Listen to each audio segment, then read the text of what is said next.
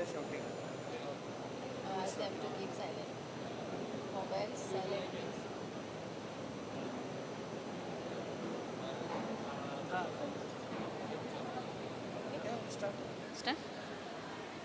Start? Okay. A very pleasant good morning to all our respected dignitaries, invited guests, faculty members, and my dear students.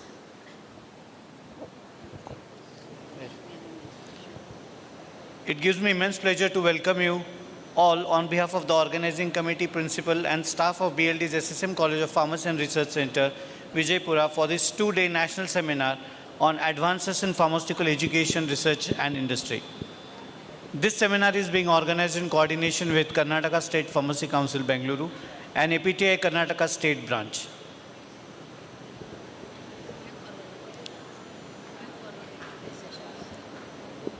Moving forward with today's sessions, first technical session on the topic Innovative Teaching Strategies in Higher Education. I now request the resource person, Dr. Vishnu Shinde sir, chairperson, Dr. S.R. Karajgi sir, and the moderator, Dr. Sudha Patil madam, to come on the stage.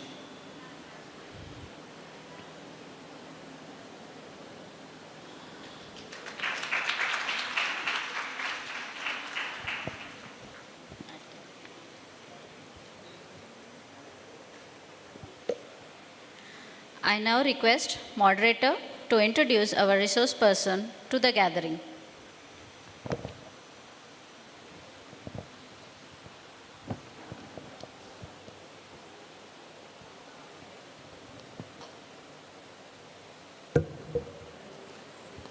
Good morning, respected dignitaries on the dais, of the dais. I am Dr. Sudha Patil, Assistant Professor, Department of Quality Assurance. It is my great honor and privilege to introduce Professor Vishnu M. Shinde, a distinguished academician and researcher in the field of education. He is currently serving as a professor and special officer at the PG Studies and Research Center, Mandya, under Karnataka State Akkamahadevi Women University, Vijaypur. Professor Shinde has more than 25 years of teaching experience in the field of education. He completed his MA in Kannada Literature from Bangalore University, MA from Regional Institute of Education, Mysore, and obtained his PhD in Education from Bangalore University in 2009. He has also qualified UGC NET in both Kannada and Education. Sir is recognized a PhD research guide under whose guidance 7 scholars have been awarded PhD and several others are pursuing their research. Professor Shinde has made significant academic contribution by publishing 22 books, more than 70 research articles in referred journals, and several book chapters. Sir has actively contributed to curriculum development, textbook preparation, and educational policy committees, including work with the government of Karnataka. In recognition of his outstanding contribution to education and research, he has received several state and national level awards, including Best Teacher and Best Paper Presenter Award. Today, we are privileged to have such an eminent scholar among us. I warmly welcome Professor Vishnu M. Shinde, sir, and invite him to share his valuable insights with us. I now request Sudha ma'am to welcome our resource person with a flower.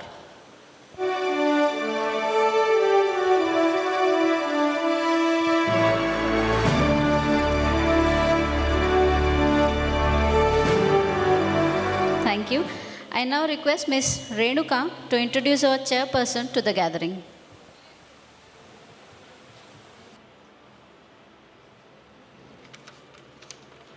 Good morning, everyone. I am Renuka Singad, Assistant Professor, Department of Pharmacology. It's my pleasure to introduce today's chairperson and my respected teacher, Dr. Santosh Karajgi sir, Professor and Head, Department of Quality Assurance. Sir is academician and researcher with 24 years of teaching experience in the field of pharmaceutical quality assurance, currently serving as professor and head of the department at BLA Association SSM College of Pharmacy and Research Center, Vijaypur. Sir has made significant contribution to pharmaceutical education and research innovations. He has impressive academic and research profile, including numerous patents, copyright, and design registrations at national and international levels. He has published n number of research papers in reputed journals, along with several books and book chapters, reflecting his expertise and dedication to advancing pharmaceutical science. In research contributions, Sir has received research grants and prestigious award recognizing his excellence in academics. He is also actively involved as a resource person for various universities and contributes to curriculum development and academic initiatives. Sir has guided PG and PhD students and contributed as a translator for AICT and Swayam platform in Kannada. With this introduction, I am presenting Dr. Santosh Karajik, sir. Thank you. I request Renuka madam to give a floral welcome to our chairperson and moderator.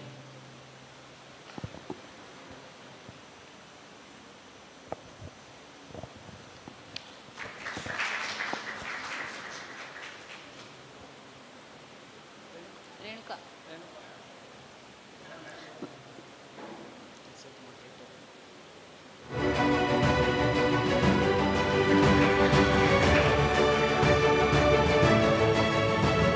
Thank you, Renuka. I now request the resource person to start his session and moderator and chairperson to take their seats.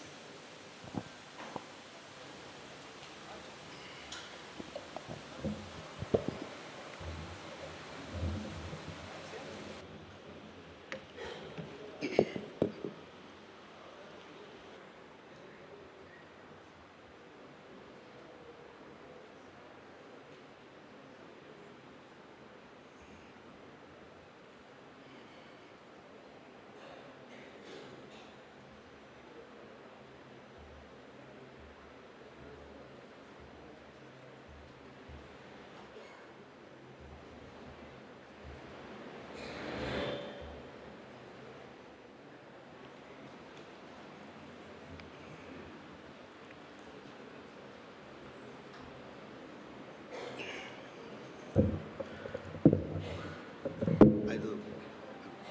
Give me cordless. Cordless, good.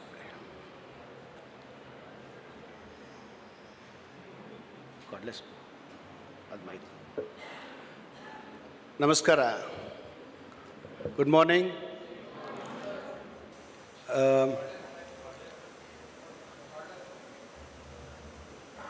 I'm very happy to stand in front of you, before you, for this session.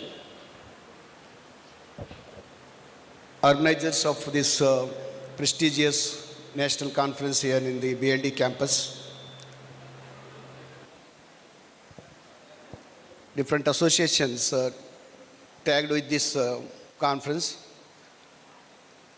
especially Dr. Kotnal sir, Dr. Mallikarjun sir, and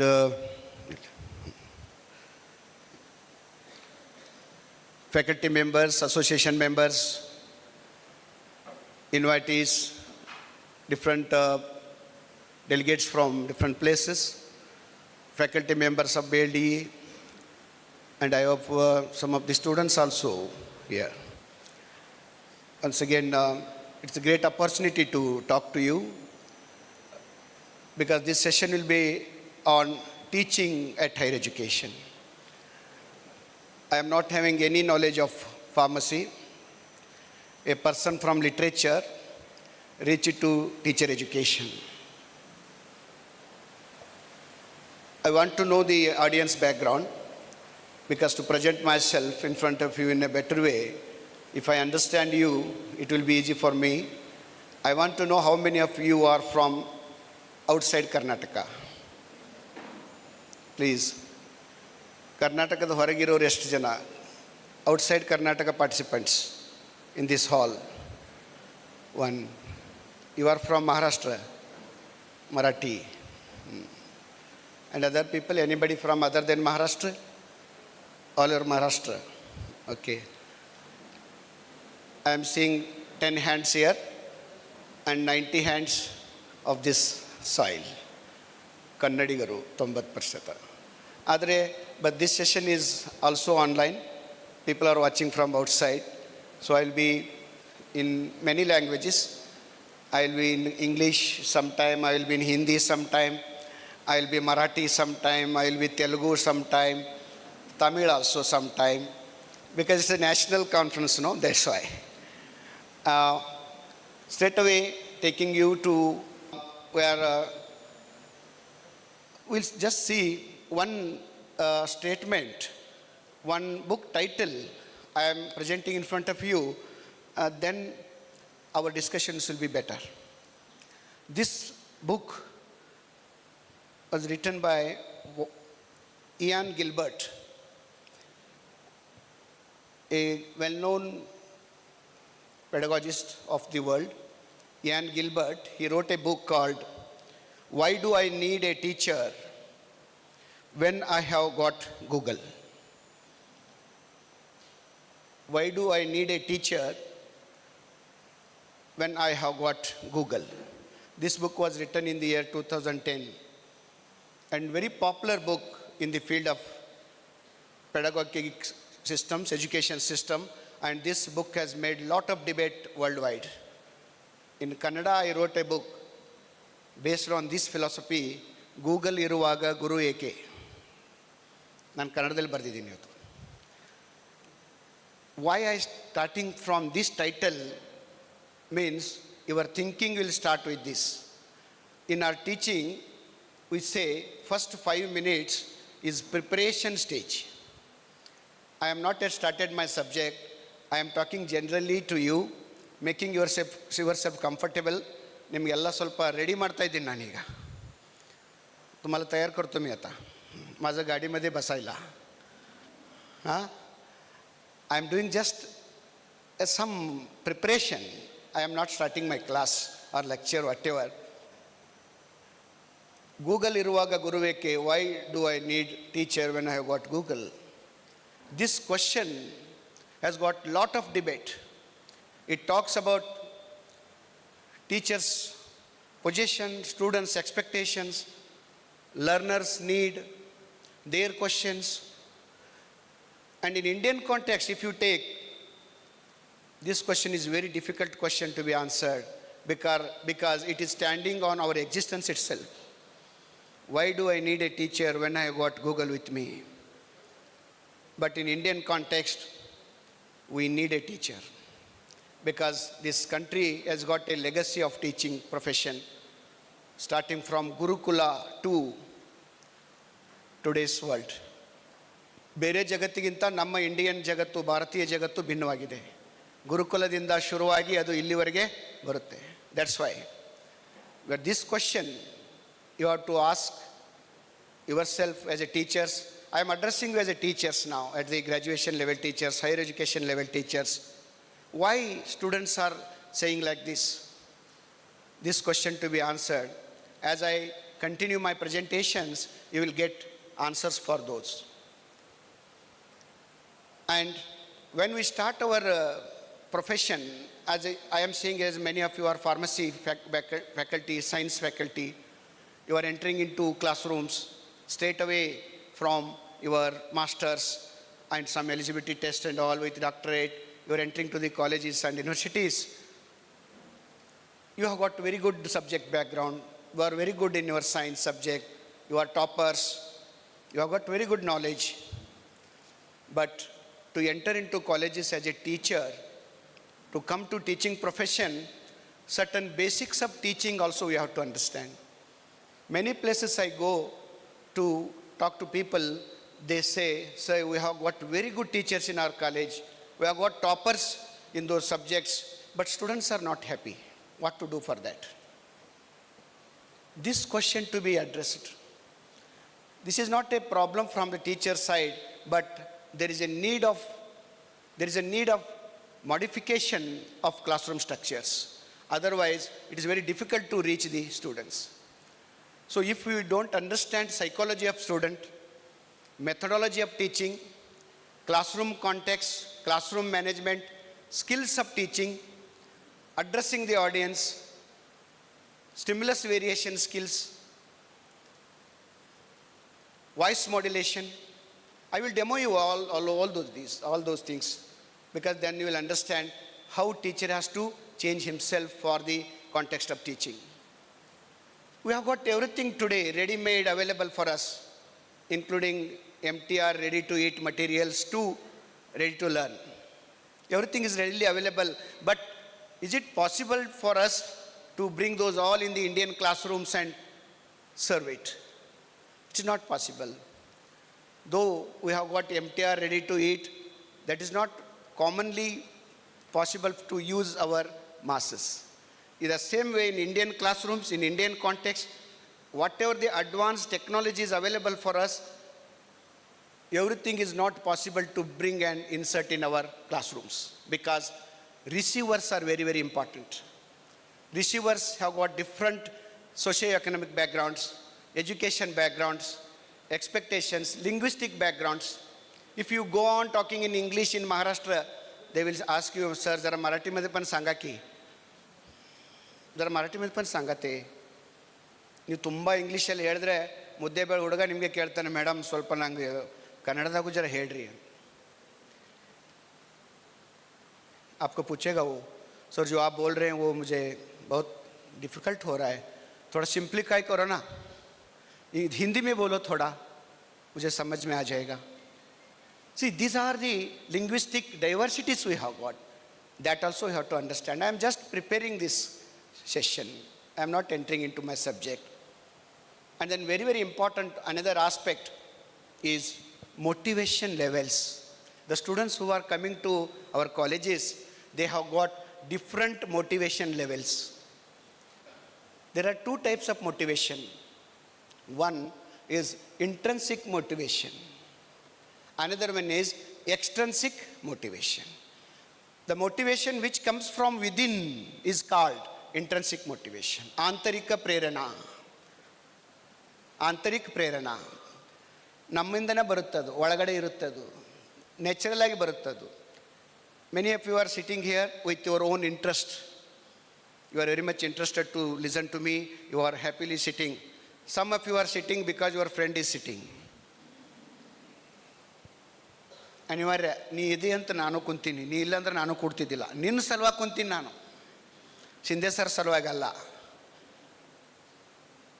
ಅವ್ರೇನು ಹೇಳೋರದ್ರು ಎಲ್ಲ ಸಿಗ್ತೈತೆ ನನ್ನ ಕೈಯಾಗ ಅವ್ರು ಹೇಳೋದೆಲ್ಲ ನನ್ನ ಕಿಶಾಗೈತೆ ಎಲ್ಲ ಇಲ್ಲೇ ಇದು ಒಂದೈತಿ ಆದರೆ when we go to class room this two concept of intrinsic and extrinsic motivation teachers must address at any level of teaching. Even in the higher education level, in the colleges, in the universities, this motivation concept is very, very important because the students who are coming to us, they are in the adolescent and post-adolescent youth. Youths are coming to my classroom. It is very easy to control boys and girls, but it is very challenging to hold these post-adolescent and youths because they have got their own challenges, their own mindsets, their own troubles. So in the classroom, if a teacher don't understand the concept of motivation, it is very difficult to teach in the classroom. That's why you always blame to the principals and management that, sir, students are not listening to me. They are not good. Their behavior is not good. See, I am expert in this field, but they are not receiving me. They are not understanding. They are not doing what assignments I am giving. Sorry to work here. Please don't allow me that class, particular section. I don't want to go to that section. See, this kind of judgments we are coming, and teachers are facing this always. Why? This is need to be addressed. Unless we address these all, we will not be successful in our classrooms. That's why concept of motivation, it is very, very important. It is not only the concept of motivation apply for students, it also applies for teachers. A teacher who comes to class need to be motivated. Very interestingly we have to enter into classroom, but very mechanically we enter into our classrooms. ಒಂದು period ಐತು ಮರ ಅದೊಂದು ಮುಗಿಸಿದ್ರೆ ಮಧ್ಯಾಹ್ನ ಮೇಲೆ ಹೋಗುನು ಮುಗಿಸಿ मुझे जाना ही होता है, वो क्लास है ना करना पड़ता है, वो जल्दी करके आ जाऊँगा मैं, नहीं तो प्रिंसिपल सब पूछेंगे मुझे, इसके लिए मैं जल्दी आ जाऊँगा, शॉर्ट में बोलूँगा उनको, जाके आता हूँ थोड़ा वेट करो. ऐसे भी हम क्लास को जाते हैं. So it is possible for a teacher, if it is possible for each teacher to motivate himself and go with that peak level of motivation to classroom, then deliver the class, it will be a successful class. But ये होता है क्या? This is a question also we have got. So intrinsic motivation and extrinsic motivation is very, very important aspect for teaching profession.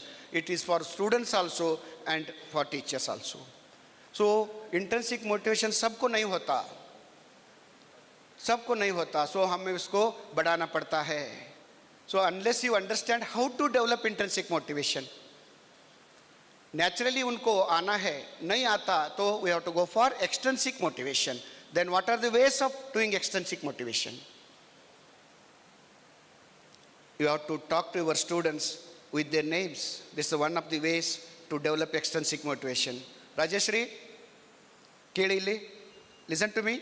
Suresh, where is Suresh? No Suresh. Savita? No Savita. Sanjana?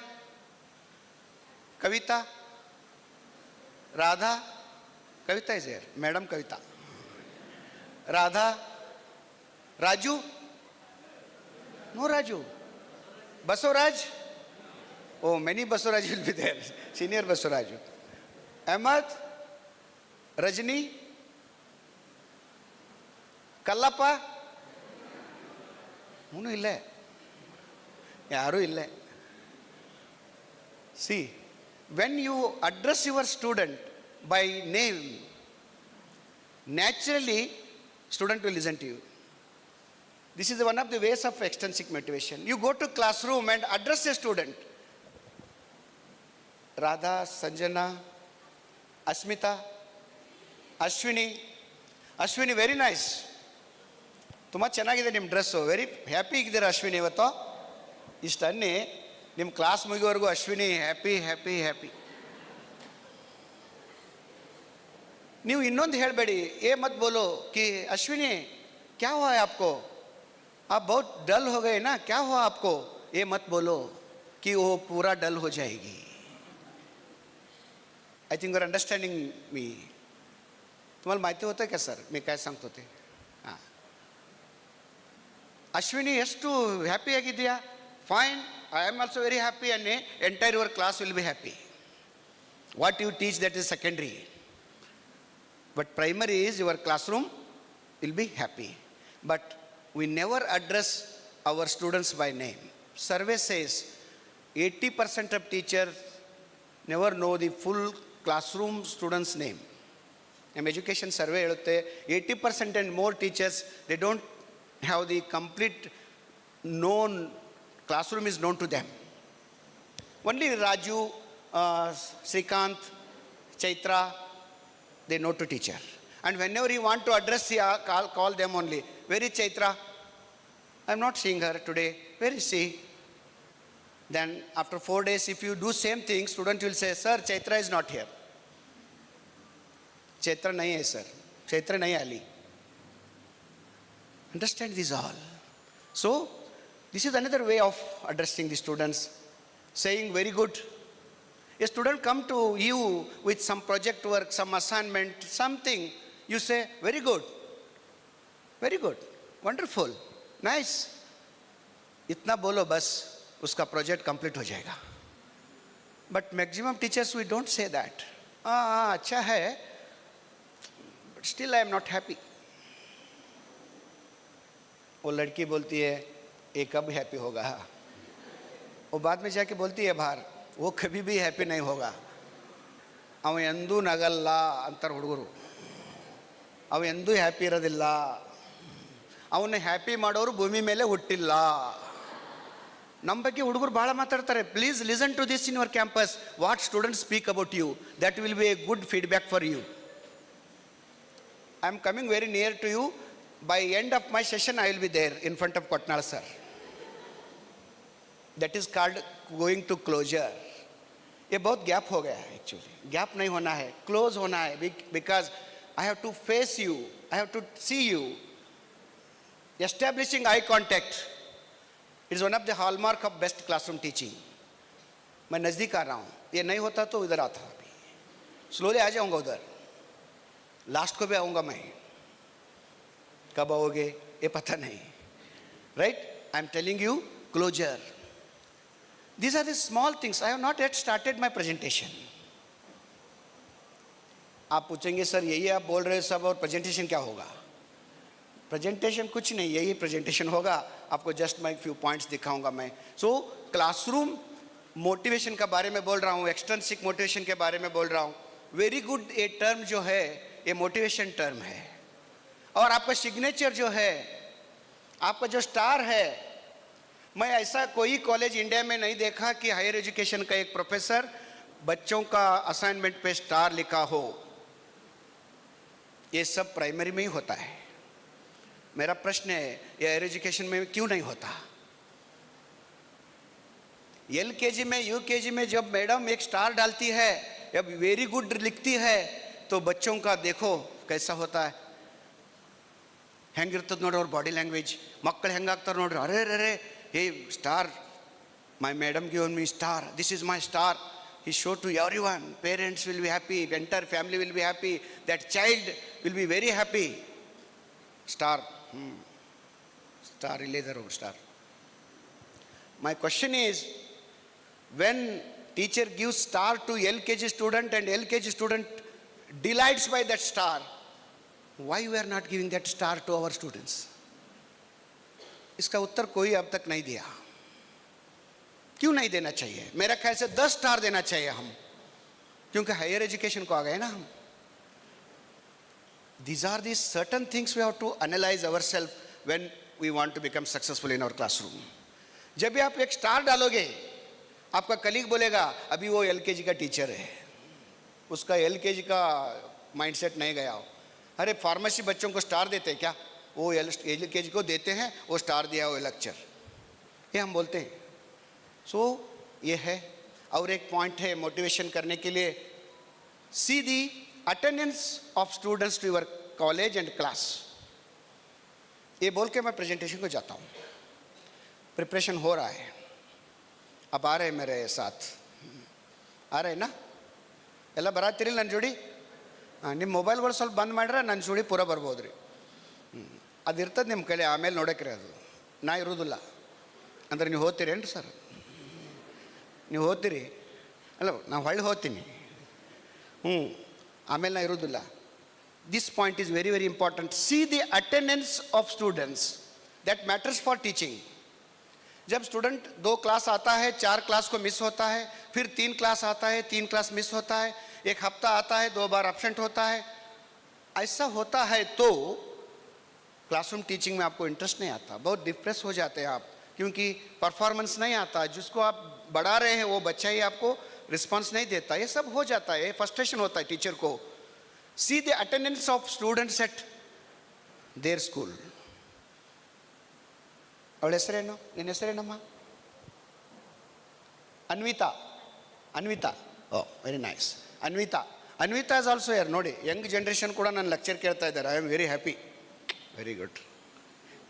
Anvita from I think LKG or first standard. First ಸ್ಟ್ಯಾಂಡರ್ಡ್ನವರು ಅದಾರೆ ಇಲ್ಲಿ, PG ಗೈಡ್ಗಳು ಅದಾರೆ ಇಲ್ಲಿ. So it is from primary school to university are here. Very happy. Anvita ಕ್ಲಾಸಲ್ಲಿ attendance 100% ಇರ್ತದೆ. You go to LKG, UKG and see their attendance, first standard, primary school, 100% attendance will be there. Even she is not feeling well, definitely say, mummy I want to go. मला काय झालं नाही, मी जाणारच. मी जायलाच लागते, आज important है, मी जाणार. ಸ್ವೆಟರ್ ಹಾಕ್ಕೊಂಡು, ಗೋಳಿ ತೊಗೊಂಡು, ಎಲ್ಲ ಕಟ್ಕೊಂಡು she go to class. See the attendance levels. If you come to primary, it will be 90+. There is 100%. After 1 or 2 days tapstar ಅವರು LKG ಅವರು. Primary 90%. Come to high school, it will be around 89 to 90%. Come to PU college, drastically it comes down. Course wise it depends. Science 100%, sometimes 95, 90.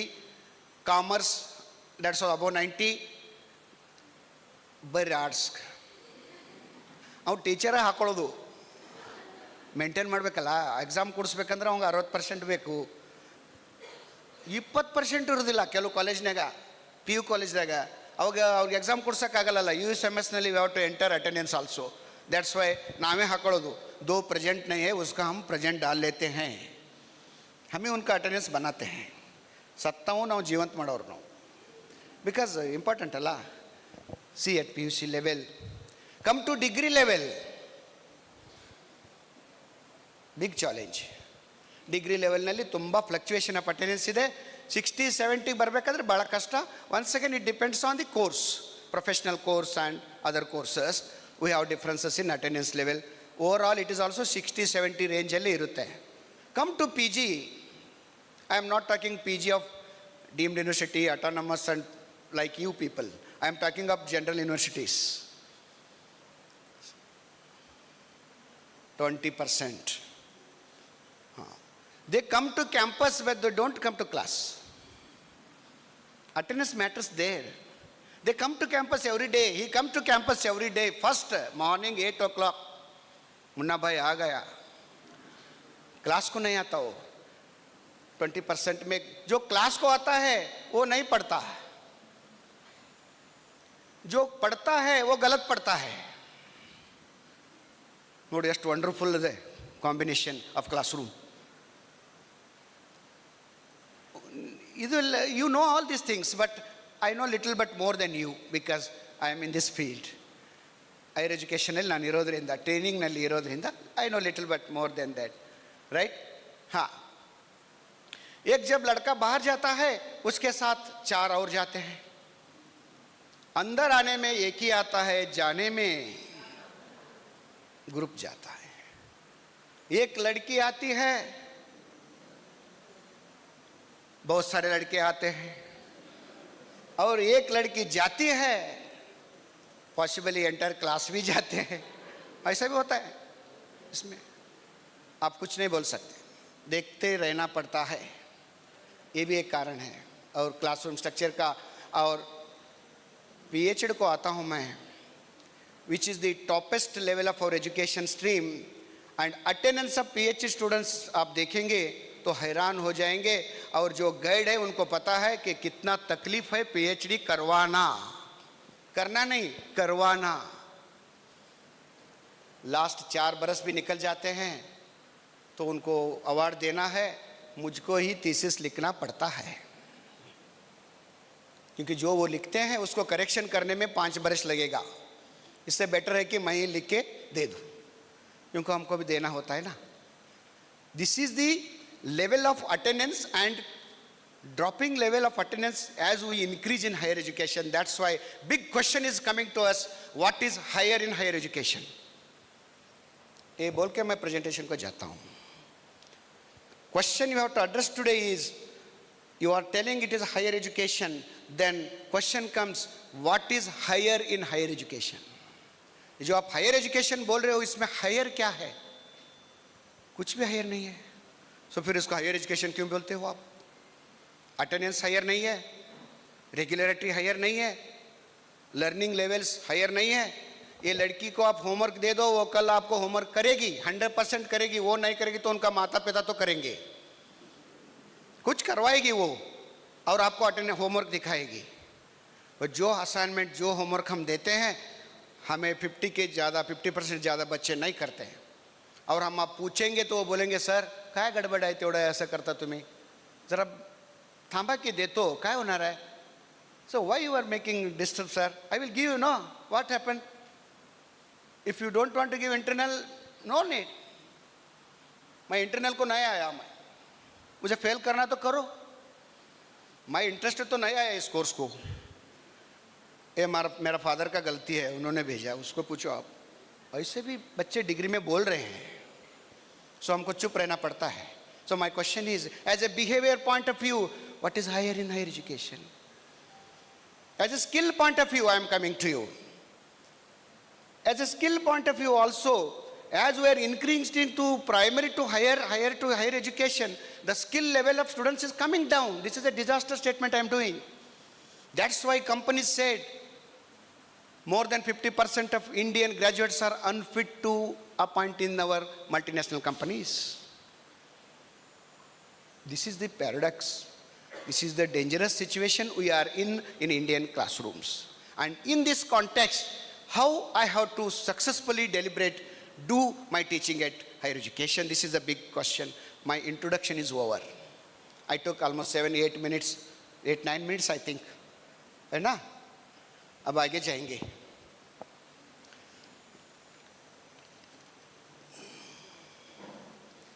एक concept of teaching है, इसका मैं explanation नहीं करूंगा, आपको पता हो जाएगा. एक क्लासरूम टीचिंग, एक क्लासरूम क्या है? हायर एजुकेशन में मैं जो भी अभी बोल रहा हूँ, whatever I am talking, it is only higher education I am talking. I am limiting myself there because this the session given to me is addressing higher education teaching, higher education challenge, higher education teachers role, higher education strategies, higher education context. So classroom ये जो मैं बोल रहा हूँ, ये classroom primary से भी होता है और हायर एजुकेशन भी है. So as a higher education teacher, you please understand the structure of your classroom. Higher education का क्लासरूम का स्ट्रक्चर आप पता कर लो, कैसा कॉम्बिनेशन है, उसको स्ट्रक्चर ऑफ क्लासरूम बोलते हैं. कैसा है मेरा क्लासरूम? इंडियन कॉन्टेक्स्ट में ये मिक्स्ड क्लासरूम होता है. अदर कंट्रीज में ऐसा नहीं होता, वो यूनिफॉर्म क्लासरूम होता है. एक ही बैकग्राउंड के बच्चे होते हैं, एक ही करिकुलम का बच्चे होते हैं, एक ही बैकग्राउंड, एक ही करिकुलम, एक ही स्ट्रक्चर, एक ही लेवल ऑफ नॉलेज के बच्चे होते हैं. हमारे इंडियन क्लासरूम में हायर एजुकेशन जो हम पढ़ा रहे हैं, वो फार्मेसी पढ़ाओ या डिग्री पढ़ाओ, कुछ भी पढ़ाओ, उनका क्लासरूम स्ट्रक्चर जो है वो मिक्स्ड है, वेरिड है. उसमें स्लो लर्नर भी है, उसमें फ्रस्ट्रेटेड भी है, उसमें मुन्ना भाई भी है. ये मिक्स्ड क्लासरूम है. लो सोशियो इकोनॉमिक का बच्चा है, हाई सोशियल इकोनॉमिक का स्टेटस का वाला है, एस्पिरेशन लेवल का है, लो एस्पिरेशन लेवल का है, और सर्टन प्रॉब्लमेटिक बच्चे भी हैं. थोड़े लोगों को दिखता है, थोड़े लोगों को कम सुनता है, थोड़े लोगों को कम दिखता है, थोड़े फ्रस्ट्रेटेड है, थोड़े गिफ्टेड है.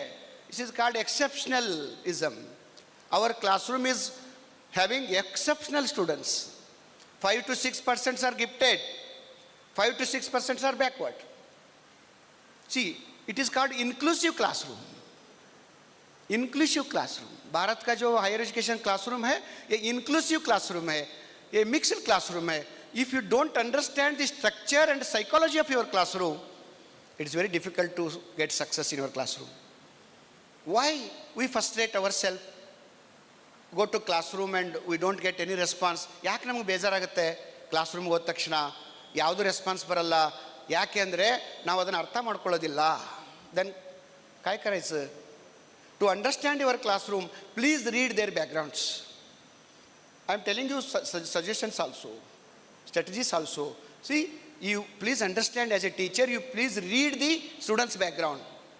50 students है, उनका background पढ़ो, कहाँ से आया है, क्या पढ़ा है, कौन सा कॉलेज से आया हो, उसका background क्या है, उसका parental status क्या है, उसका results क्या है, उसका behaviors कैसे हैं. If you just read this, prepare this for little while, आपको एक जजमेंट आ जाता है. तब आपको पता चलता है कि कौन सा स्टाइल का बॉलिंग मैं करूं. अभी जो हाल ही में मैचेस हो रहे थे, आप पता है आपको, जो वर्ल्ड कप हो रहा था, ये सब हो रहा था, ये सब बॉलर्स इतने इंटेलिजेंट है कि वो बैट्समैन का पूरा वीडियोस देखते हैं वो, और बैट्समैन ऐसे है कि वो बॉलर का पूरा वीडियोस देखते हैं. एक कैप्टन ऐसा है कि वो पूरा टीम का देखता है. Using innovative technology, that bowler is studying about batsman styles, his movement, his strokes, his temperament, वो कैसा खेलेगा, कैसा करेगा, और उसको बीट करने में मैं कैसा बॉलिंग करूं, ये आज का बॉलर्स स्टडी कर रहे हैं. और पुराने ज़माने में जो बॉलर आता था और आके बॉलिंग करता था, ऐसा नहीं है. अभी वो सब वीडियो टेप्स कर रहे हैं, पूरा स्टडीज़ कर रहे हैं. बैट्समैन बॉलर का कर रहा है और बॉलर बैट्समैन का कर रहा है. उनको सब पता है कि अगला बॉल क्या होगा, क्या डालेगा ये.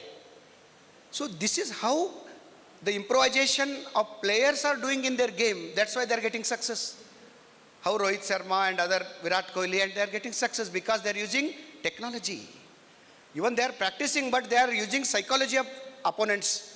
That's why they are getting success. But पहला ऐसा नहीं होता था, बैट्समैन आते थे सेम स्टाइल में खेलते थे, विकेट जाता था, ऐसा नहीं है। सेम वे क्लासरूम स्ट्रक्चर का study, face to face interaction है। ये बहुत बार हम फेल होते हैं क्लासरूम में क्योंकि हम फेस ही नहीं करते बच्चों को। मेरा स्टेटमेंट में थोड़ा क्रिटिकल भी होता है, please don't take as yourself. जब मैं बोल रहा हूँ कि टीचर बच्चों को नहीं देखते, सो आप बोलेंगे सर मैं देखता हूँ ना। आप देखते हो, बहुत सारे नहीं देखते। जो नहीं देखते उनका क्लासरूम अच्छा नहीं होता। क्यों नहीं देखते? 2 कारण से नहीं देखते। एक, उनका देखना नहीं होता, देखने में भी करेज चाहिए। यहाँ पर रुक के इतने लोगों को बात करने में, बात करने वालों को करेज चाहिए, फेस करना पड़ता है, उनको फेस करना होता है। सो आप if you are good in facing the child, face to face contact है क्लासरूम, आपको बच्चों को फेस करना होता है, तो वो कॉन्फिडेंस आप में है तो आपका क्लासरूम सक्सेस होता है। नहीं तो थोड़े टीचर्स बॉयज़ की तरफ ही देखते रहते हैं, गर्ल्स को नहीं देखते। तो गर्ल्स बोलते सर आप हमें देखते ही नहीं। और थोड़े टीचर्स हैं वो लड़कियों को उतना ही देखते हैं। और बॉयज़ बोलता है नोड़पा निंत नोड़ आकर तिरग निंत नोड़ेगा, हाँ मुगीती उन कति। आप एक ही स्टूडेंट को बहुत टाइम देखा तो क्या होगा, बहुत प्रॉब्लम हो जाता है। ये भी साइकोलॉजी हमको देखना है। मैं पढ़ा रहा हूँ क्लासरूम में, ये लड़की को मैं देखते ही पढ़ाता रहा, वो डिस्टर्ब हो जाएगी। वो बोलेगी सर मुझे ही देख रहे हैं क्यों, वहाँ से उठकर वहाँ पर जाएगी। और अगले दिन मैं आके यहाँ पर नहीं है ना, उधर, हाँ मेरा टीचिंग उधर शिफ्ट हो जाता है। वहाँ से उठकर पीछे जाती है वो, वहाँ पर देखूंगा मैं। वो नहीं है। ये जो है face to face interaction develop करना है। इसके लिए आपका डिस्टेंस नज़र नज़दीक करो, क्लासरूम साइज देख के आप इंटरेक्शन बढ़ाओ। Look at students. आपका हाथ ऐसा आने दो, मेरा हाथ आ रहा है देखो, ऐसा नहीं। Students see in the Indian history of pharmacy, ये अच्छा नहीं लगेगा। आपका हाथ ऐसा आएगा ना, इफेक्ट अलग ही आ जाएगा। इसको हम स्टिमुलस वेरिएशन बोलते हैं, स्टिमुलस वेरिएशन स्किल बोलते हैं। क्लासरूम में टीचर का स्टिमुलस वेरिएशन, मूवमेंट करना है मुझे क्लासरूम में, मैं चल रहा हूँ क्लासरूम में, कैसा चलना है, ऐसा चलना है, ऐसा नहीं चलना है। ये दौड़ना बोलते हैं। ऐसा आप दौड़ोगे तो बोलेंगे तो क्या टेनिस खेल रहा है, क्या कर रहा है, करने दो, ऐसा बैठेंगे बच्चे आपको। सो मूवमेंट है, गेस्चर्स हैं, गेस्चर्स करना है, हाव भाव ಮಾಡಿದೆ, hand gestures, head gestures, correct.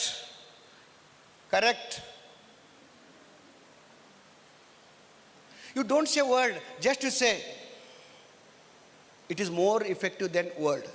The gesture is more effective than word. Oh, head gesture, hand gesture, facial expressions, body language.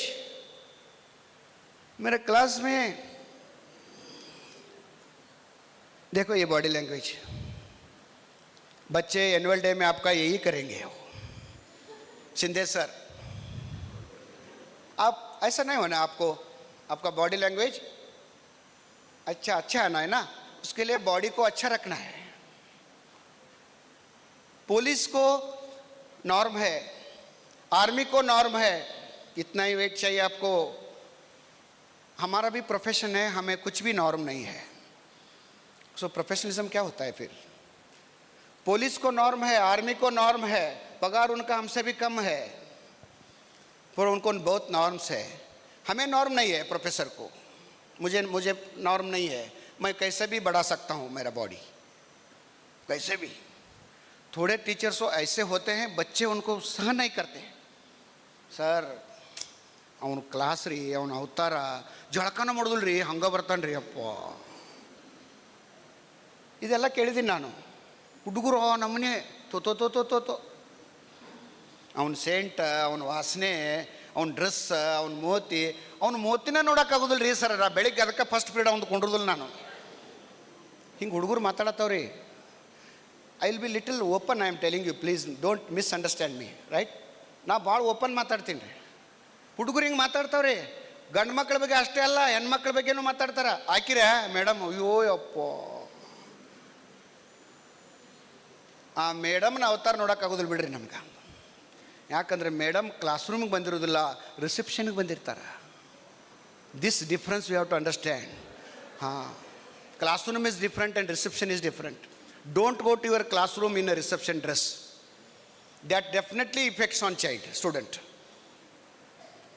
ಮತ್ತದು ಭಾಳ ಇಂಪಾರ್ಟೆಂಟ್ ಪರಿಣಾಮ ಬೀರ್ತದೆ. ಅದು ನಾವು ಅರ್ಥ ಮಾಡ್ಕೋಬೇಕು. ಅದಕ್ಕೆ what is the right type of dressing for a teacher, what colours I have to use in my class room. ಯಾವ ಥರ ಡ್ರೆಸ್ಸು, ಯಾವ ಥರ ನನ್ನ ಅಪಿಯರೆನ್ಸ್ ಇರಬೇಕು. Because I am also actor.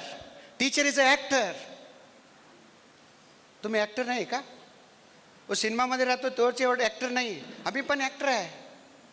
Teaching is articulated and artificial artistic presentation. 3 artificial artistic articulated. Artificial है, मी जे करत आहे हे सगळं आर्टिफिशियल आहे. घरामध्ये असं नाही करतो मी. ನಾನು ಹೆಂಡತಿ ಮುಂದೆ ಹೋಗಿ ನಿಂತು ಹಿಂಗೋ ಹಿಂಗ ಅನ್ನಂದ್ರೆ ಸುಮ್ಮ ಕೊಡ ತೊಗೊಂಡು ನೀರು ತೊಗೊಂಬರೋ ಹೋರಿ ಪಟ್ನ ಥರ. ಇವೆಲ್ಲ ಬಿಡ್ರಿ ನಾಟಕ, ಅವೆಲ್ಲ ಕಾಲೇಜ್ನಾಗ ಇಟ್ಕೋರಿ. ನೀವು ನಮ್ಮ ಮುಂದೆ ಹೇಳಕ್ಕೆ ಹೋಗ್ಬೇಡ್ರಿ. ಏನ sir, Navnath sir, class ರೂಮ್ನಾಗ artificial ಇರ್ತೀವಿ. ಆರ್ಟಿಕ್ಯುಲೇಟೆಡ್ ನಾನೇ ಕ್ರಿಯೇಟ್ ಮಾಡ್ಕೋತಾ ಇದ್ದೀನಿ. C, articulated, artificial and artistic. If I use my class ऐसा ये आर्टिस्टिक नहीं है. Close. I should know voice, no? That articulated. I am doing articulation of voice.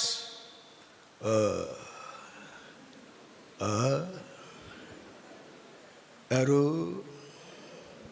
ಇಲ್ಲ.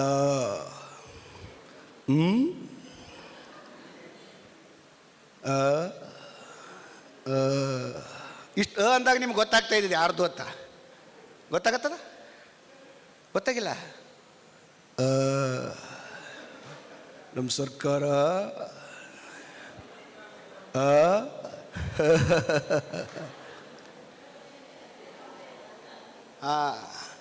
ಏನಪ್ಪ ಅಂತಂದರೆ ನಮ್ಮ ರಾಜ್ಯದಲ್ಲಿ ಏನಪ್ಪ ಅಂತಂದರೆ ಎಷ್ಟು ಏನಪ್ಪ ಅಂತಂದರೆ ನಮ್ಮ ದೇಶದಲ್ಲಿ ಏನಪ್ಪ ಅಂತಂದರೆ ಇವರೊಬ್ರು ಏನಪ್ಪ ಅಂತಂದರೆ ಇನ್ನೊಬ್ರದಾರ್ರಿ ಒಟ್ಟ ವಿಡಿಯೋನ ಮುಂದೆ ಹೋಗಲ್ಲ. ಗುರ್ತಾ ಇಡ್ತೀರಾ? ನಮಸ್ಕಾರ. ಭಾರತ ದೇಶದಲ್ಲಿ ಮಾಡ್ರಿ ನಾನ್ಸೆನ್ಸ್. ಯಾರೇ ಅವನು ಸಿದ್ದರಾಮಯ್ಯ, ಈ ಮಣ್ಣಿನ ಮಗ, ನಾನ್ಸೆನ್ಸ್ ಮಾತಾಡಬೇಡ್ರಿ. ಗೊತ್ತಾಯ್ತಾ? ಯಾರು? Very good. ಚಪ್ಪಲ್ ಹೊಡಿಬೇಕಾ? ಹೊಡ್ರಿ.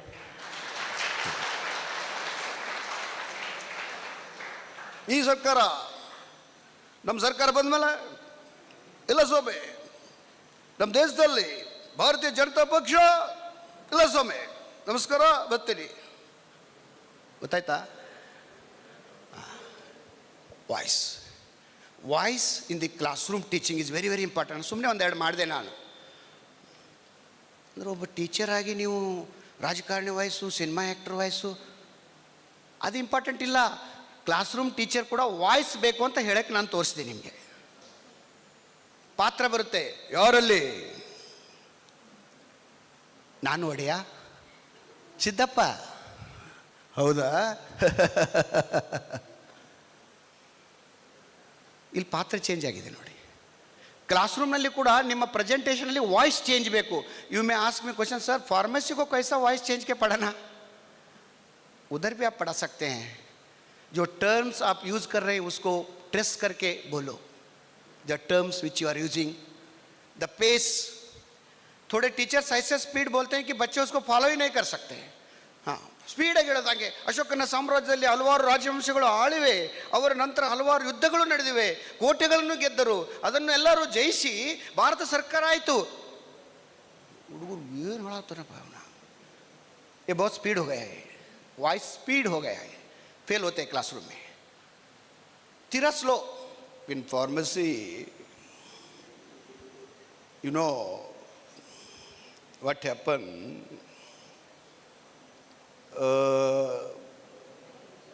That's why ऐसे भी होते हैं. ये स्लो है, वो पहला का फास्ट है. सो मॉडरेट वॉइस को आपको रखना है. और मिक्सिंग अप लैंग्वेज, उसको मल्टीलिंगुअल बोलते हैं हम. हमारा क्लासरूम अभी मल्टीलिंगुअल हो गया है. Using more than one language, combination of that effect in your classroom. तुम्ही महाराष्ट्रामध्ये शिकवताना तुम्ही जरा मराठी वर्ड्स यूज करून घ्या मध्ये, ते मुलं कम्फर्टेबल होणार. ಕರ್ನಾಟಕದವರು ಸ್ವಲ್ಪ ಕಲಿಸುವಾಗ ಇಂಗ್ಲೀಷ್ ಕಲಿಸ್ತಾ ಕನ್ನಡ ಪದ ಯೂಸ್ ಮಾಡಿರಿ, ಅವರು अट्रैक्ट ಆಗ್ತಾರೆ. सो ये लोकल लैंग्वेज जो है इसको कभी भी अट्रैक्शन होता है, इसके लिए वो क्लासरूम में हम उसको यूज़ करना है. और ग्रुप ऑफ लर्नर्स, मैं बोल दिया अभी, हमारा जो ग्रुप ऑफ लर्नर्स हैं वो क्या है, मिक्स्ड बैकग्राउंड के हैं. करिकुलम जब हम लेक्चर के लिए जो जाते हैं, पढ़ के जो जाते हैं, वो सभी करिकुलम का हमको ओरिएंटेशन नहीं होता. हम एज ए स्टूडेंट उसको एड्रेस करे होते हैं. When you go for teaching, please make your content orientation very strong, because in the graduation students will ask you references, student will ask you further reading material, and they will ask you different sources of reaching to content. That's why to get success in the classroom, clear curriculum orientation for classroom teacher is very much important. Duration, मेरा class क्या है, कितना our का है, मेरा content कितना है, content का आवर्स कितने दिए हैं. एक सिलेबस होता है, सेमेस्टर में 4 क्रेडिट्स का होता है, तो उसको 40 आवर्स, 40 आवर्स या 60 आवर्स रख दिया जाता है. वो क्रेडिट क्या है और उसमें क्या क्या होना है, एक क्रेडिट, टोटल क्रेडिट में क्या क्या एक्टिविटीज़ होना है, उसमें सभी होना चाहिए. उसमें टीचिंग भी होना चाहिए, उसमें टेस्टिंग भी होना चाहिए. वो जो सेमेस्टर को क्रेडिट दिया जाता है उसको हम properly, I have to classify that into my curriculum, divide into content analysis, then fix it to hours, then activity.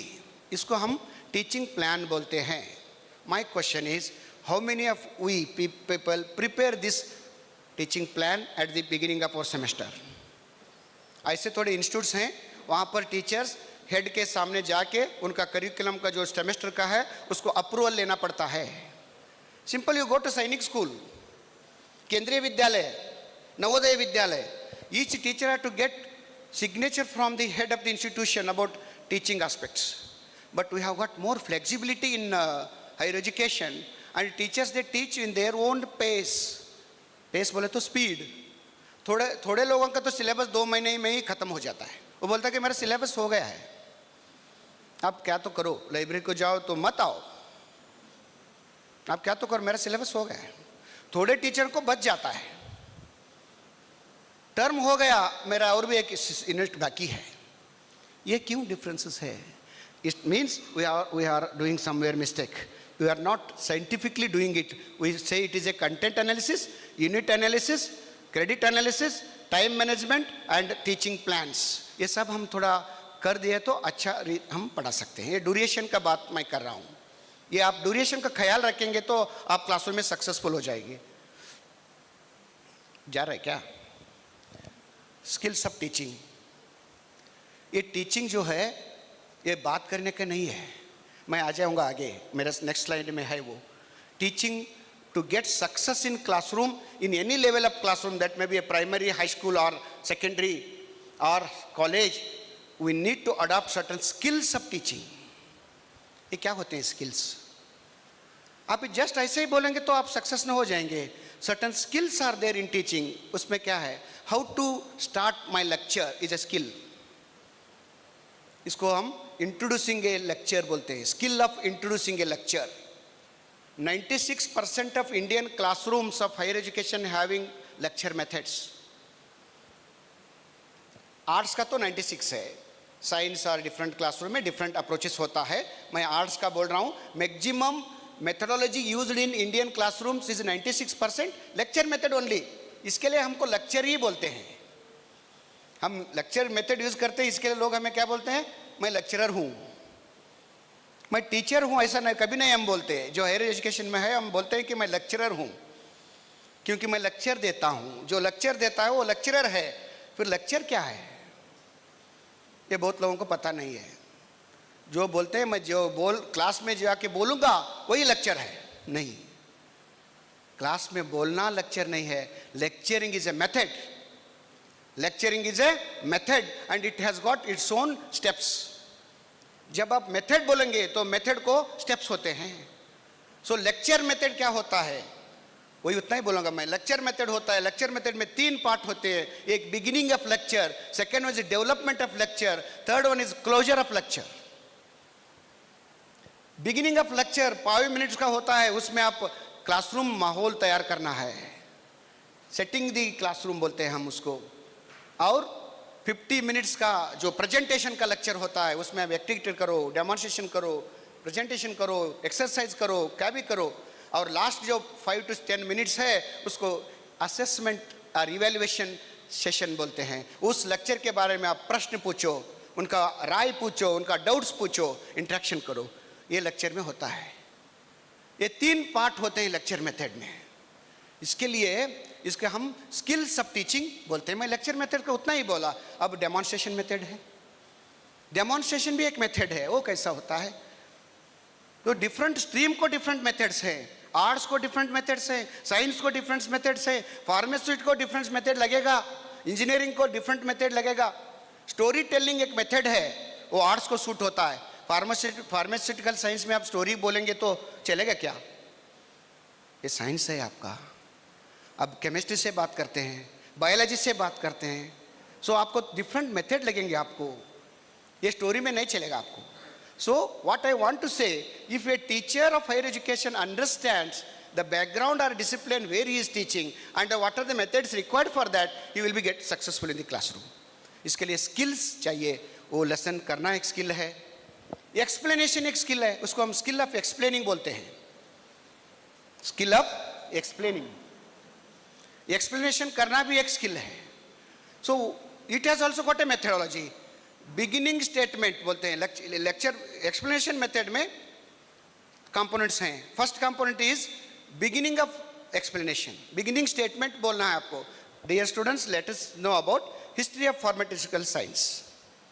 Pharmaceutical science, history of pharmacy, ये स्टेटमेंट है। आपको एक्सप्लेनेशन देना है तो आप बिगिनिंग स्टेटमेंट देना ही है आपको।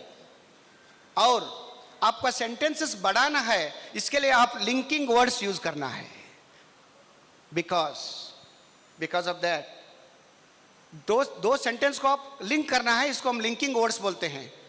ವಿವರಣ ಕೊಂಡಿಗಳು ಕನ್ನಡದಲ್ಲಿ ಹೇಳೋದಾದ್ರೂ ಕೂಡ ಹಾಗೂ ಮತ್ತು ಆದ್ದರಿಂದ ऐसे जो सेंटेंस को आप लिंक करना है, मीनिंगफुली लिंकिंग वर्ड्स को यूज करना है आपको। और ट्रेस करना है, tracing the words, dates, terms, equation, formula, institution name, इसको हम ट्रेस करना है एक्सप्लेनेशन में। NCERT, medical council of India, normal से नहीं बोल रहा मैं, BLDE, ये स्पेशल से बोल रहा मैं, इसको हम ट्रेसिंग बोलते हैं। एक्सप्लेनेशन में ट्रेसिंग होता है और कंक्लूडिंग स्टेटमेंट होता है। Dear students, so far we have studied history of pharmacy in India. ये बिगिनिंग स्टेटमेंट जो होता है और एंडिंग स्टेटमेंट में जो होता है उसमें जो कंटिन्यूअस आप करते हो उसको एक्सप्लेनेशन बोलते हैं। इस skill of explanation, explaining. Skill of questioning है, it's also part of teaching. प्रश्न कैसा पूछना है, प्रश्न कैसा करना है, कौन सा प्रश्न है, ये हमको पता चलना चाहिए। हम प्रश्न पूछते ही रहते हैं। गोल गुम्मट एल्लिदे, वेयर इज गोल गुम्मट लोकेटेड? ಬಿಜಾಪುರ में है। गोल गुम्मट ಬಿಜಾಪುರದಲ್ಲಿ ಏಕಿದೆ? Wrong question. Why Gol Gumbaz is there in Bijapur only? Very wrong question. बच्चे आपको उत्तर नहीं देंगे, वो बोलेंगे कि आप आदिल शाही से पूछो, रॉन्ग क्वेश्चन से पूछ रहे हो आप। मैं सिंपल एग्जांपल दे रहा हूँ, बहुत टाइम नहीं है ना, इसके लिए शॉर्ट कर रहा हूँ मैं, राइट। सो ये क्वेश्चन है, डेफिनेटली वो क्वेश्चन है, बट रॉन्ग क्वेश्चन है। आप आपका डिसिप्लिन में अप्लाई कर लो। मैं जनरल सा बोल रहा हूँ, because my lecture is general lecture only. It can be fitted in to different streams. आपका सब्जेक्ट में आप डाल लो। मैं हिस्ट्री का एग्जाम्पल दिया। ಕಿತ್ತೂರು ಚೆನ್ನಮ್ಮನ ರಾಜಧಾನಿ ಯಾವುದು? ಕಿತ್ತೂರು ಚೆನ್ನಮ್ಮನ ರಾಜಧಾನಿ ಯಾವುದು? ಕಿತ್ತೂರು. ಕಿತ್ತೂರು ಚೆನ್ನಮ್ಮನ ರಾಜಧಾನಿ Kittur. Answer is there in question itself. ये भी क्वेश्चन नहीं होता. ಪ್ರಶ್ನೆಯಲ್ಲಿ ಉತ್ತರ ಇರಬಾರ್ದು, ಪ್ರಶ್ನೆ ಮಾತ್ರ ಇರಬೇಕು. ಪ್ರಶ್ನೆಯಲ್ಲಿ ಉತ್ತರ ಇರಬಾರ್ದು. ಅಂದರೆ व्हाट आई वांट टू से, टीचिंग ए जब बात इतना ही नहीं होता. टीचिंग बोले तो जस्ट बात करना नहीं है. It is a scientific process we have to handle in classroom because we are talking to living people, living organism. ನಿಮ್ಮ ಮುಂದೆ ಜೀವಂತ ಇರೋವ್ರ ಜೊತೆ ಇಂಟ್ರಾಕ್ಷನ್ ಮಾಡ್ತಾ ಇದ್ದೀರಾ. See, I am deliberately talking to you people. I am talking to scholars. I know different scholars are sitting in front of me. That care must be there for a speaker. आपका class में भी बहुत सारे ऐसे विज्ञानी बैठे होते हैं, अज्ञानी अल्लाह, विज्ञानी. मेरा अगले के स्लाइड में आपको पता चलेगा कैसे विज्ञानी बैठे होते हैं. राइट? सो क्वेश्चनिंग स्किल है, एग्जाम्पल देना भी एक स्किल है. हम बहुत सारे एग्जाम्पल्स देते हैं पढ़ाते वक्त. When you are teaching you have to give examples. आप जो मुंह में आता वो एग्जाम्पल नहीं देना है. Example, giving example, illustrating with example is also skill. ಚೆಂಡು ತೋರಿಸೋದು, बॉल. ಇದು ಚಂದ್ರನಂತಿದೆ. ये बॉल दिखाना है और ये बोलना कि ये चांद जैसा है. चांद ऐसा होता है, चांद ऐसा नहीं होता. Just structure wise you can say ಅದು ಗೋಲ್ ಇದೆ ಅಂತ ಹೇಳಕ್ಕೆ ಚಂದ್ರ ಹೀಗಿದೆ ಅಂತ ಹೇಳ್ಬೋದು. Scientifically it is not true. है ना? That is not best example. So when you want to give example in teaching, that example also certain attributes they have got. Example simple होना चाहिए. हम बच्चों को पूछते हैं, dear students, you might have seen roads of California. Ashwini, very ಸಿ ಅಶ್ವಿನಿ ಅಲ್ಲ, ಹಾಂ ಅಶ್ವಿನಿ. ನಾನು ಅಶ್ವಿನಿಗೆ ಅಡ್ರೆಸ್ ಮಾಡ್ತೀನಿ. Ashwini, you might have seen roads of California ಅಂತೀನಿ. She said, no sir, I have seen roads of Bijapur. ये बेस्ट एग्जाम्पल नहीं है, because it is not to the previous knowledge of student. Ashwini California road नोडिಲ್ಲ. When you ask about California road, how she can say to you? ನಾವು class ರೂಮ್ನಾಗ ಮಾತಾಡುವಾಗ ಬಾಯಿ ಬಂದಂಗೆ ಮಾತಾಡ್ತೀವಿ. ಬಾಯಿ ಬರೋದೇ ಟೀಚಿಂಗ್ ಅಲ್ಲ. ವೆರಿ ಸೈಂಟಿಫಿಕ್ ವೇ ಆಫ್ ಪ್ರತಿಯೊಂದು ಕೇರ್ಫುಲಿ ಇರಬೇಕಾಗುತ್ತೆ. ಟೀಚರ್ಗೆ ಭಾಳ ರೂಲ್ಸ್ ಇದೆ. ನಾವೆಲ್ಲರೂ ಲೆಕ್ಚರ್ ಆಗ್ತೀವಿ, ಬಟ್ ಎಷ್ಟು ಇಫೆಕ್ಟಿವ್ ಲೆಕ್ಚರ್ ಆಗ್ತೀವಿ? ಈಗ ನೋಡಿರಿ, ನಾನು ಉದಾಹರಣೆ ಕೇಳಿದೆ. So student will tell you only previous experience, those known to them. That question you have to ask or give example of known. Vicks action 500? Vicks action 500 is very popular example for Indian people. Parle G. Parle G is the top biscuit in India. It has got big history and popularity also, and price wise also. Everywhere in India Parle-G is available. Where human beings are settled in India, you get Parle-G. And good biscuit. They have maintained their quality well. That's why it is the toppest biscuit. ಎಷ್ಟೊಂದು biscuit ಇಂಡಿಯಾದಲ್ಲಿ ಬಂದಿವೆ. You have got lot of companies, but you cannot beat Parle-G. Oh, ನೀವು Parle-G advertise ಮಾಡ್ತೀರೇನು sir ಅಂತ ಕೇಳ್ಬೇಡ್ರಿ. Oh, you are a ಡಿಸ್ಟ್ರಿಬ್ಯೂಟರಾ, ಪ್ರಮೋಟರಾ? Yes, why not? ಇಷ್ಟು ವರ್ಷ it has got consistency, and I think its rate is not even pass at ₹10. It was there for ₹1.50, ₹1, ₹2. You get ₹2 Parle-G also in small packs. ₹2 Parle-G also you'll get. Everywhere you get Parle-G. See, this is the local, I am telling you, best example. So giving example is one of the techniques. Questioning is technique. Narration is technique. Right? Using classroom, blackboard, using whiteboard, chalkboard is a skill. कहाँ पर क्या लिखना है, हम कहाँ पर भी कुछ भी लिख देते हैं. उसमें नो पार्किंग एरियास हैं बोर्ड में. जो आपका बोर्ड होता है, पहला वो ब्लैक बोर्ड था और वाइट बोर्ड हो गया, ब्लू बोर्ड हो गया, अभी डिजिटल बोर्ड आया है. बोर्ड में तो बहुत इनोवेशंस होते जा रहे हैं, और ईच बोर्ड में लिखते वक्त यू हैव सर्टन टेक्निक्स और certain rules to use your board. अलग अलग बोर्ड का अलग अलग रूल्स हैं. नो पार्किंग एरिया बोला मैं, नो पार्किंग बोले तो नो राइटिंग एरियास, वो हमको पता चलना चाहिए. ये वो स्किल में आता है. ऐसा टीचिंग स्किल्स है. और सर दिखाइए स्लाइड में. हाँ, और मेथड्स ऑफ टीचिंग उसमें मिक्स किया हमने लेक्चर मेथड, डेमोन्स्ट्रेशन मेथड। और इस एक ही सेंटेंस में बोल के आगे जाता हूँ कि आपका जो कंटेंट है उस क्लास में सक्सेसफुल होने के लिए कौन सा कंटेंट को कौन सा मेथड, ये आप पहले ही मार्क कर देना है। What I am seeing today, most of teachers, they use PPT for all the subject. Teacher goes with PPT. And it is not possible to teach all subjects with PPT. PPT is a visual presentation. कहाँ पर आपको visualise करना है उधर ही PPT बनाना है, आपको use करना है, एक्सपेरिमेंटेशन करना है। थोड़े टीचर्स एक्सपेरिमेंटेशन भी पीपीटी पे ही दिखाते हैं। देखो लाइव, देखो लाइव, देखो लाइव, वो लाइव नहीं है। जो बच्चा हाथ से करता है, जो मिक्स करता है, जो मेजरमेंट करता है, जो रिजल्ट देखता है, उसको डायरेक्ट एक्सपीरियंस बोलते हैं। वो क्लासरूम में ही होना चाहिए, जो प्लांट में होना चाहिए, जो लैब में होता है, जो बाहर होता है, जो आप गार्डन में करते हैं, फार्मेसी में बहुत सारे ऐसे करते हैं, वो डायरेक्ट एक्सपीरियंस है। इसको हम Edgar Dale cone of experience बोलते हैं। आप ये सब बाद में देख लेना है, जो मैं टच करके जा रहा हूँ। Edgar Dale cone of experience का एक लेक्चर होता है। एडगर डेल ये एजुकेशन थिंकर है, उन्होंने एक्सपीरियंस के बारे में बोला है कि कौन सा हाईएस्ट लेवल का एक्सपीरियंस देता है बच्चों को। Edgar Dale cone of experience, एक कोन बनाया उन्होंने, कोन, और उसमें उन्होंने दिखाया है कि direct experience is the highest order of experience. Direct experience is the highest order of experience that we can easily do in our class room. Easily we can do. ಮಕ್ಕಳಿಗೆ ತೋರಿಸಿ ಅವರೇ ಮಾಡಿಬಿಟ್ರೆ दैट इज डायरेक्ट एक्सपीरियंस. वो highest order का experience होता है, PPT का नहीं.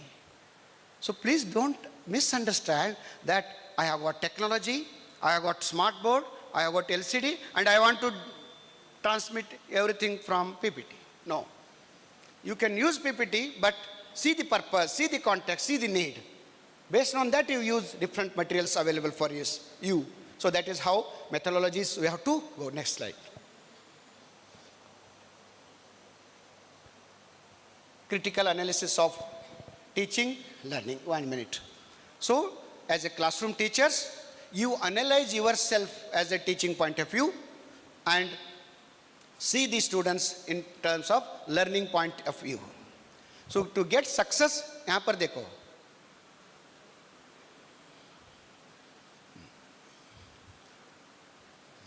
हाँ, yes.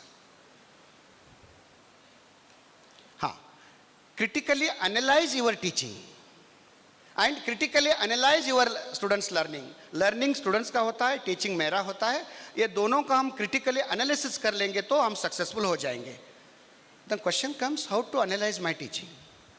Best way is ask your students. They are the good feedback people. You ask your student, कैसा लगा मेरा क्लास, ಏನು ಪ್ರಾಬ್ಲಮ್ ಬಂತು, ಚೆನ್ನಾಗಿತ್ತಾ, what you understood, can I do some changes here and there, कसं करू, काय चेंज करू, काय कळतंय का तुम्हाला. Ask student. If ask your student, they are the good students to give you feedback. And ask your teacher, your colleague. Take your colleague to your class and ask him to observe your class and ask him, कैसा होता माझा class, कैसा था मेरा class, क्या तो चाहिए क्या मॉडिफिकेशन. आप पूछो, वो बोलेंगे. You go to your principal and talk to your principal. Ask your principal, sir, please observe my class and advise me. You ask an expert. You ask an expert in the field. Navnath sir आए हैं तो Navnath sir को लेके जाइए आपको class को और दिखाइए आपका क्लास नवनाथ सर को और पूछो, सर हमारा क्लास कैसा है, मैं यंगस्टर हूँ, मैं टीचर हूँ, क्या मैं इम्प्रोवाइज कर लूँगा. वो बोलेंगे कि ऐसा कर लो. ये जो क्रिटिकल एनालिसिस बोलते ये है आपका टीचिंग का इफेक्टिव बारे में. आप दूसरे से पूछना है, फीडबैक लेना है. But see what extent we are open. If some teacher comes to your class without saying to you, and he comes and sits back on back benches and address your class, attend your class, immediately you go to a principal and say, sir, he entered my class. Why he came to my class? See, that was my class. What rights he has got? ಅವ್ರು ನನ್ನ ಕ್ಲಾಸ್ನಿಗೆ ಯಾಕೆ ಬರ್ತಾರೆ sir, ಅವ್ರು ನನ್ನ ಕ್ಲಾಸಿಗೆ ಬರಬಾರ್ದು, ನನಗೆ disturb ಆಯಿತು. See we are closed compartment like ಬಿಟ್ಟಿದ್ದೀವಿ ನಾವು. We are closed. I am not ready to expose myself to other faculty. There is a concept called team teaching. It is not possible in India.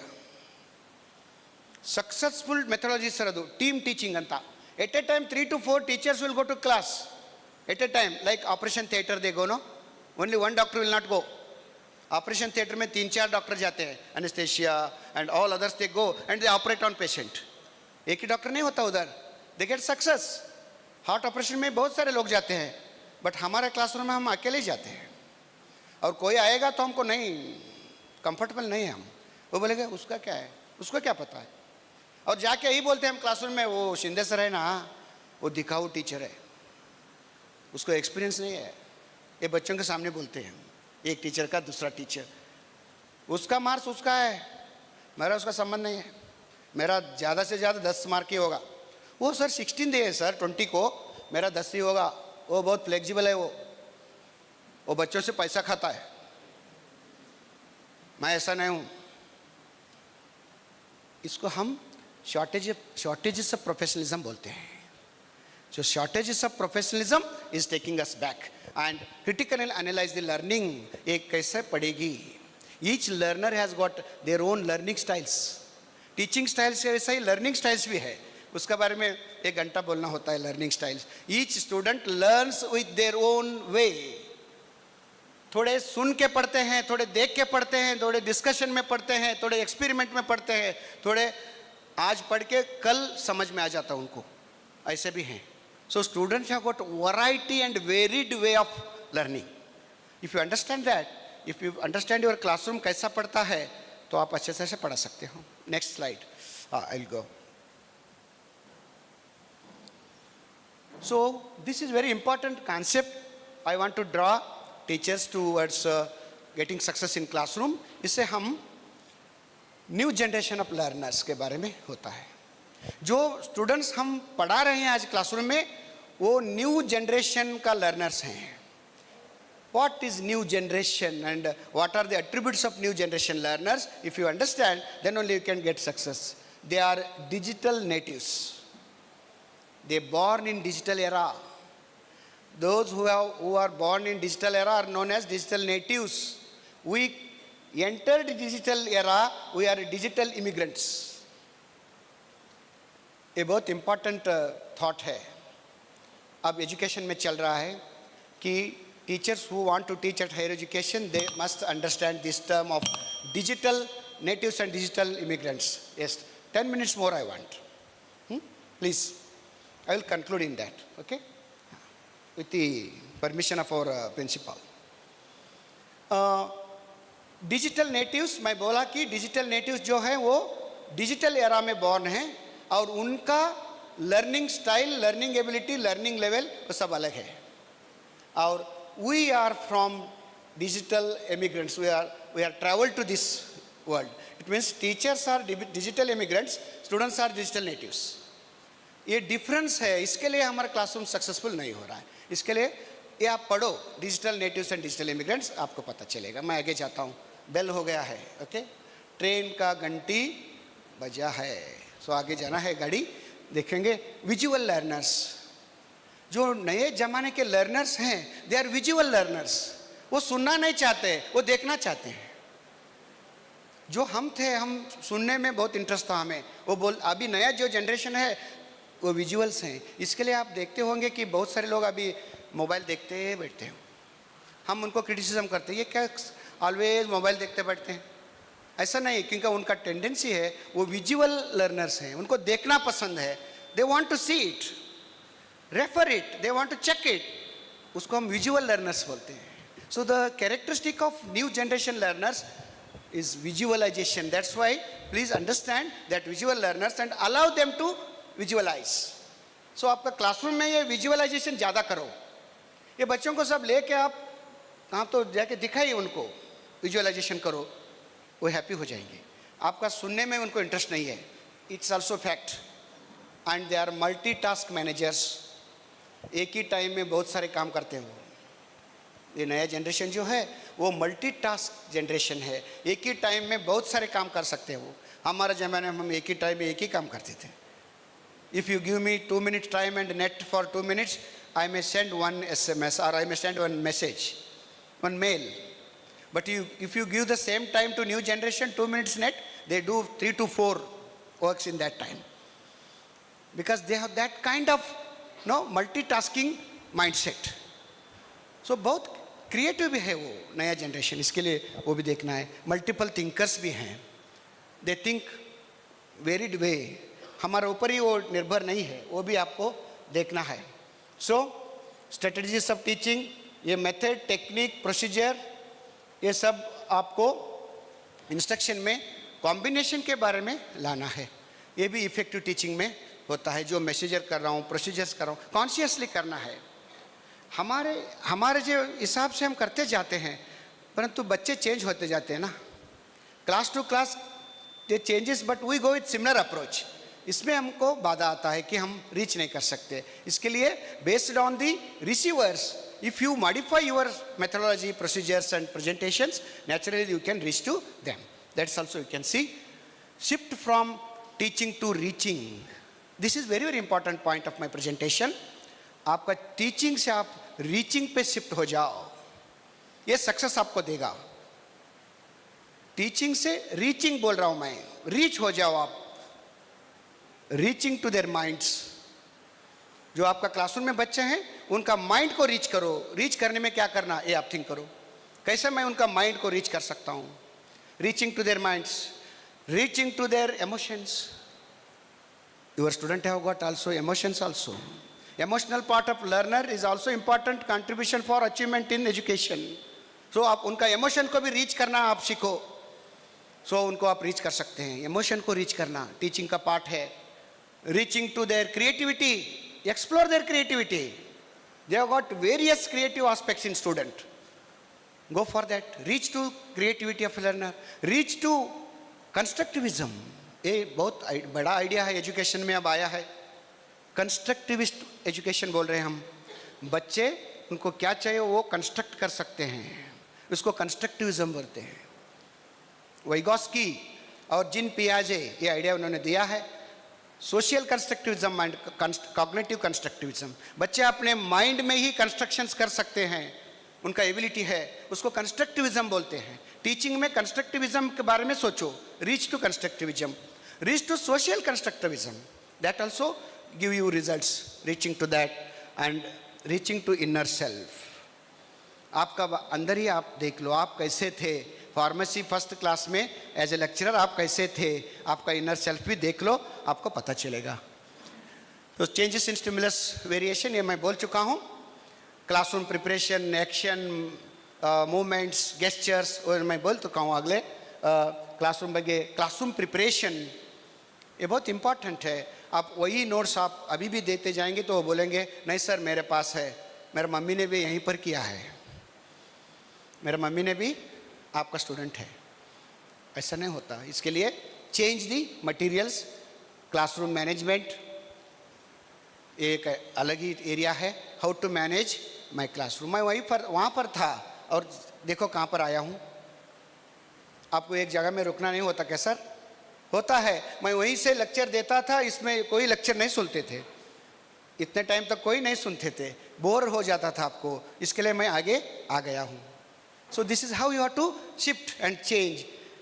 Teachers appearance is very very important to get success in the classroom. मैं presentation को आया हूँ BAD को. मंड्या से मुझे बुलाया गया है, मैसूर से मुझे बुलाया गया है. याके इलारो शेगला कोई मिलते नहीं क्या यहाँ पर? क्यों? कोटनार सर और ये सब टीचर्स, प्रोफेसर शिंदे सर को बुलाए हैं मैसूर से. ಮಂಡ್ಯ में हूँ मैं. 600 ಕಿಲೋಮೀಟರ್ ಯಾಕೆ ಕರೆಸಿದ್ದಾರೆ ಅಂದರೆ ಅವರೇನೋ ಹೇಳ್ತಾರೆ ಅಂತ. ಹಂಗೆ ಹೇಳಬೇಕಾದ್ರೆ each teachers appearance in the classroom is very very important. For that you prepare your self.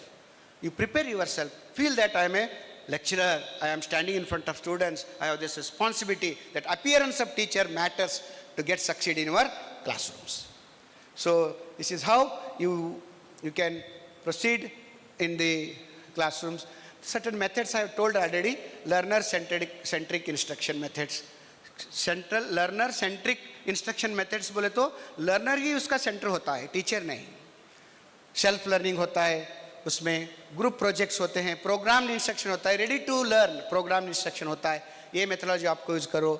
Self learning और peer learning groups. Peer learning बोले तो स्टूडेंट्स का ही होता है ग्रुप, वो भी लर्निंग मेथोडोलॉजी अच्छा है. हम ही टीच करने से उनको दे दो, वो टीच कर लेंगे। और डिस्कवरी लर्निंग है, ये अन्वेषण पद्धति का लर्निंग है, वेब बेस्ड लर्निंग है, मूक है, मासिव ओपन ऑनलाइन कोर्स है। और लास्ट पॉइंट जो है लर्नर्स ऑटोनॉमी, आप लर्नर्स को कंपल्शन नहीं करना है, आपको ऑटोनॉमी देना है। एक बड़ा कॉन्सेप्ट है to get succeed in the classroom, learners autonomy, ಸ್ವಾಯತ್ತತಾ, ಅವನಿಗೆ ಫ್ರೀಡಮ್ ಬಿಡೋದು, ಅದು ಕೂಡ ಒಂದು ಇದೆ। ಮತ್ತು प्रोसेस ऑफ इवैल्यूएशन, हमारा इवैल्यूएशन का जो प्रोसेस है हमारा टीचिंग के ऊपर इम्पैक्ट होता है, हमारा प्रोसेस भी हम चेंज कर लेना है। फ्लेक्सिबिलिटी आना चाहिए। थोड़े टीचर्स मार्क्स नहीं देते, मार्क्स दे दो। आप मार्क्स नहीं देंगे तो सक्सेस नहीं मिलेगा, बस दे दो मार्क्स, मार्क्स कट नहीं करना है, मार्क्स को देना है। Flexibility in marks is good. So ऐसा भी थोड़े पॉइंट्स हम ध्यान में रखना है। और बहुत इंपॉर्टेंट स्लाइड आपको मैं दिखाऊंगा अभी, देखो।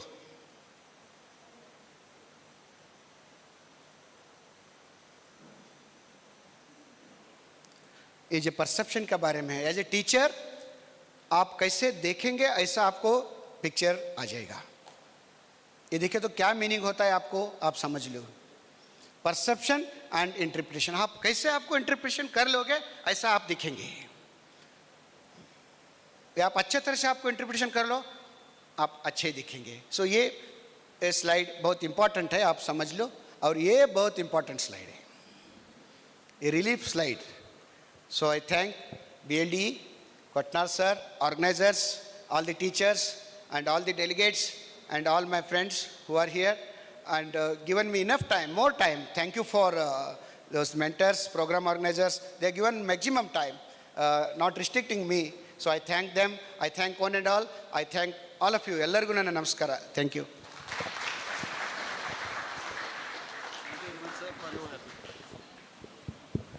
Sir, thank you very much for your elaborative, explanatory and interesting session. The session is open for question and answers. If anybody has questions, sir will attend those. You can ask. Thank you very much, sir.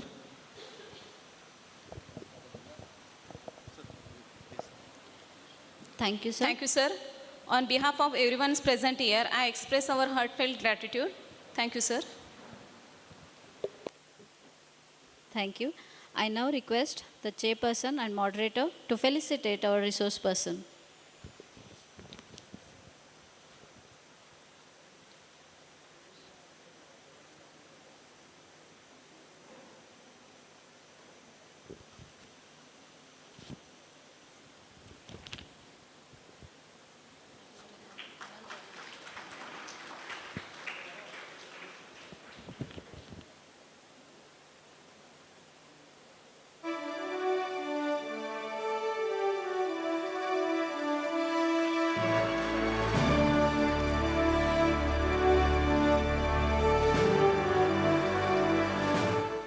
Thank you, sir. I now request the moderator. I now request the moderator to felicitate our chairperson of the session.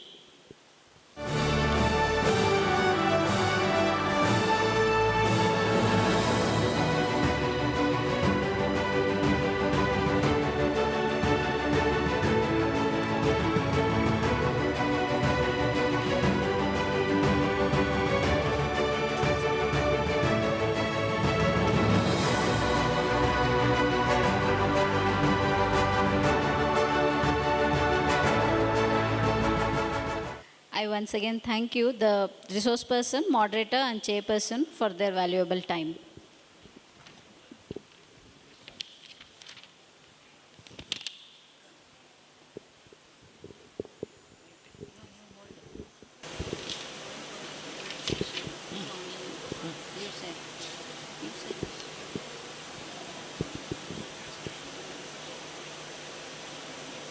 So now we proceed with the next technical session. We begin with the second technical session on the topic competency-based pharmaceutical education in the era of AI.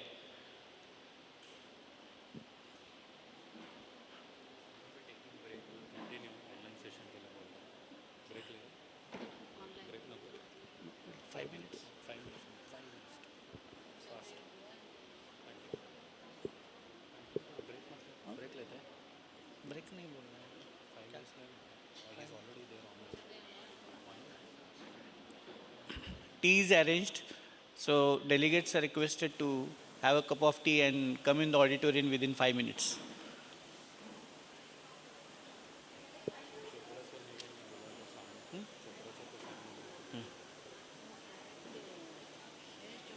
Please come.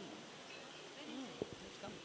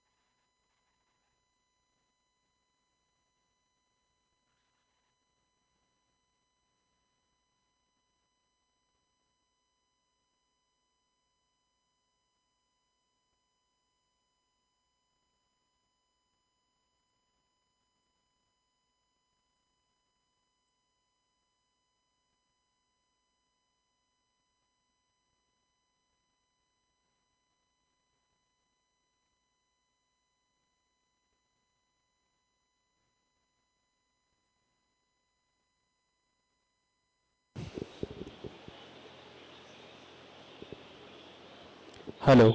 Hello, check, check. Hello.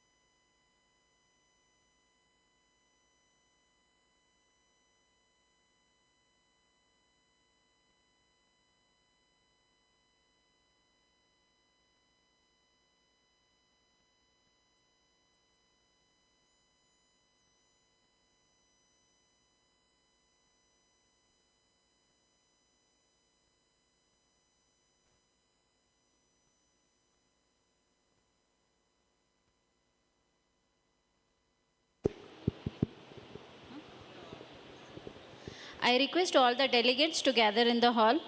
We'll start with the session.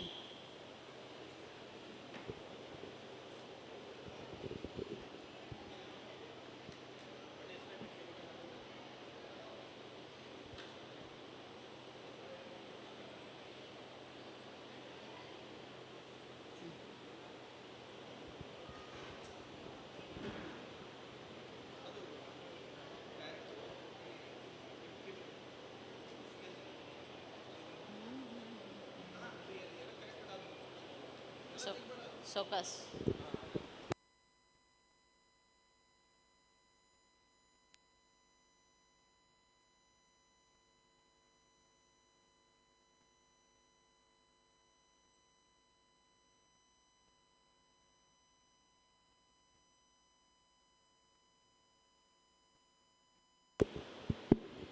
I request all the staff members and delegates to gather in the hall. We'll start with the session.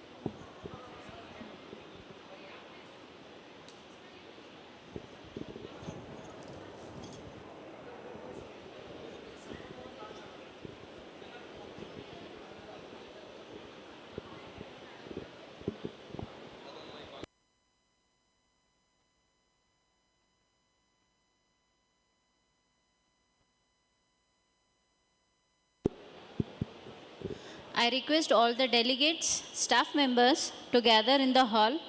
We'll begin with the sessions.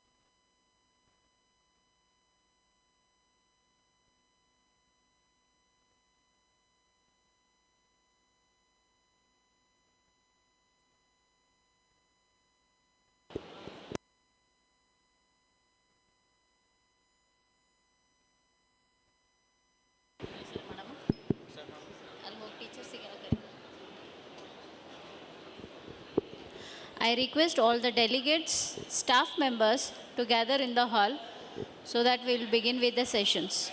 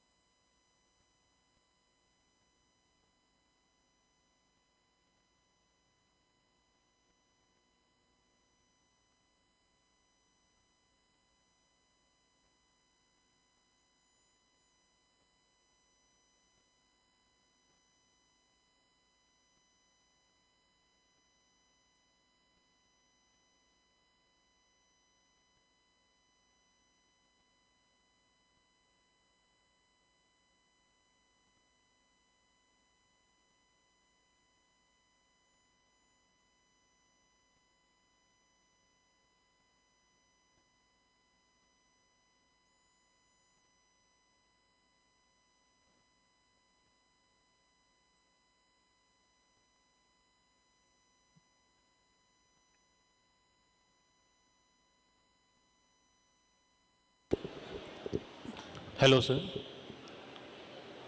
Munir, sir, good afternoon, sir. Yeah. Good afternoon, sir. No.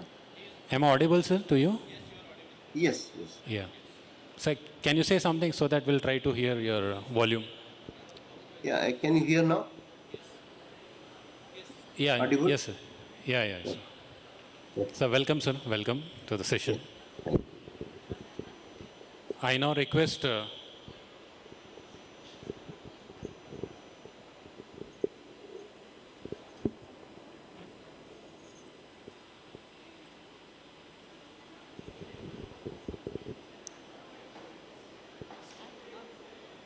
Okay.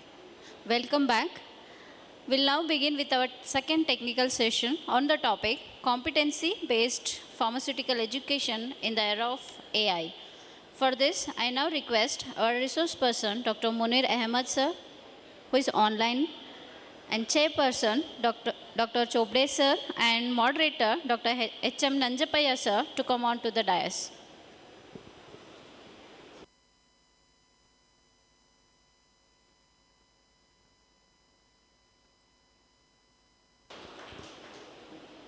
I now request our moderator to introduce and welcome our resource person to the gathering.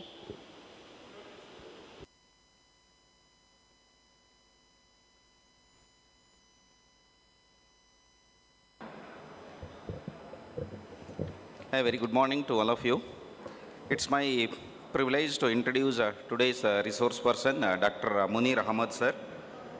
Dr. Munir Ahmed R is a renowned academician, educator, and a leader in the field of homeopathic medicine.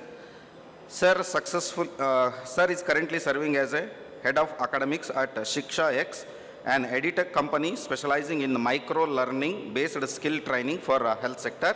Sir is an alumnus of Dr. Baba Saheb Ambedkar Marathwada University. Sir holds MD in homeopathy and GCHE from Karnataka Board of Homeopathy System of Medicine. Sir's academic journey spans driven domains, including a PG Diploma in Medical Education from University of South Wales, UK, Diploma in TESOL from Australia, MBA in Education Management, and International Credential in Instructional Design, Learning and Development, and Leadership in Medical Education. Sir has over 3 decades of teaching and academic leadership in the Government Homeopathic Medical College, Bangalore. Sir is the founder director of RGHS Academic and Administrative Training Institute, popularly known as RATI. He is a pioneer in the concept of faculty development on digital platform by training more than 40,000 teachers and postgraduates in education methodology across all streams of health professions. Sir has authored several widely used handbooks and textbooks in homeopathy, research and competency-based education, and contributed for curriculum design of UG and PG programs by national bodies like NCH and universities in India and Malaysia. Sir is a recipient of multinational awards, including Best Teacher Award by RGHS, the National Teacher Award in Homeopathy by HMAI, and a national recognition for contribution to pharmaceutical teachers by the Association Pharmaceutical Teachers of India. With this brief introduction, I am presenting Dr. Munir Ahmad sir before you. Madam, shall I request sir to start the session? Thank you, sir. I now request Ms. Maharani to introduce our chairperson to the gathering.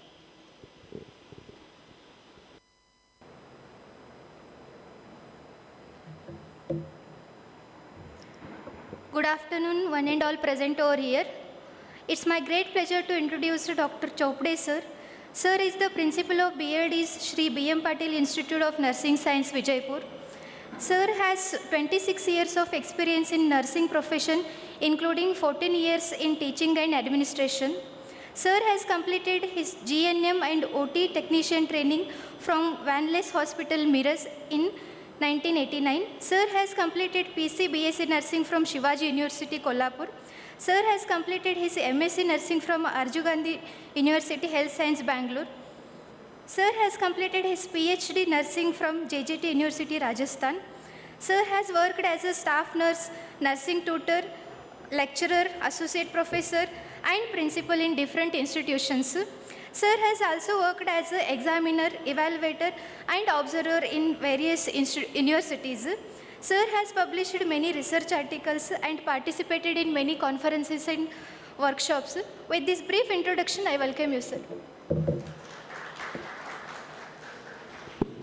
Thank you, Rani, and I now request Maharani to welcome our chairperson and moderator to the gathering.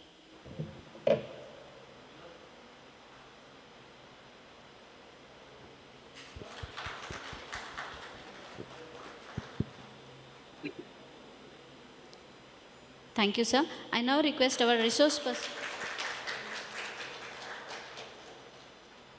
Thank you, sir.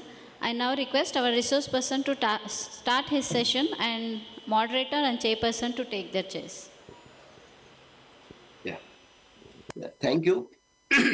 Thank you all, and at the outset, I thank the organizers, BLD Deemed University and BLD's College of Pharmacy and Research Center, Vijayapura, for giving this opportunity, and all the faculty and the principal and advisor to this national seminar, Dr.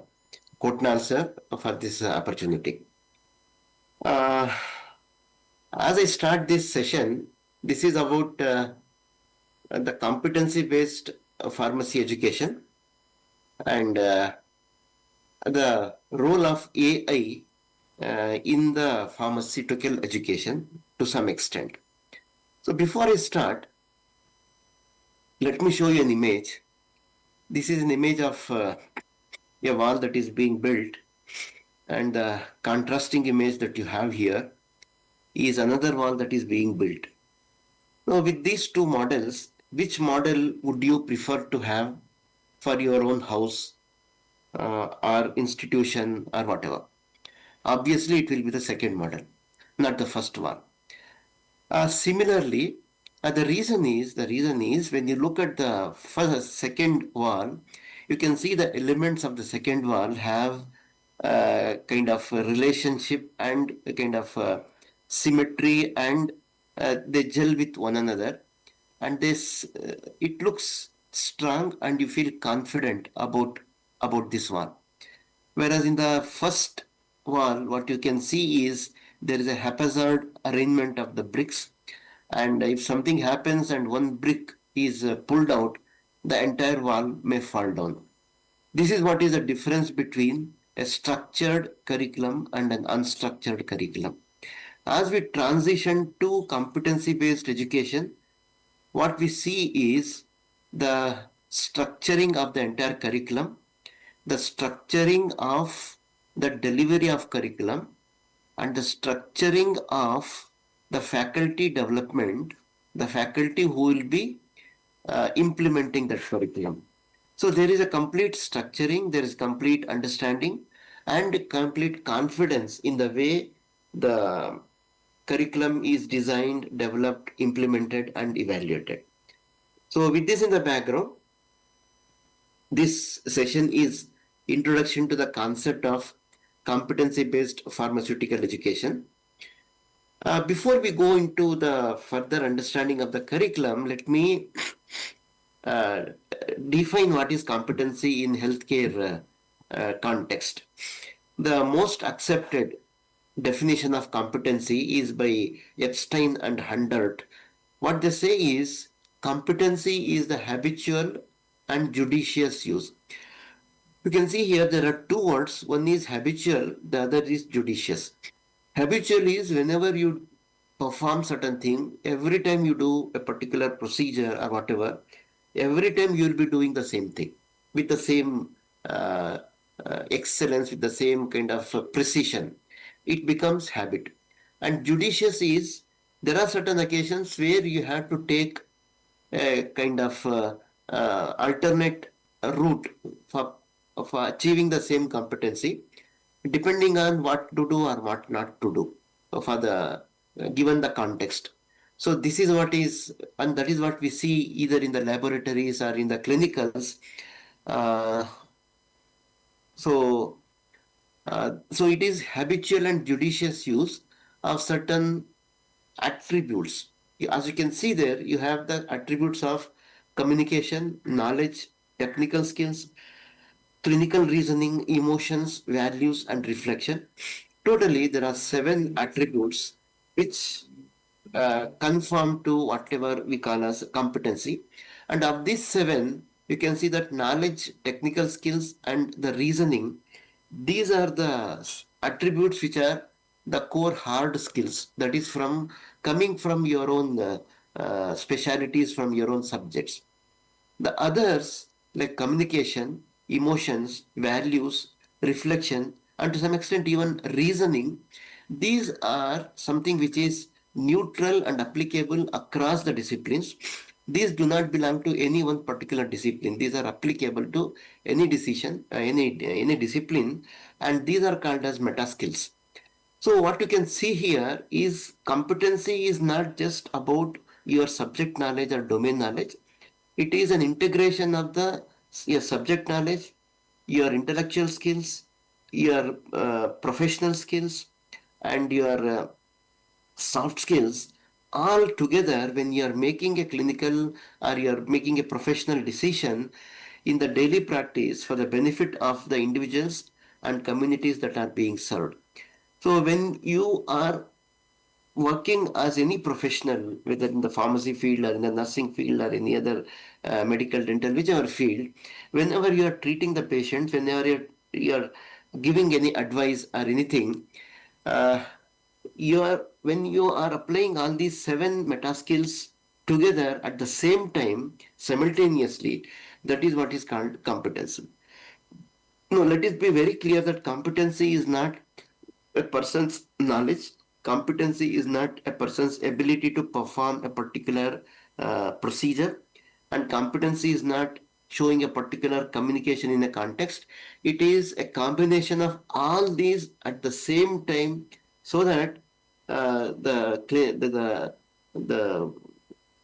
the communities or the individuals which are being treated are given this kind of benefit. Going further, when we design the competency-based curriculum, what we see is the competency is seen. For example, this is what you see as a competency on the right side, the person who is competent, and there could be a feeling that okay, we start the course the first year, and by the end of the final year, the student has become competent like a straight line. But in actuality, what we see, what you all know, and what you all have realized, and you also have valued, is that learning is something which is very fuzzy and which is very confusing. It starts from a very maze of confusion. Then, as the course progresses further with the interaction with the teachers, peer, and self-learning, there is a progressive clarification of the communications. Finally, the bulb lights up and you achieve the competency. The students achieve the competency. So there is a kind of a very tortuous journey in the achieving of competency. So therefore, competency-based education is not something that we might have done traditionally. There is a difference in how competency is achieved, and there are very many phases in which competency is achieved. So there is something called as a Dreyfus model of competency building, where initially the person is novice who does not know anything. In fact, you can imagine your first year student as being a novice who has to be given instruction at every stage, every phase, every step for doing, and the student expects the advice and the support from the teachers. As the student progresses further, what you see is the person becomes an advanced beginner who can understand why he or she is doing a particular activity, but still would depend on the teacher for some advice for his own or her own confidence. And as a person progresses further with more learning and understanding, what you see is a person who is competent. Now, competent is a person, the phase is what we see in our undergraduate students. So we have named our syllabus for UG as competency-based education. So beyond this competency of UG, when the students go to PG or higher education, is there something more beyond competence? Yes, there is. The next phase is what is called proficiency. According to Dreyfus model, proficiency is a person who is competent and also who is economical. To clarify this, proficient is a person who can perform the activity that a competent person does in half an hour. That is, if a competent person does an activity or a procedure in half an hour, a proficient person can complete the same competency in 20 minutes. So this is what is proficiency. Proficiency is competency plus economization. And beyond proficiency, when the person moves further, what you see is expert. An expert is a person who can teach, who can train, who can adapt the learning, the knowledge, the skills from one domain to another domain. So this is what is an expertise. And the reason why I'm placing these phases of learning competency is when we design the curriculum for competency education, and when we implement the curriculum of competency education, and more importantly, when we assess or evaluate the students for their acquisition of competencies, there are phases in which the assessment has to be done. There are phases in which the curriculum implementation and the teaching of that curriculum has to be done. So this is what is the benchmark or the framework for us to use when we are designing, when we are implementing, and when we are assessing our students in competency-based education. Especially in the domain of pharmacy, collecting the information from various sources, what I have gathered is there are 6 domains of competencies, and there are 6 levels of competence, not levels, there are 6 domains of competencies. For any pharmaceutical person, there has to be pharmaceutical knowledge. Person must have knowledge, that is one dimension. Then person must have patient care or pharmaceutical care as another dimension.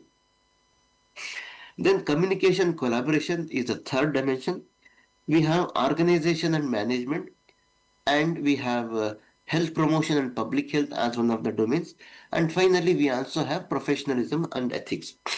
The reason why I'm showing these 6 domains is when we are designing the curriculum and when we are implementing the curriculum. In fact, implementing the curriculum is based on whatever we have designed. So when we are designing the curriculum, what we have to see is we have the outcomes of any course and we have the content for any course. So when that outcomes and contents are being written and these are being included into the curriculum, what is the priority of each of these 6 in that particular content? That will have to be mapped as a matrix. In fact, if you recall your BPharm syllabus, you can see that there is something called as PO and CO, and there is a PO-CO mapping matrix. What you're seeing here on the screen are the POs, the program objectives, which we also sometimes call the entrustable professional activities, are the dimensions of professional performances. Various names are there, but it means the same. So when we are writing the COs, but for a particular subject, in that particular subject, when you have the CO, so what is the component or what is the intensity of pharmaceutical knowledge in that? What is the intensity of pharmaceutical care in that? What is the composition or extent of communication, collaboration, organization management, or whatever? These can be mapped with the tick marks ranging from 1 to 3 so that the person who is implementing and assessing the BPharm course would know what is the amount of priority that they have to give in the training and in the assessment. So this is what is a background policy when we are designing the curriculum. And as we start designing the curriculum, what we see is there is a shift that is happening in the way the competency-based education is being adapted now. In the previous model of traditional curriculum, what we have is you have the topics which are there, and these topics are taught, and there is an assessment which is conducted, which is a linear. And this linear model is called as transmission model. To give an example, we have a mobile transmitting tower, and what this mobile transmitting tower does is it keeps receiving the signals and it gives emitting the signals. It gives giving up the signals. It receives the signals from one handset, and to whichever handset it is intended, it transmits the signal. Now, in this process, the transmission tower does not check whether the handset to which I am transmitting is switched on or it is switched off, and if the transmission tower is 5G, whether the handset that is receiving the signals is 3G and whether it is compatible to receive the 5G signals, or is there any problem with the receptivity or the signals. It doesn't bother. What it does is it receives the signals from one source and it transmits the signal to another source. In fact, this is the model of teaching that we have in the traditional model, where the teacher acts as a transmitter, receiving the signals from the various sources like textbooks, from the syllabus, from the journals, from the whatever other data, and these are transmitted to the students. If the student, whether the student is learning, whether the student is understanding, whether the student is open, or whether the student is closed, whether the student is attentive or not, the teacher may not be bothered. So this is what was the transmission model of curriculum or education. Now, what has happened further into competency is, in the competency-based model, we have the idea of identifying what are the community health problems or the community health issues or the national health issues which are identified first.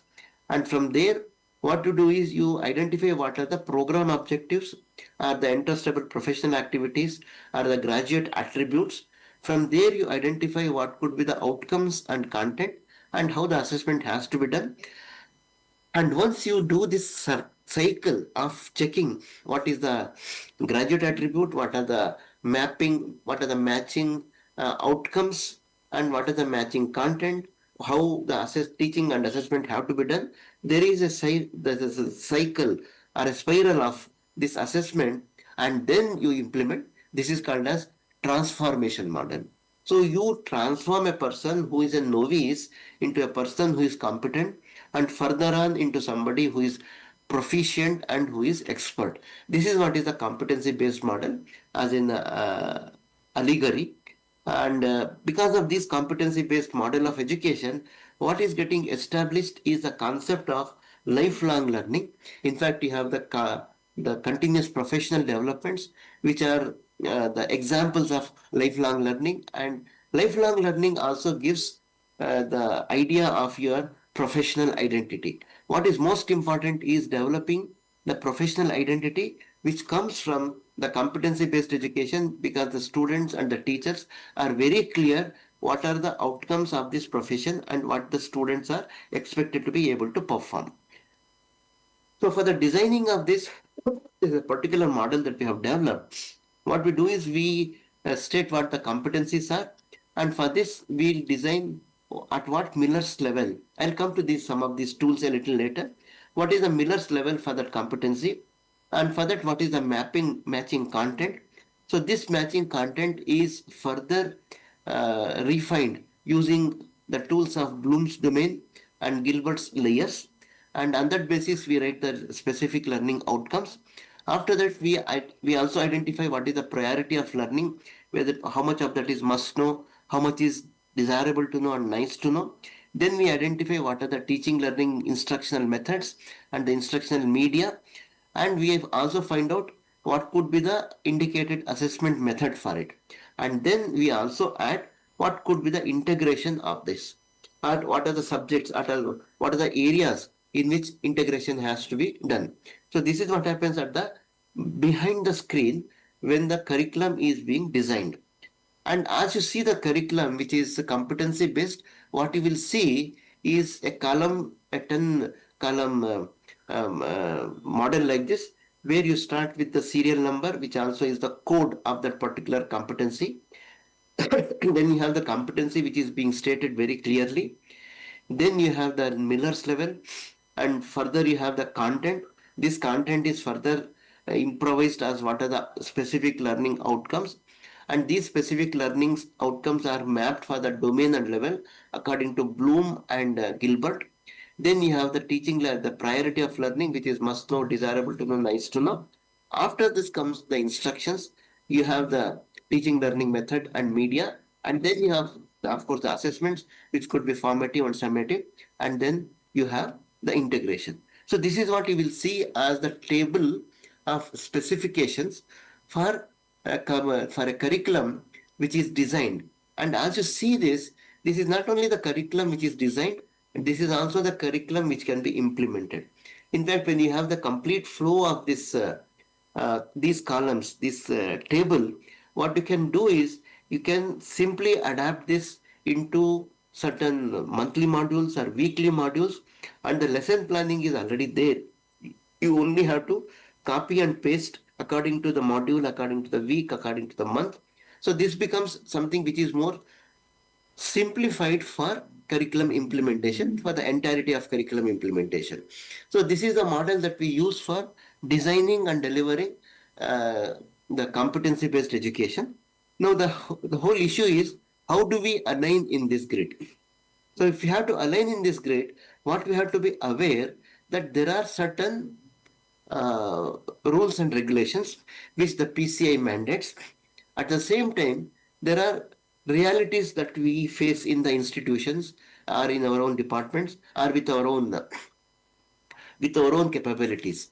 And how do we map, how do we develop ourselves into implementing this competency based education as per the requirements of the professional requirements, whatever PCI has given, or even if AICT or any other university body has given.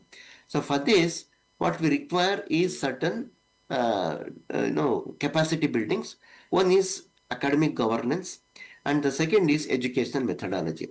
There are two areas in which the institutions and the individuals will have to develop.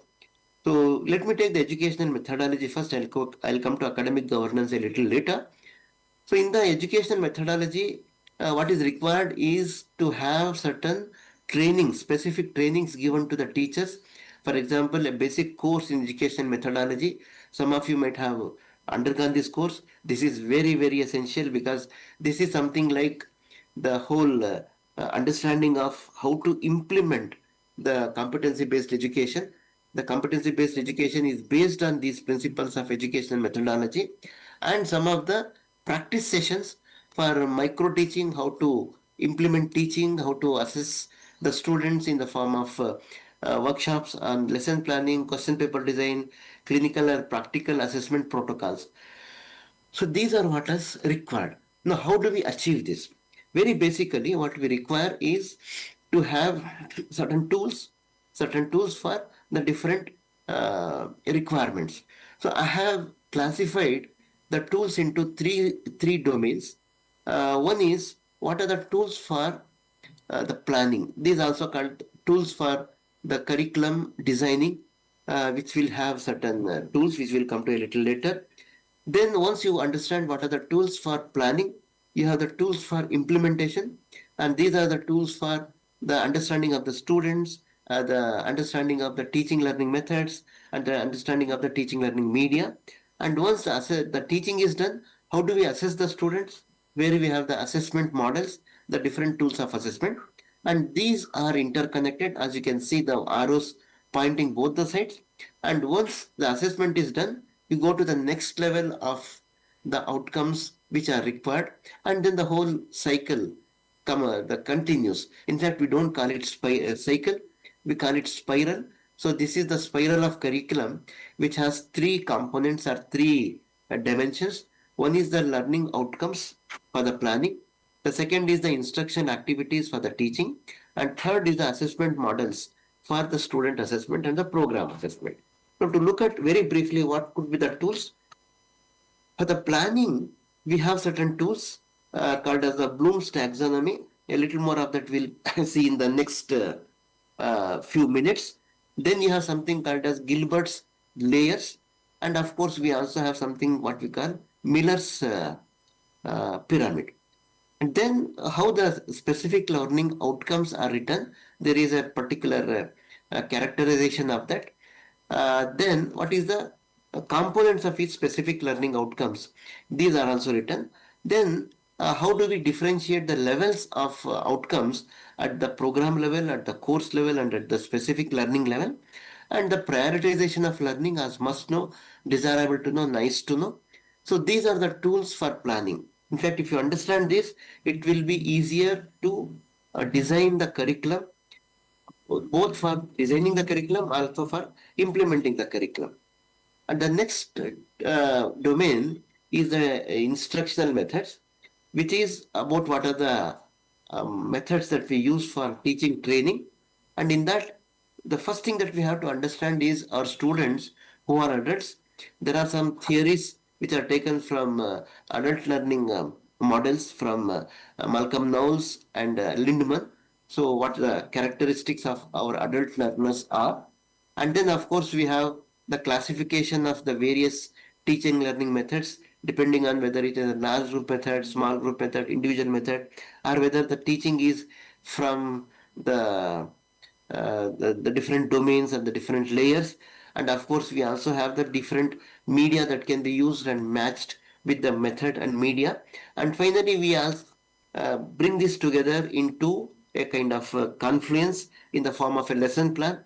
There are different models of lesson plan for theory-based and for the practice-based. What I'm showing here is theory-based. There's a different model for practice-based with different elements.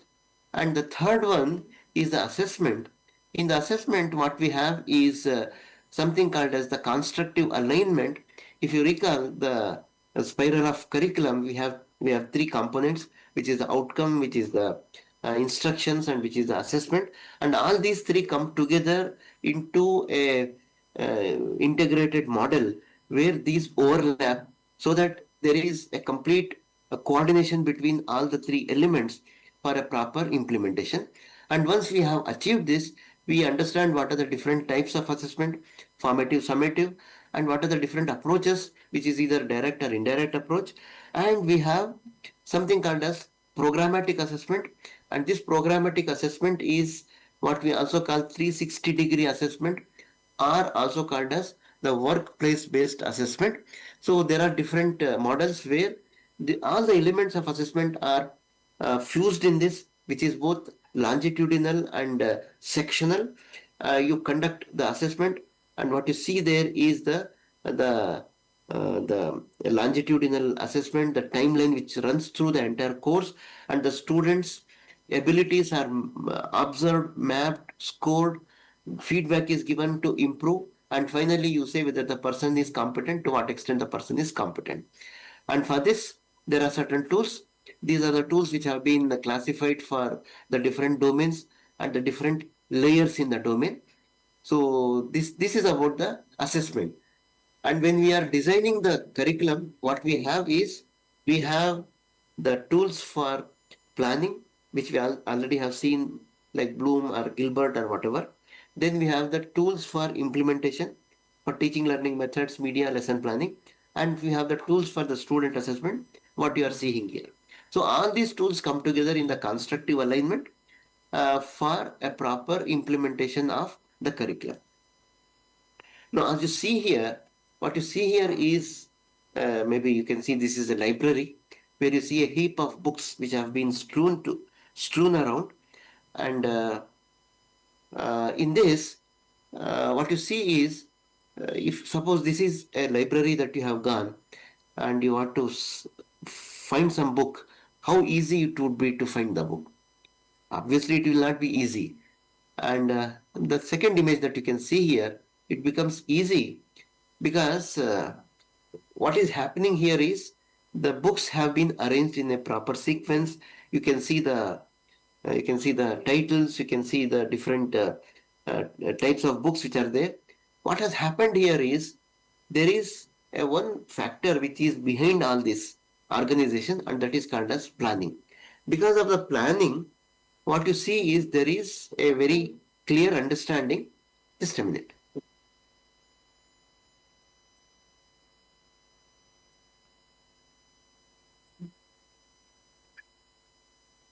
So what you see here is there is a planning behind this, and as a result of planning, you have the organization of these books. So therefore, planning is central to bringing discipline. Planning is central to bringing organization and the proper structuring of whatever, including the curriculum. And this is what happens when we use the tools for planning. So these tools for planning, say for example, how do we say outcomes? The outcomes state what is the student able to perform. So these are written as student directed, and these shift the emphasis from what of the learning to how of the learning. And very importantly, what you can see here is a railway track. If I complete, what you see is misalignment. This misalignment happens because of lack of communication among the various stakeholders of education, the students, the teachers, the examiners, including the institutions. So how we can bring about alignment in this, whatever we spoke of constructive alignment, how to bring about the alignment is having the outcomes being clearly stated on the particular plan. So this brings about clarity of communication. So the importance of using the tools for planning is for making the learning student directed. That is what is expected in a competency based education, to shift from what to how, and to bring about a competent the clarity of communication. Now these are brought about, as I told earlier, we have the tools of Bloom's domain. The Bloom's domain has three components. I'm not getting into the details of this. This is only a sensitization. You have the cognitive domain, you have the psychomotor domain, which is the skill, and you have the affective domain, which is the values or communication. And whenever you're looking at the outcomes which are being written, these outcomes can be identified into either of these three domains or a combination of these domains for the competencies. So let us see some examples of how these statements are written in the context of pharmaceutical education. I'll read out some statements. You can identify which domain it belongs to, whether it is cognitive, psychomotor, affective, that is, whether it is knowledge, skill, or attitude. Uh, Isolate caffeine from a given sample. This would be in the cognitive domain. Sorry, it would be in the psychomotor domain. Classify nutraceuticals would be in the cognitive domain. Work actively as a member of healthcare team would be in the affective domain. Then you have calibrate the hot air oven as per the given SOP, which is in the psychomotor domain because it is a skill which is being demonstrated here. Understand the mechanism of halogenation of benzene. This is again something about the knowledge, so it would be in the cognitive domain.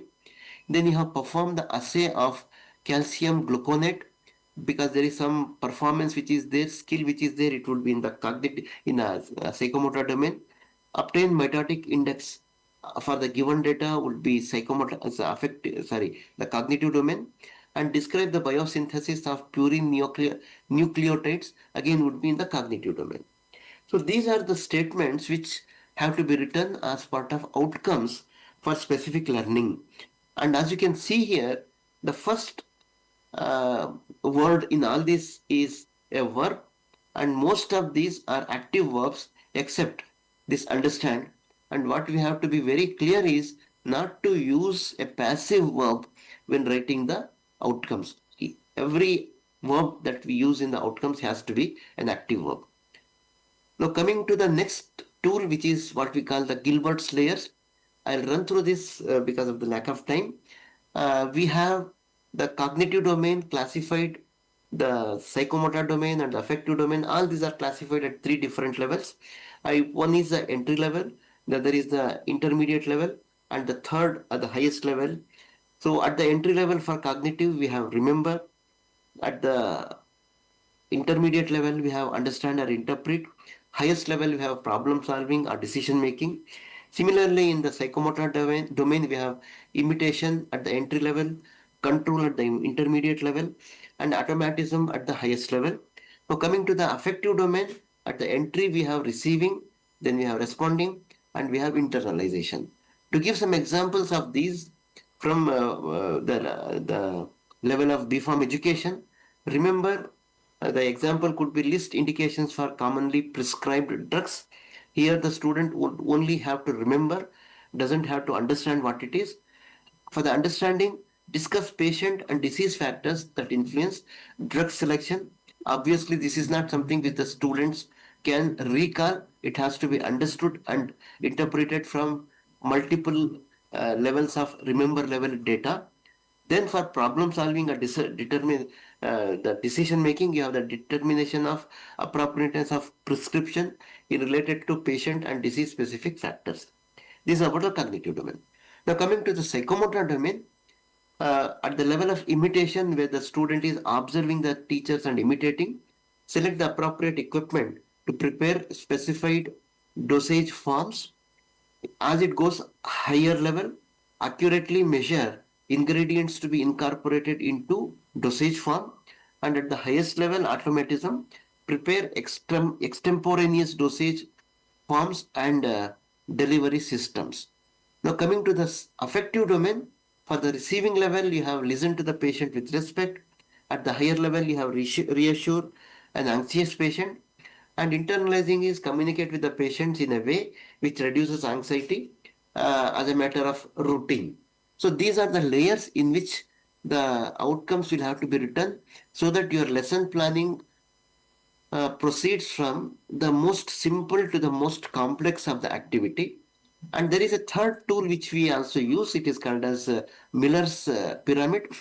Miller's pyramid has 4 levels. One is knows, then knows how, shows and does. At the knows level, list sources of crude drugs. What you see here is the entry level cognitive domain at the knows level in Miller's pyramid. as you go higher, knows how interpret chemical tests for identification of phytoconstituents. This would be at the interpretation or intermediate level in cognitive domain. As you go further higher, shows how prepare and extract using appropriate laboratory tools. This you can see is not just the knowledge, the psychomotor domain also gets aligned into the cognitive domain here. And as you go to the highest level of does provide whatever evidence-based drug selection, herbal use for pharmaceutical practice. This is something which is the highest level where you not only have the cognitive and psychomotor, but also you have the affective domain. So these are the planning tools that. Hello, Dr. Munir, sir. Yes, sir. 10 minutes more, sir, you have. Yes, sir. Yes, sir. Yes, sir. Yes. Okay, thank you, sir. Yes.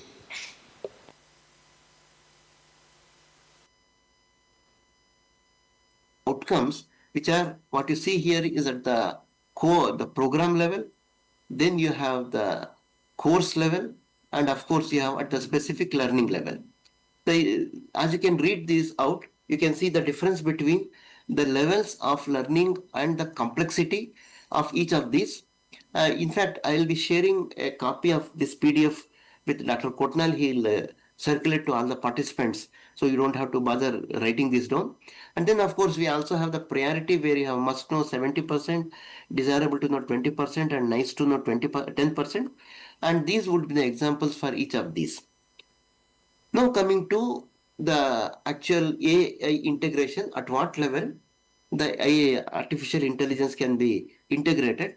What I am presenting here is only the policy level integration. I am not talking of any syllabus which is being prepared or which is the tools which can be used. At the policy level, for BPharm, what you expect is the students to have basic understanding for the purpose of understanding drug discovery, pharmacovigilance, hospital pharmacy automation, and clinical support systems. And the students will have competencies in certain of these data tools so that they are able to function effectively in AI-enabled clinical and community pharmacy environments. Please note here, the students at BPharm level are not preparing the what you call the algorithms, or they are not preparing any policies there. They are working as you can, if you can recall, the novice or advanced beginner phase for using the AI.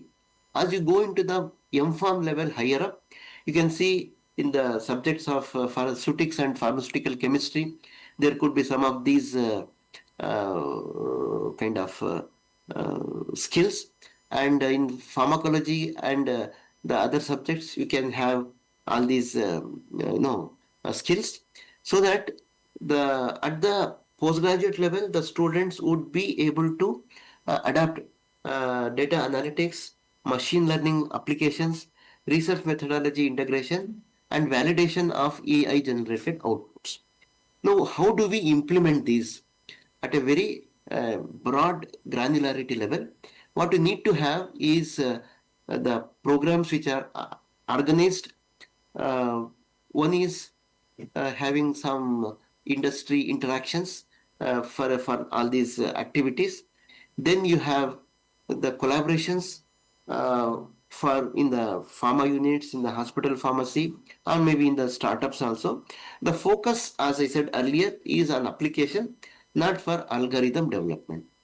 So what you require is, one is faculty capacity building, so that the teachers are aware and they can implement these AI tools, not only AI tools in relation to competency-based education, and very importantly, also structure the ethical and regulatory framework so that there is no compromise on the principles and on the legalities of the content and the performances. In the academic governance, it is about the curriculum implementation plan. I have designed a 12-step plan for the curriculum implementation. These are the 12 steps which we can discuss at some other occasion with more time, and this requires kind of on-site interaction as a kind of workshop. So these are the 12 steps in the organizing of curriculum implementation. With this, if there are any questions, you can post the questions through email, which the organizers will forward to me, and I can answer them whenever there is time. I'll find time for answering them. With this, thanks to all the organizers and all the participants. Okay, so these are some of the books which I have written and maybe useful for competency-based education across any discipline, not only whatever I have written, this for entire healthcare systems. And the book on competency-based education was published by CBS Delhi. It is available on Amazon also. Other books are not relevant for pharmacy education. These are about homeopathy or research methodology. So the first book on competency may be for both teachers and postgraduate students. It could be useful. Thank you. Thank you, sir. Thank you very much. We have very good session today, and Dr. Munir Ahmad sir has very nicely explained how we can use the competency-based methods in the pharmaceuticals in this era of artificial intelligence. He has very nicely, with example, he has narrated and he has explained that how structured curriculum works. The structured curriculum, structured methodology are very much important for the competency-based curriculum. In that same way, the artificial intelligence in today's era, artificial intelligence has become need of the hour. So now we have to think very seriously that whether we can implement this artificial intelligence with a proper curriculum in our pharmaceuticals or in our nursing, all these areas, because the last decade, the artificial intelligence has become the need of the hour, and it is growing, it is developing and growing like very nicely. So it should be implemented. So with this, I'm very much thankful to Munir Ahmad sir. Thank you very much, sir. You have done very nicely, and your presentation was excellent. Now the session is open for the question and answer. Hello, Namaskar, Dr. Munir ji. Namaskar, Sirse sir. You can see me? Yeah, I can see you. How are you? Fine. Okay. Congratulations for a wonderful session. The thing is that many things about being told about the artificial intelligence, AI, and its implications, its effect, all the things are going on. Now, I would like to say whether it is going to replace human beings or it will be an added advantage to the intellectuals where the human beings are also involved, in addition to artificial intelligence, as far as research is concerned and medical treatment is concerned. Sir, the human element will always be there. It cannot be replaced. And it is the humans who will develop this artificial intelligence. And depending on this is what I said, regulatory and ethical frameworks are very important when we are talking of the artificial intelligence. So used wisely and diligently, the humans can control the artificial intelligence. Otherwise, if we have a misstep, it will control the humans. So we have to be very careful to what extent we will empower. It could be a Frankenstein's monster. So we have to be very careful in this. Okay. Any more questions? Any questions? Okay, sir. Sir, I'm very much thankful to you for your elaborative session on behalf of BLD College of Pharmacy and Research Center.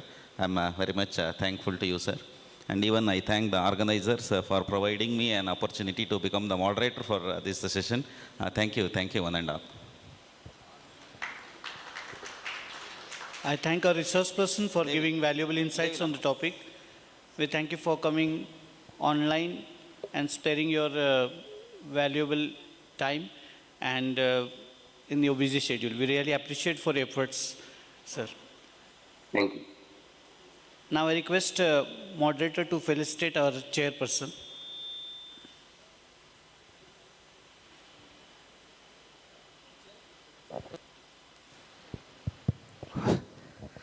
Before felicitation, I would like to thanks our dear Kotna sir, MC Sethi sir, and CC Patil sir, organizing committee members, for giving me opportunity to be the chairperson for this seminar and for this session. Thank you, one and all.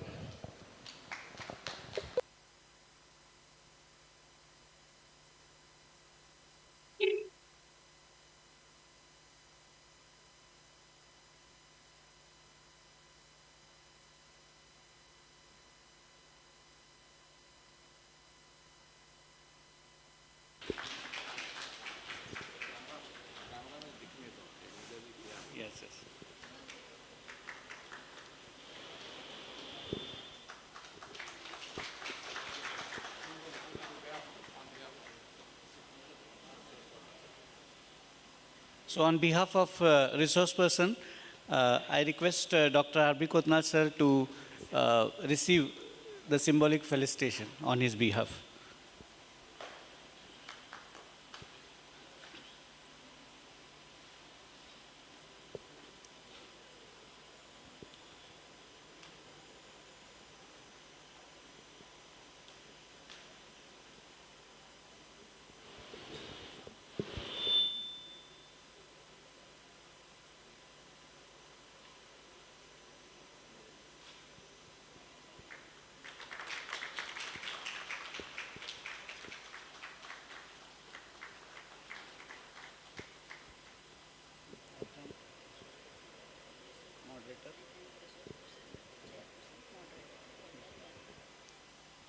I thank the resource person, chairperson, and moderator for gracing the event. Thank you so much.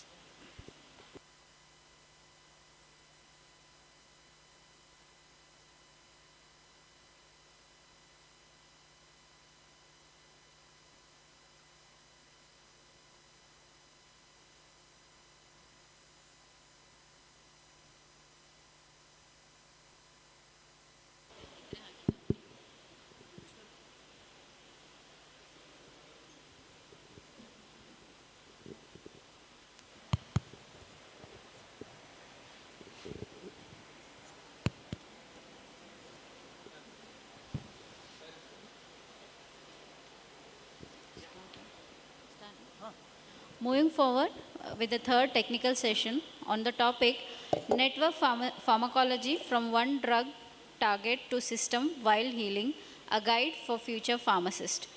For this, I now request the resource person, Dr. Tippeswamy sir, chairperson, Dr. Srinivas Raikar sir, and moderator, Dr. S.M. Biradar sir, to come on to the dais.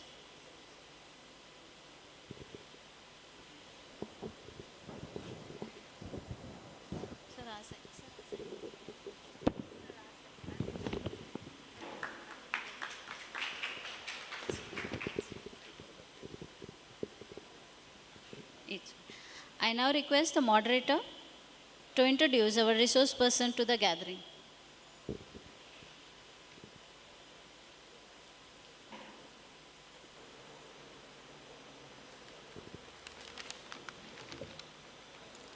Very good afternoon, everyone. It's my great pleasure to introduce one of my best guide mentor, Dr. Tippeswamy BS. Whatever we are here, capable to stand in front of you, we have learned most of the things from our Tippeswamy sir. He is a great pharmacologist.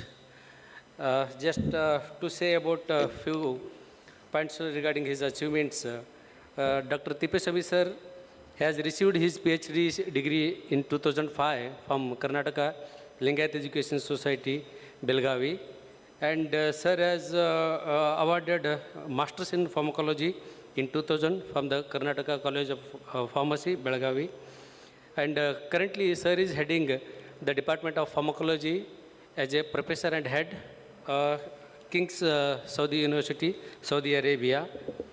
Sir is having many publications, around 72 international publications sir has, and 35 presentations in national and international conferences he has presented.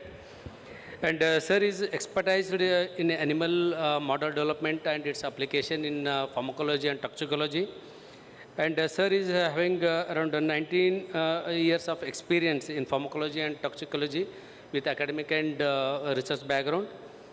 And the most important, the few of his achievements I am going to highlighting here. Sir has received Best Poster Award at the National Symposium 2012, and sir has received Best Poster Award International Conference in 2013, and sir has received Travel Fellowship International at the China, and sir is having many skilled, especially in pharmacology, toxicology, and the development of the DNA, RNA isolation, PCR technique and all. So, sir has guided 3 PhD and 36 master's projects for pharmacology and toxicology. With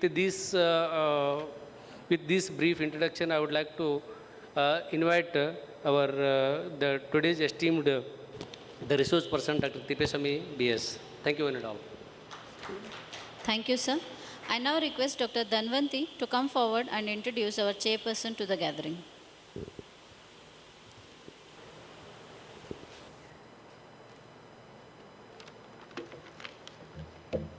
Good afternoon.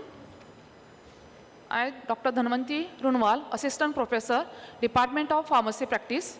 It's my immense pleasure to introduce today's chairperson, Dr. Srinivas Raikar, sir. Sir has completed MBBS Sri B.M. Patil Medical College, Bijapur, Karnataka in 2002 and MD in Pharmacology, MR Medical College, Gulbarga in 2014. Sir has vast experience as tutor, PG resident in pharmacology at MR Medical College, Gulbarga, Karnataka, 2011 to 2014. Then, sir, as a assistant professor, Department of Pharmacology in Kemeny Institute of Medical Science, Nalagonda District, Telangana, from 2014 to 2018. Then, sir, as a associate professor, Department of Pharmacology in same from 2018 to 2020. Then, sir, as a professor and department head of pharmacology, BLD deemed to be University, Sri B.M. Medical College, Hospital Research Center from 2022 to 2024. Now, sir, as a professor and head of the pharmacology, BLD is deemed to be University, Sri B.M. Patil Medical College, Hospital and Research Center from 2024 up to present. Sir has various roles and responsibilities as a chairman, Institutional Animal Ethical Committee at the same college.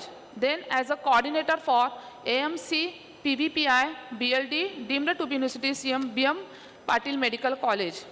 Then sir as a member secretary, Drug and Therapeutic Committee in the same college. Sir has published more than 20 research publications in national and international journals. So with this brief introduction, I welcome to you, sir. Thank you, sir.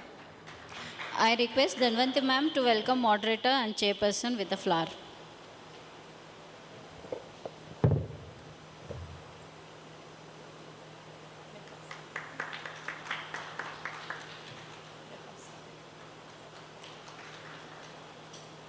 Thank you, ma'am.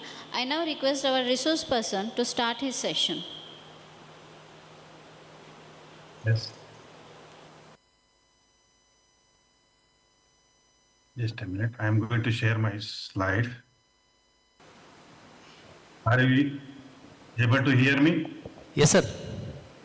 My voice is clear to you all? Yes, sir. Okay.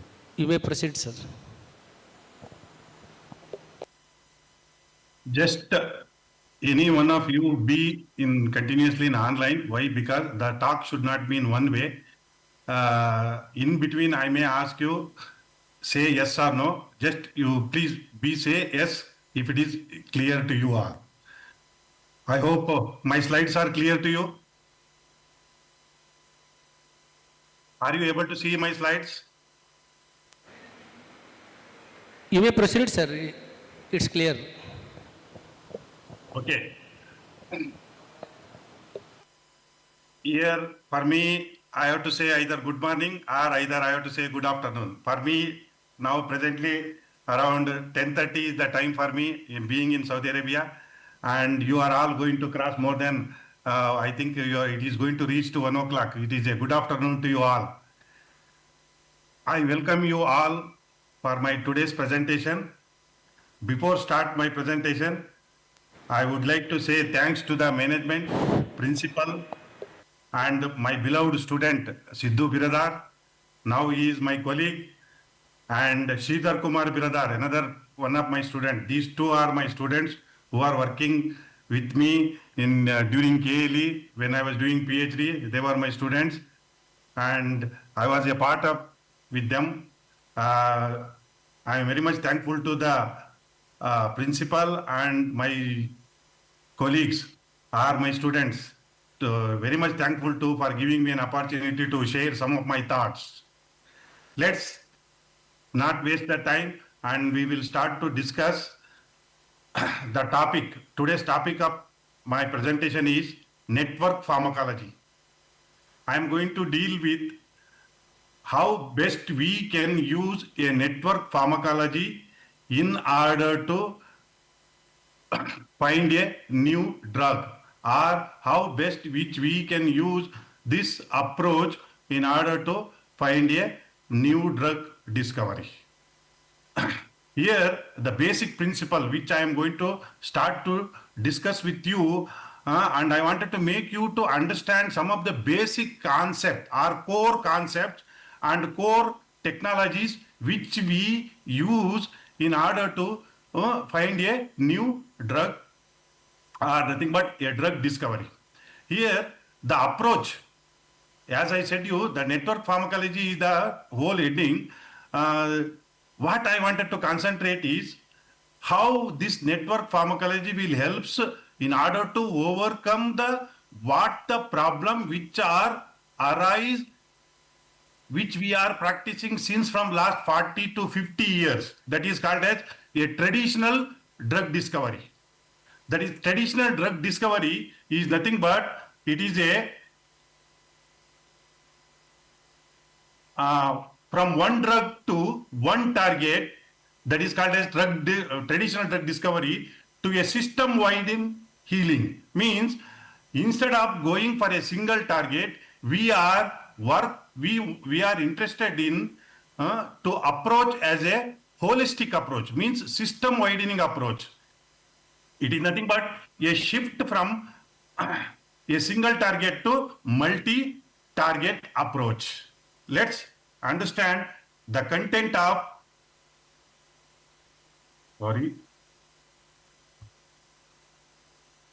how the slides are not moving. Slides are not moving, sir. That's what. Is it able to move now? Yes, sir. Okay. What next couple of minutes, 30 to 40 minutes, which I wanted to discuss with you all. The first and foremost, we will try to understand what is the traditional paradigm. Means understanding one drug and one target model, what is its success and what is its inherent limitations.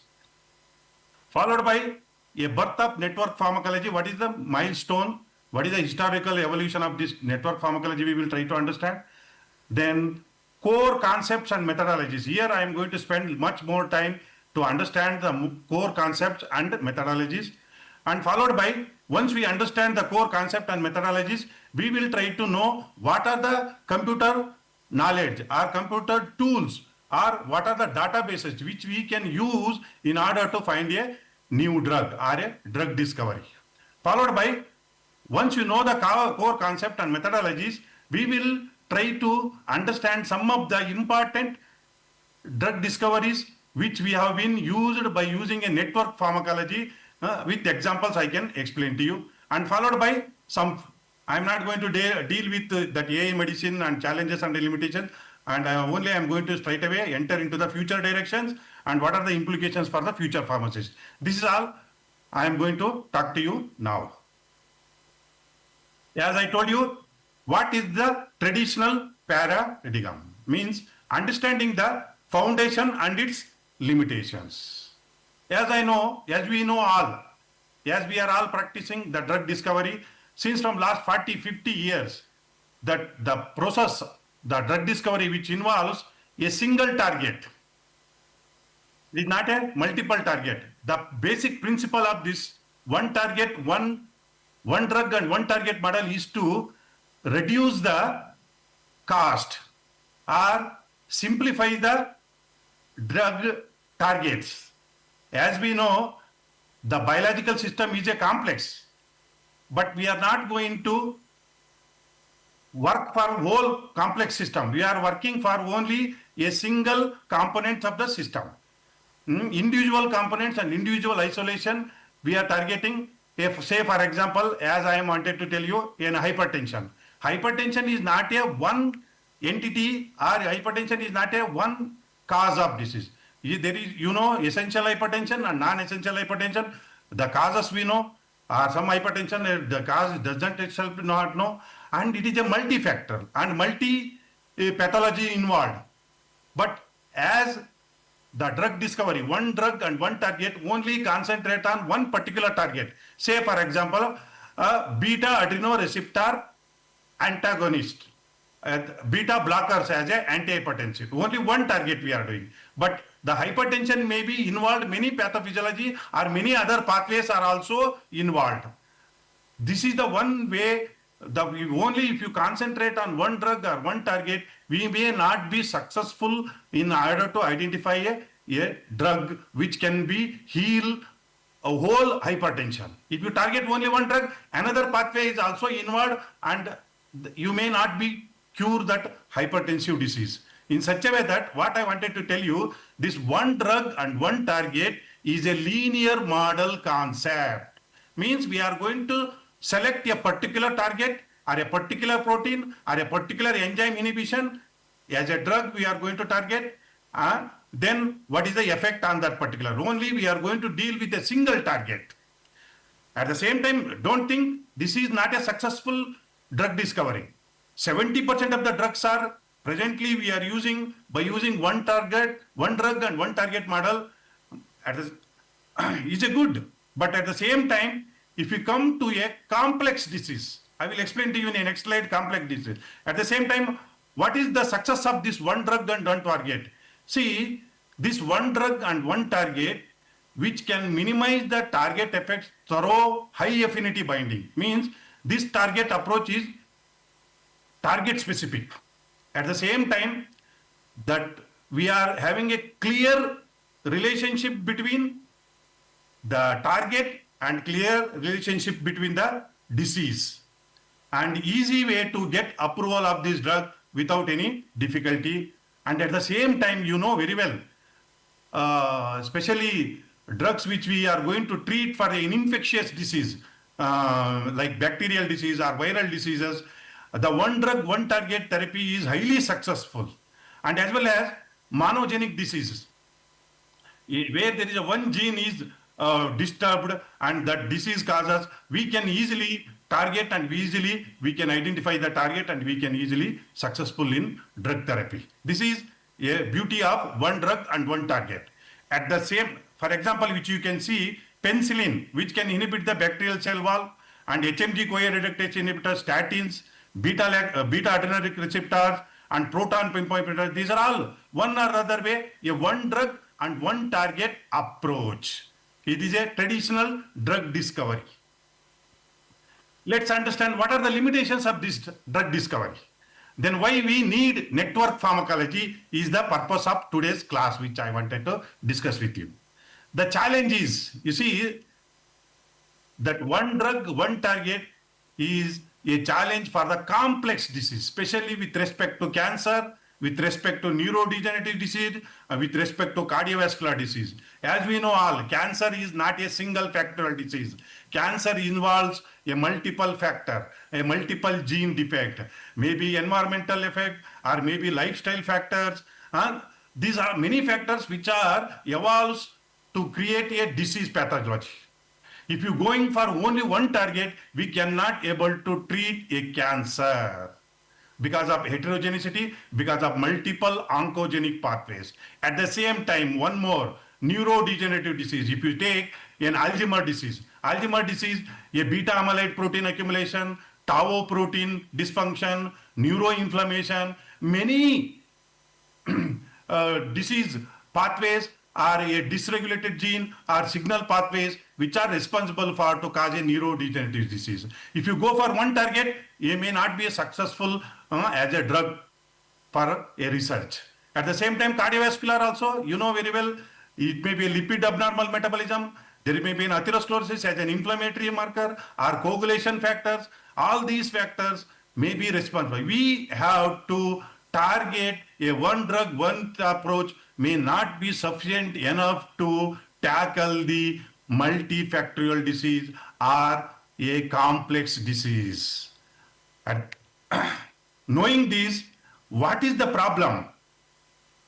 Targeting a single node in a complex network often produces a limited therapeutic benefit because of our diseases pathways have an alternative pathway. If you block one pathway, another pathway may get activated and the disease may progress. That's why your one target, one drug approach may be not sufficient enough to cure the disease or to find a new drug. At the same time, especially with respect to cancer, here the cancer may going to get a resistance. Especially when you treat with by one target therapy, you are going to treat, say for example, you are going to inhibit the epidermal growth factor inhibitors. But at the same time, cancer may going to, the cells may going to survive by using another pathway called as PIP3-AKT pathway. That is the way, if you target one pathway, another pathway will be going to get activated and the disease may progress. That is called as rapid resistance may develop.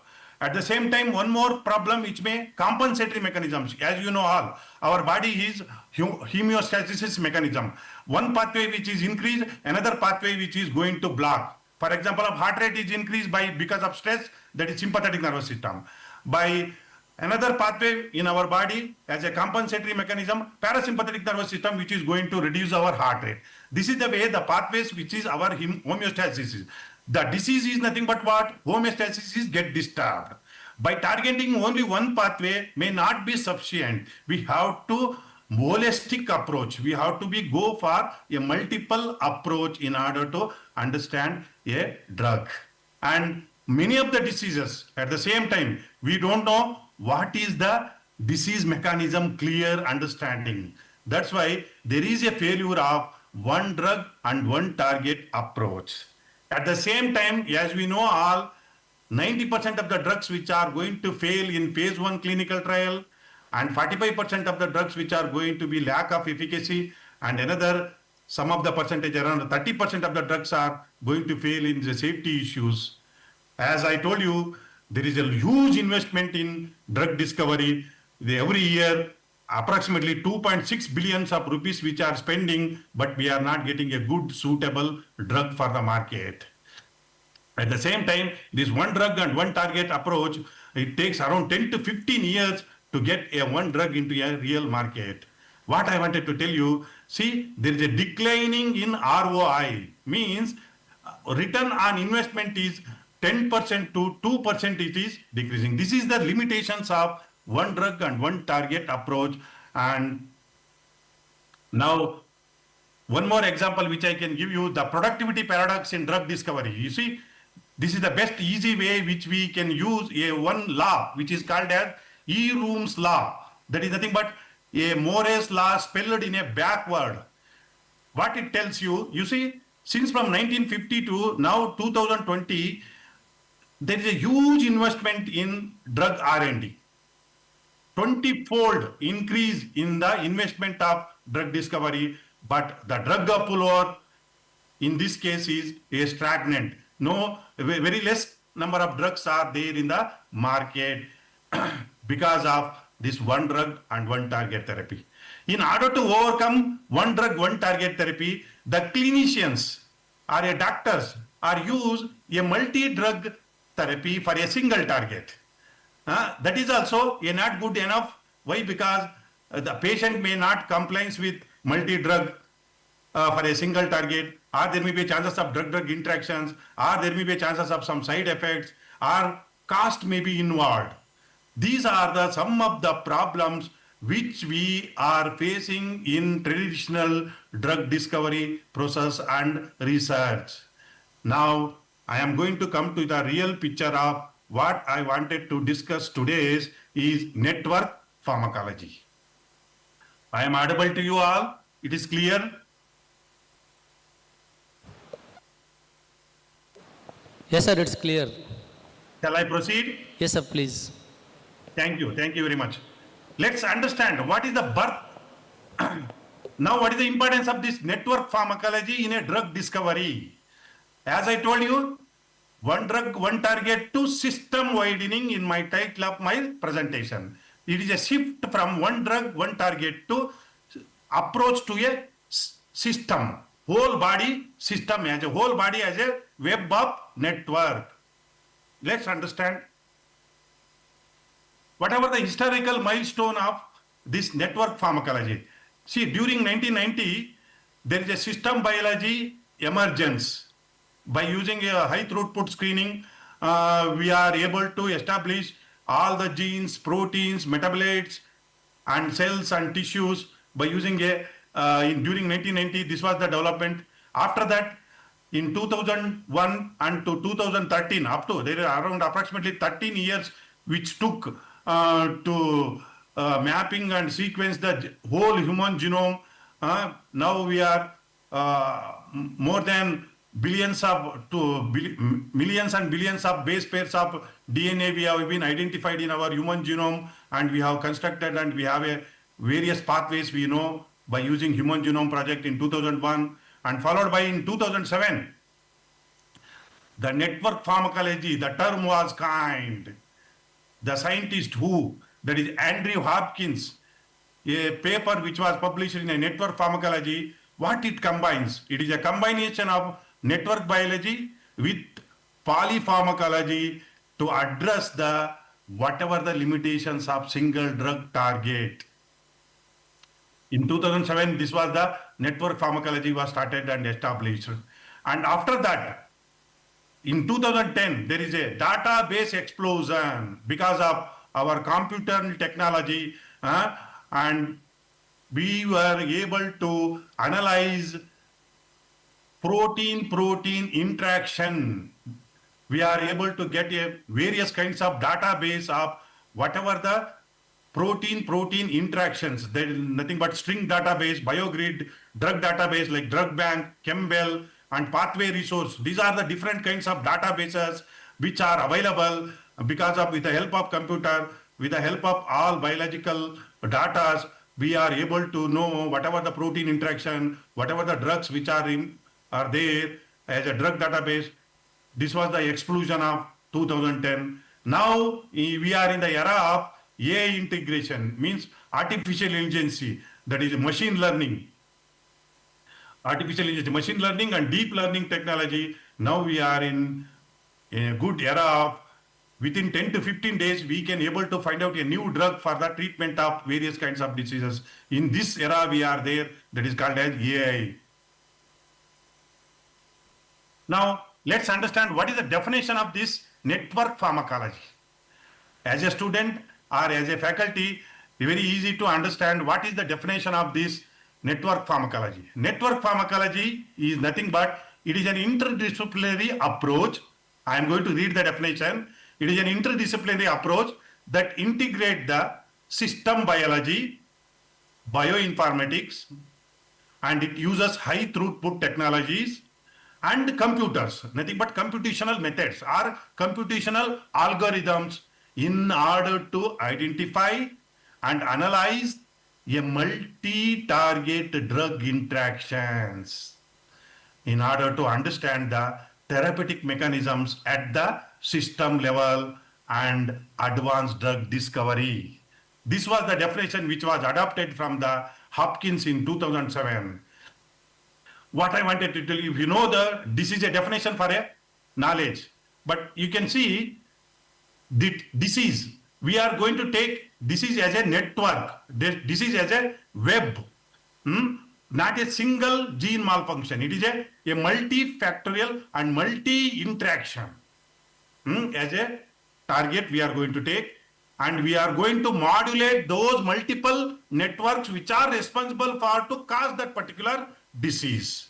Then we will going to restore whatever the homeostasis which was disturbed by correcting the multiple networks by a single drug, by using multiple networks. This is called as a network pharmacology. As I told you, you can see in this a paradigm shift that is called as from to two. Here you see one drug, one target. A single molecular focus is there in one drug, one target, but here in a network target, it is a multi-component. It is a system level focus. Here this one drug, one target is a linear cause effect. Here a network pharmacology involves a network of interactions. Here it is a one drug, one target is a reductionist approach, but here it is a holistic approach. ultimately, what is our core objective of this network pharmacology is to understand the drug action at the system level by considering how the drugs modulate the entire biological networks. I'm asking you here, it is an entire biological network in order to restore how. Sir, 2 minutes, 2 minutes back we go, sir, just. Go back. Sir, 2 minutes back, just you go 2 minutes back. Okay.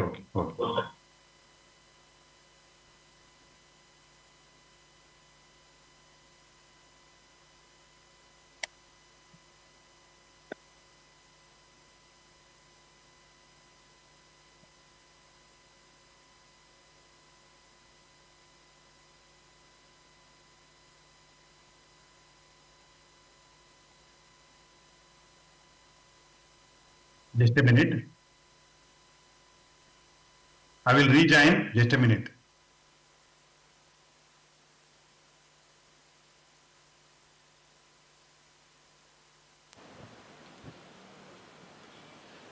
You may proceed, sir. Multiple openings, it seems.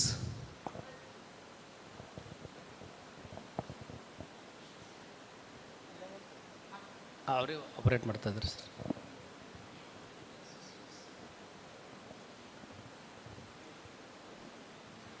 Sir, there are multiple logins, it seems.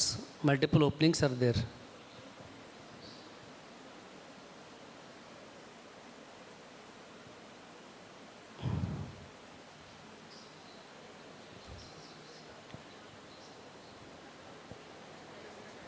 Sir, it's done. You may proceed now. I will share my slides. There was not, slides were not moving, that's why I rejoined. Okay. Just a minute.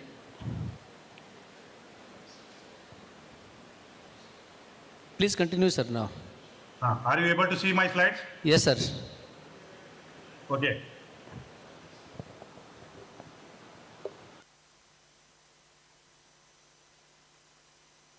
I was here. Yes, sir. The definition of network pharmacology, as I have been explained, Sir, maximize the slides. Maximize. Okay. Thank you. Are you able to see now? Yes, sir. Okay. See, as I was discussing with you, I hope you maybe understood the definition of network pharmacology. See, network pharmacology is an interdisciplinary approach that integrates the system biology, bioinformatics, and high throughput technologies and computational methods in order to identify the multi-drug target interactions, to understand the therapeutic mechanisms at the system level and advanced drug therapy. As I told you, see, we are going to consider disease as a network. Disease not as a one single pathway. We are considering whole body as a network, and we are going to concentrate on multiple pathways instead of a single drug for a multiple pathway. That is our aim of the network pharmacology in order to find out a therapeutic drug. That is therapeutic intervention. We are going to modulate the multiple network simultaneously by a single target in order to restore our homeostasis. As I wanted to tell you, what is the shift from, as my title of my topic itself tells you, there is a paradigm shift from one drug, one target to network target or multi-component. See here, in one drug, one target as a traditional approach, we are going to use a single molecular focus or a single protein we are targeting. But here in a network pharmacology, a system level focus. Here the one drug, one target is a linear cause effect. It is a single drug, single target, single approach. Here we are going to concentrate on network interactions. And here this is a one drug, one target is a reductionist approach. Here it is a holistic approach. Finally, the core objective of this network pharmacology is to understand the drug action at the system level. by considering how the drugs will going to modulate the entire biological network in order to restore the homeostasis rather than blocking the individual disease causing agent or individual disease causing enzymes or individual disease causing genes. We are going to approach to a multiple networks. Nothing but the three pillars of this network pharmacology is to system biology. By using system biology, by using polypharmacology, and by using network science, we are going to build or we are going to discover a new drug by using a network pharmacology. In a easy way, which we all can easy to understand. I hope you may be able to see, all of you, the picture here. See, consider your city, the Bijapur or Vijaypur. It is considered as a big city which has a many roads. Many roads, there is a traffic jam in that particular roads. If you stop, you consider the stuck or a traffic jam is considered as a disease. If you are going to clear that particular struck,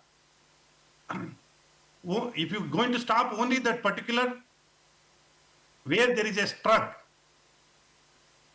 only one target which you can achieve, but still there are many other road blocks are there. You have to clear all those road blocks, then only you can able to achieve the traffic should be move freely in a town. The same way here, your city has a many roads, a traffic jam considered as a disease, which happens because of several roads are get blocked. In our body, in our pathway, our pathology of the disease is not a single, it is a multi pathways are maybe involved in causing the disease. We have to target all those multiple pathways from a single target. Then only we can able to optimize a drug for a particular disease. What I wanted to tell you, fixing only one road may not solve the problem. You need to optimize the whole traffic network. In that way, the drug target networks do exactly same kind of this. That's what you can see. Wherever there is a green, there is a we can have a drug target. We can overcome the block and we can clear the traffic. Better treatment for complex disease. Ultimately, network pharmacology, the importance is to treat for a complex disease. Now, try to understand what are the core principles of this network pharmacology. First principle is network targets. Next one is rational pharmacology.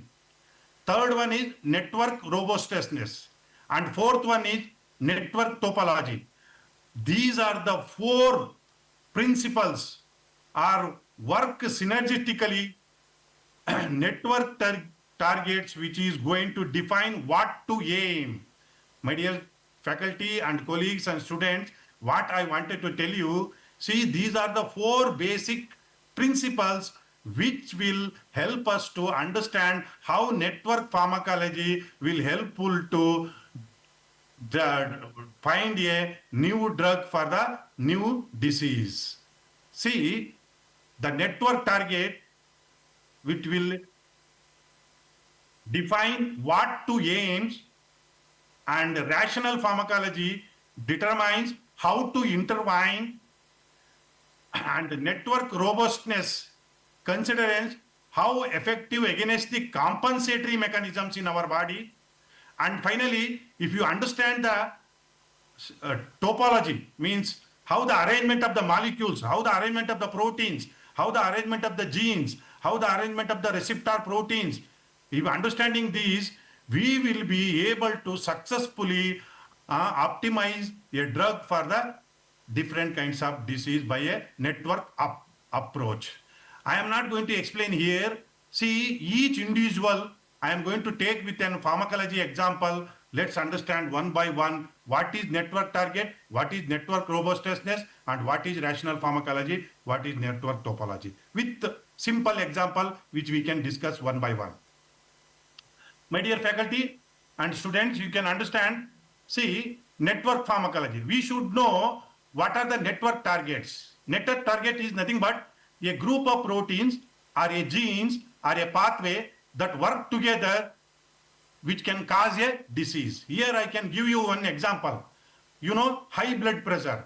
High blood pressure may be due to activation of sympathetic nervous system, or maybe due to because of angiotensin receptor activation, or maybe activation of angiotensin 2 from the renin, and renin will be get stimulated to the lungs to produce angiotensin, and many other, and kidney, maybe kidney problems or salt and water retention, fluid volume.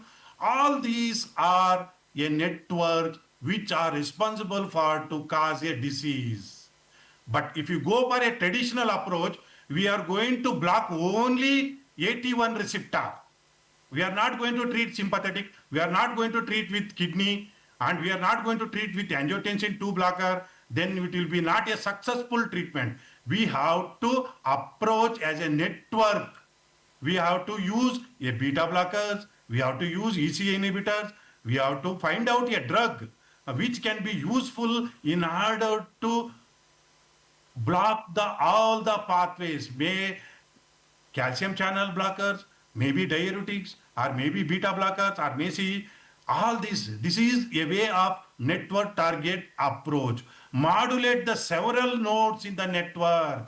What I wanted to tell you, this is also one node, sympathetic nervous system. AT1 receptor is another node. Kidney is another node. We have to approach to all these nodes. That is a balanced approach in order to treat in hypertension. This is called as a pharmacologist, as I am a researcher, we should try to understand what are the proteins, what are the genes, what are the pathways which are responsible for to cause a disease. If you understand these pathways, if you understand the proteins, if you understand the genes, we can able to treat or we can able to find out a successful drug for the treatment of disease. This is called as a core pharmacology principles with respect to network target. We should know the network target. Next one is rational pharmacology approach. Means designing one drug that intentionally hits the targets in a disease network to produce a stronger, safer therapeutic effect. See, my dear faculty and students, you can understand, here you see the cancer cell. Cancer cell epidermal growth factor signaling helpful for the growth of a cancer. There is a series of signaling pathways, RAS, RF, MEK, ERK cascade. This is the pathway which will helpful for the cancer cells to grow. At the same time, PI3, AKT, MOTR pathways are responsible for the cell survival. Simultaneously, both are helpful for the cancer cells to grow, divide, and survive. But as a traditional drug approach or a one drug, one target, if you're going to block only this pathway, epidermal growth factor pathway will be not sufficient enough to treat the disease of cancer. Cancer, the other pathway, that is cell survival pathway, will helpful for the cell to survive. Even though you are going to block by growth factor inhibitor, but cells will start to grow by using another pathway. By understanding the various pathways, by using a network pharmacology tools, we can rationalize by using a polypharmacology. For example, you can see EGFR inhibitor as a drug A, PA3T inhibitor as a drug B, and CDK4/6 inhibitor as a cell cycle inhibitor. See, growth inhibitor, cell survival inhibitor, and cell cycle inhibitor all together as a synergistic effect which can helpful to stop or arrest the growth of a cancer cell. Ultimately, the core idea in a simple word, what I wanted to tell you, many diseases are caused by multiple pathways acting together, not one single protein. That's why we have to rationalize the design to multi-target drug generally modulates these several key points in the network so that we can return the imbalance. That's why one more best example you can see in the down. Is it possible by one hand we can straighten this bend wire? It is not possible. By using two hands we can able to straight the needles or a wire. That's what I wanted to tell you. By using multiple approach, multiple pathways approach, we can able to treat a drug discovery. That is network of pharmacology helps you all. One more thing, network robustness in drug discovery. As we know all, our body is having a homeostasis controlled regulatory mechanisms. Some pathway which are disturbed, another pathway which is helpful for to balance. At the same time, even in the disease also, for example, cancer, when we are going to target a drug with the endothelial growth factor inhibitor as a growth factor inhibitor, if you block this pathway, the cancer cells get resistance and they will start to use a PI3T AKT pathway to survive, and the cell will start to further to grow and cell will divide. To overcome this resistance, we start to going to give, as I previously told, if you block the growth, if you block the survivability, and if you block the signal, that is intracellular signaling mechanism from extracellular to intracellular, intracellular to nuclear cellular, all those pathways if you block, if you understand those pathways by using a network pharmacology tools, we can able to treat a drug. If you use a single drug target, it is very hard to subside the cancer. Especially what I wish to say here, network pharmacology is helpful for where there is a multi-genetic disorder, where there is a multiple pathways involved. This network technology will be helpful for us. I am audible to you all? Yes, sir. It is very clear? Yes, sir, it's clear. Can I proceed? Okay, thank you.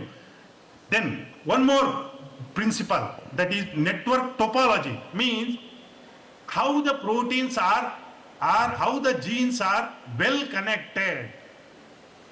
See, there is a major gene and minor gene. Dear sir, major protein, sir, minor protein. Sorry for the interruption, sir. Yes. Sorry for the interruption, sir. As we are running late and next session is to be proceed, another 10 more minutes you have, sir. Okay. Then I will. Okay. I will finish fast. Okay. Yeah. As you can see here, there is a hub. This is a major regulatory protein which are interconnected with that. And if you target with this hub, you can be a successful drug treatment. At the same time, you may have side effect also.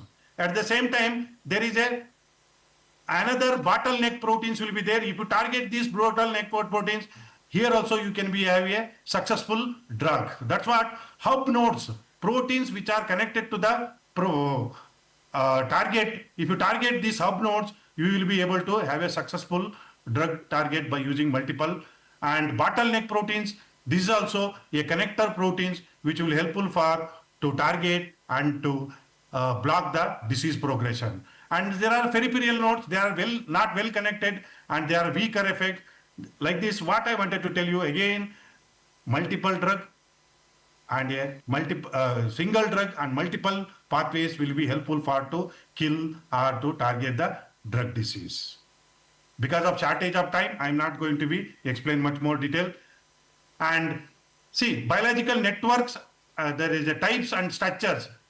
These are the networks which we are using. Protein protein interaction networks. We should be strong knowledge about the protein-protein interaction as a researcher. We wanted to identify a drug for the treatment of disease means we should be strong enough to understand protein-protein network, gene regulatory networks, signaling pathways. As we know how the cells are communicate each other, then followed by various metabolic pathways. We should be have a knowledge of various metabolic pathways, and we should know what is the gene, which gene is responsible for which cause of disease. We should be strong enough to understand, and we should know what are the drug and what are the drug target networks. By understanding these biological networks, their types and their structures will help us to design a molecule by using a network pharmacology. As I told you, here you can see there is a proteins. There are not a single protein is exist without any interactions. All the proteins have a various interactions. If you know the interactions, then easily we can target the drug. There are strong protein has a red, here you can see the red color. It is a high protein, highly connected, and bottleneck proteins. If you target these proteins, if you understand these are the proteins which are responsible for to cause the disease means easily we can target and easily we can find out a new drug for the new therapy. Next, gene regulatory network. As I told you, genes are on, genes are off by using various transcription factors. We should know which gene is responsible for what kind of disease, which gene we can target. This is by understanding the regulatory network, we can able to design a new molecule by using a network pharmacology. See what I wanted to tell you. See, here is the red. If you block this regulatory network, you can cure many of the other bottleneck proteins or bottleneck other proteins, or you can modulate the genes, or you can disturb the pathways.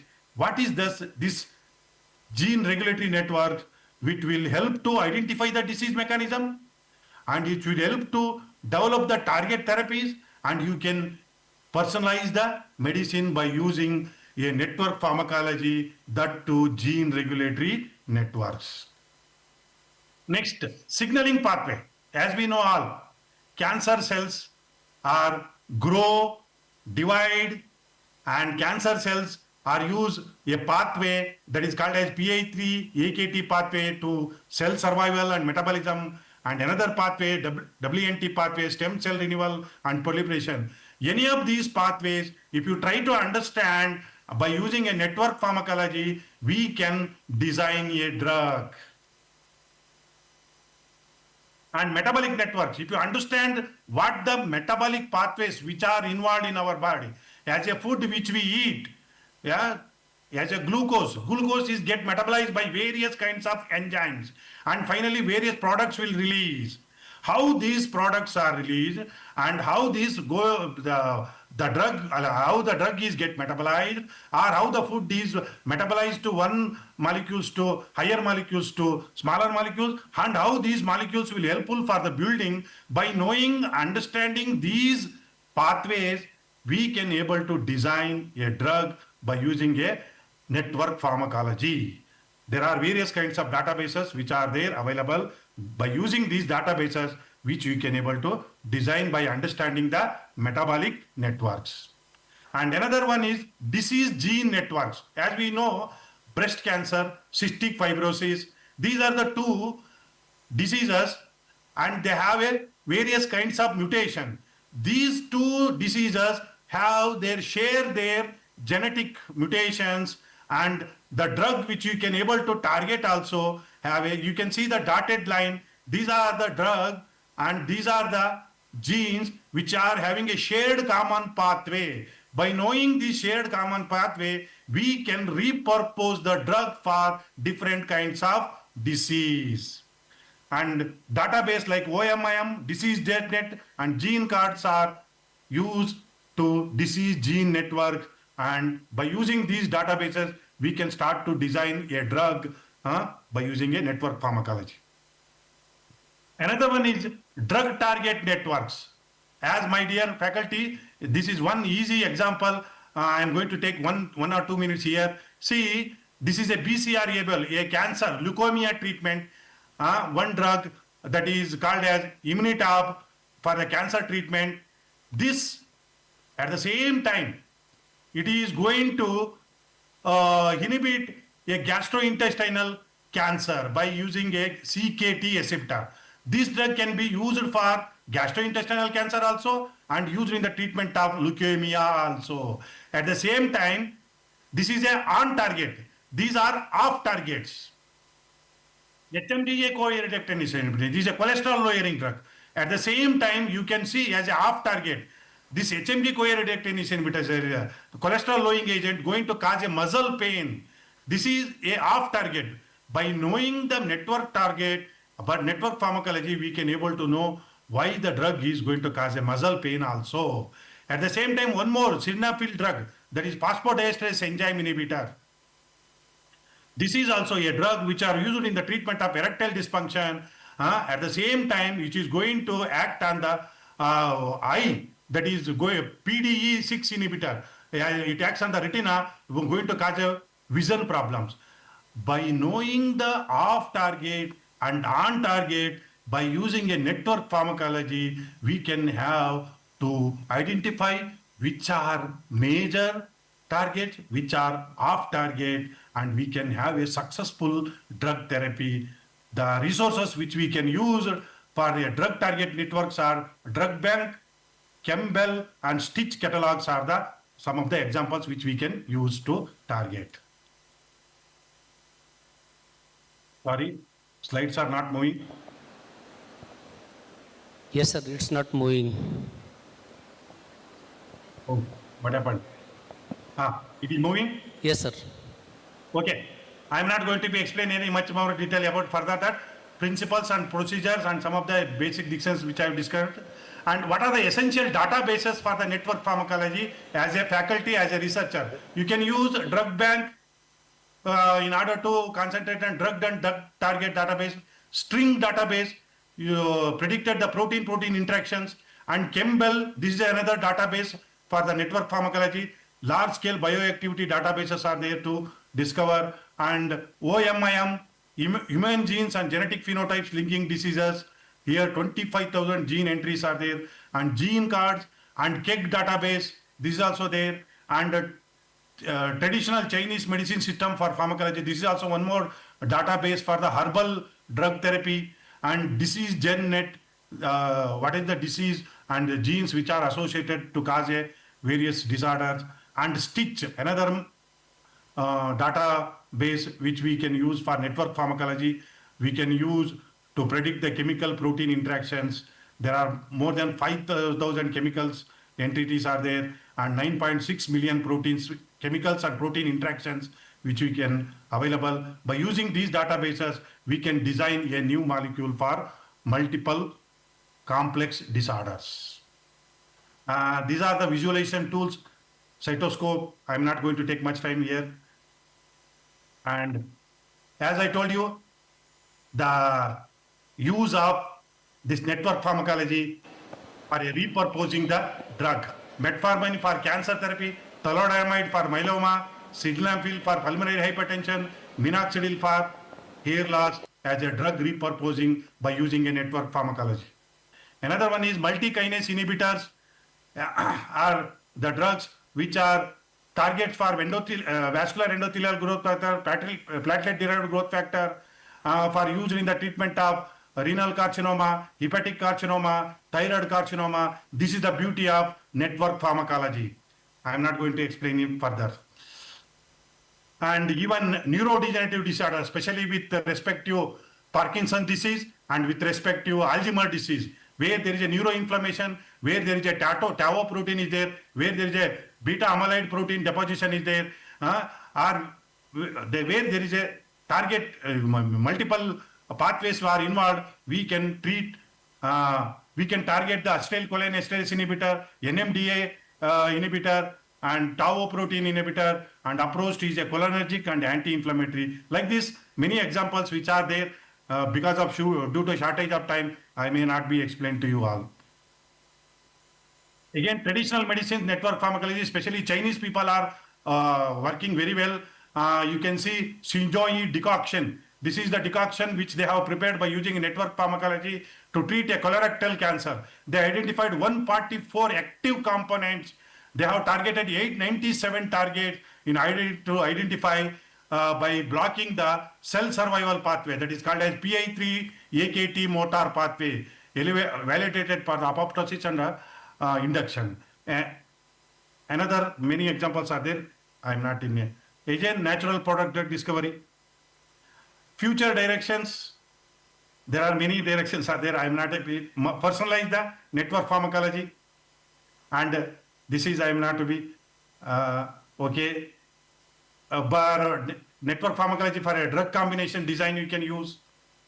And finally, future pharmacist, where we can, by knowing the knowledge, by understanding the system biology, by understanding the various tools of computational tools, by knowing the various multi-omics data, by knowing the area evolution, by knowing the polypharmacology, by knowing the, if you are strong competency enough on all these systems, and by knowing the basic understanding of all these, we can have a good researcher, and by using this network pharmacology, we can find out a new drug. Finally, where we can use the applications, drug-drug interaction management, pharmacogenomics, drug repurposing, clinical decision making, and pharmacovigilance also, as a pharmacist we can use. Especially research opportunities for academia, pharmaceutical industries, bioinformatics, regulatory science, and clinical research. And you can become an entrepreneur by understanding the network pharmacology. Finally, I am going to conclude because of shortage of time. I am sorry, I could not able to explain you in detail. I am going to read what is my conclusion. Embracing the system paradigm means network pharmacology represents more than a technological advancement. It is a fundamental shift in how we understand the health, disease, and healing.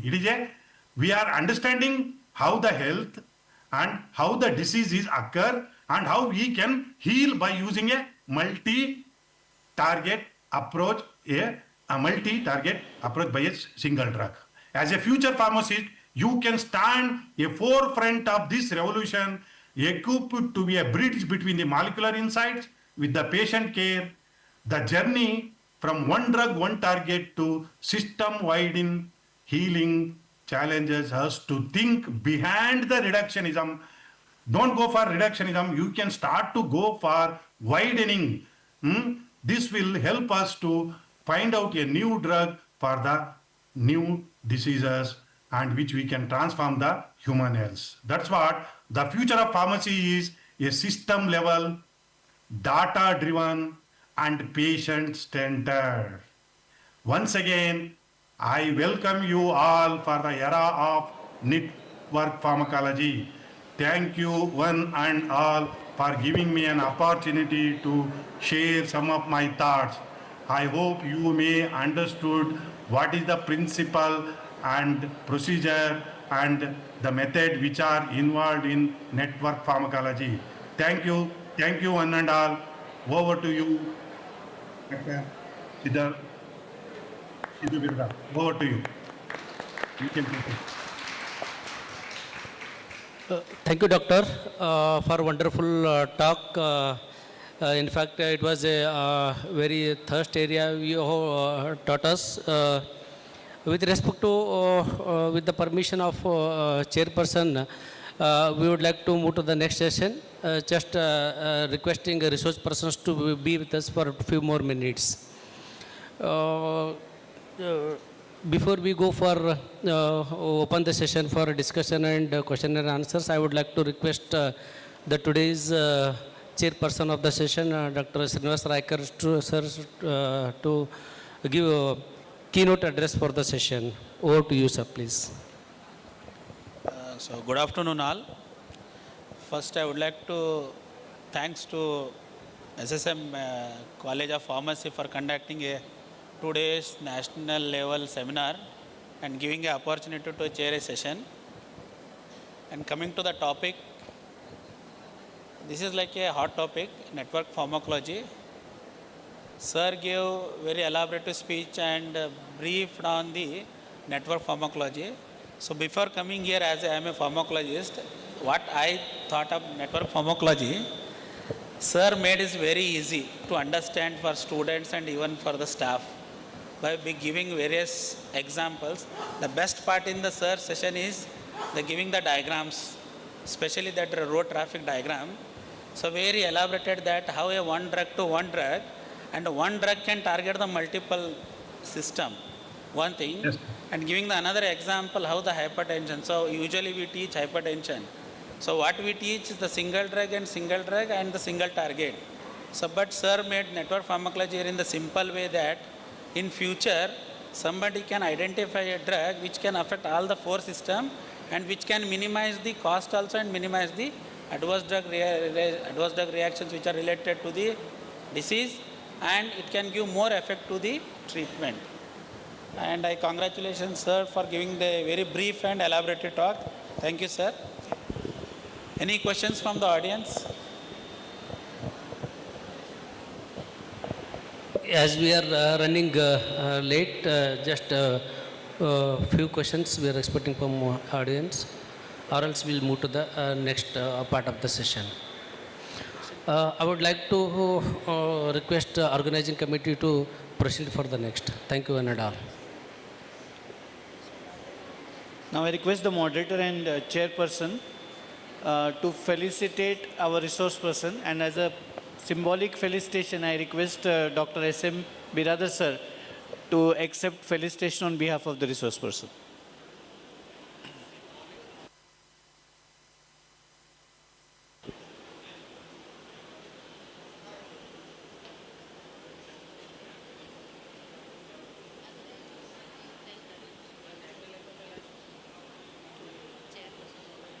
Moderator has to do it.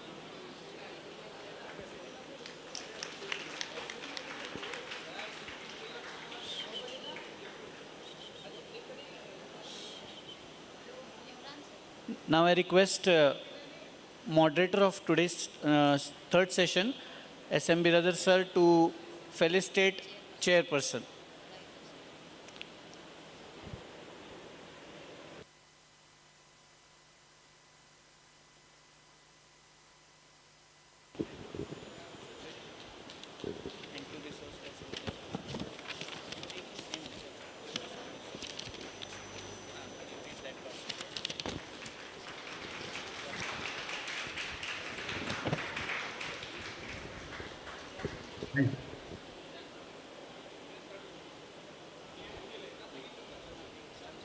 I thank our resource person, Dr. Tippeswamy sir, chairperson, Dr. Srinivas sir, and moderator, S.M. Biradar sir, for their valuable time. Moving forward. Sir, Dr. Sir, Tippeswamy sir. Yes. Sir, with one more question, sir, would like to ask as a chairperson of our session, sir. No problem. No problem. Sir, actually I have two questions. If you take the pharmacoeconomics part, sir, and you see the networking pharmacology, is it is going to minimize the cost or it is going to increase the cost, sir? In Definitely future? to minimize the cost, sir, by using the. Okay. Yep. We can reduce the time also. We can minimize the cost also. And if you take the personalized medicine, sir, nowadays the era is the personalized medicine. Obviously. And how this networking pharmacology or the networking system, sir, how it That's is what, going as I told you, if you understand the whole human genome of a personal, for a particular person, if you understand it, hello,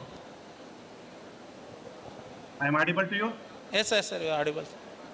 If you understand the person, personalized gene, and which genes are responsible for to cause that particular disease, and what are those genes, and what is the interactions of those genes with the many kinds of pathways. If you connect those pathways by using a network pharmacology, definitely we can personalize the medicine by using network pharmacology. Simply, it is network pharmacology is not a say one. We have to. It is a complex. It is a combination of system. It is a combination of computer technology. It is a combination of the disease pathology. We should be strong enough to understand the whole basic concept. Then only we can able to be successful in treating the disease or discovering a new drug. We should be strong enough the normal physiology. We should strong enough the disease pathophysiological mechanism. We should strong enough to understand the which gene, which protein, what is the protein interactions, which see, as I told you, HMG CoA reductase inhibitors. This is used in the treatment of to lower the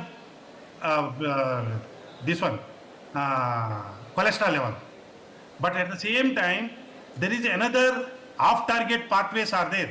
We are not considering the off-target pathway in a single drug, single target.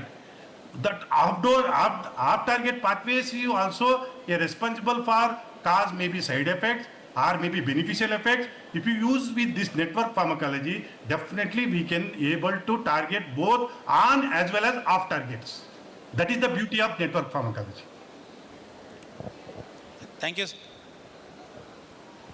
Sir, thank you very much for your wonderful session. It was a fantastic session, and we have been incited with a lot of from conventional targeted to multiple targeted, which is more successful, and it would be a future of our research. Thank you for the session, and you have made it national to international level, sir. Thank you, sir. No, Thank there you. was many examples were there. I could not able to explain in detail to make the student audience and especially with respect to students. Simply, if you keep on explaining standard words, that may be not good enough to understand the students. If you give with the practical examples of pharmacology, then easy way to understand the students. There was many examples were there. I could not able to explain to you still further better. Sorry, one more time, which we can meet all together. Thank you for giving me an opportunity to share some of my thoughts. Thank you, one and all. Thanks a lot.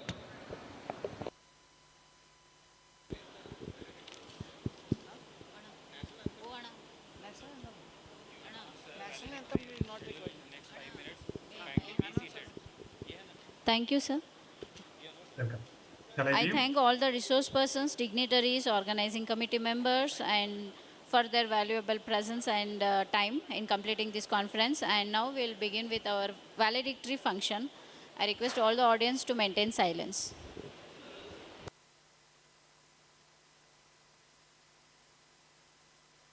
Hello. Hello, Tippeswamy sir. You can sign off now. Okay. Yeah. Okay. Thank you so much, sir. Welcome.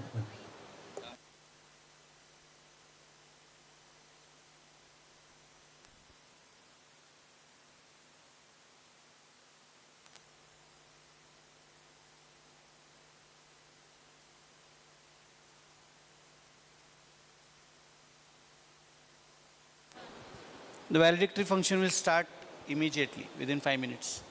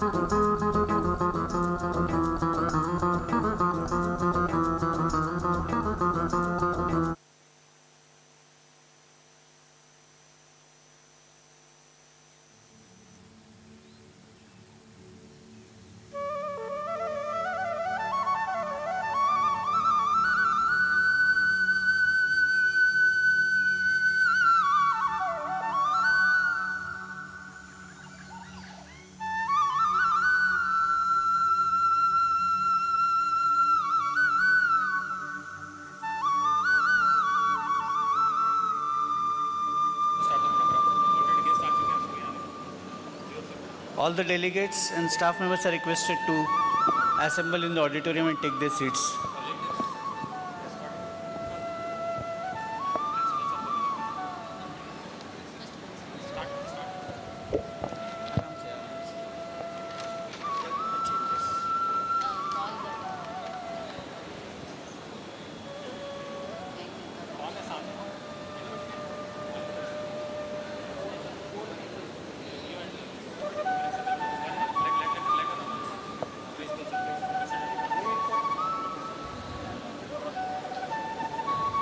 Good afternoon. Good afternoon, everyone. We take this wonderful opportunity to welcome you all for this much awaited event. Today, we have with us some distinguished personalities to grace this occasion. I now request our student volunteers to escort our principal sir to the dais.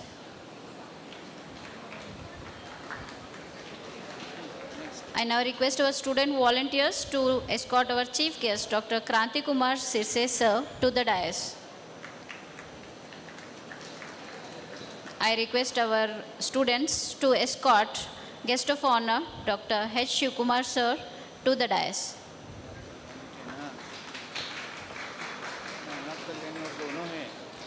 I request our student volunteers to escort our guest of honor, Dr. Navnath Kalyani sir, to the dais.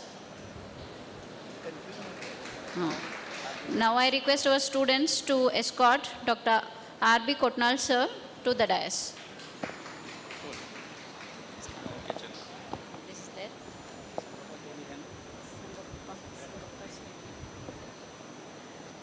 Moving forward, I now request Mr. Sangappa Teli sir to introduce our chief guest, Dr. Kranti Kumar Sise sir, to the gathering.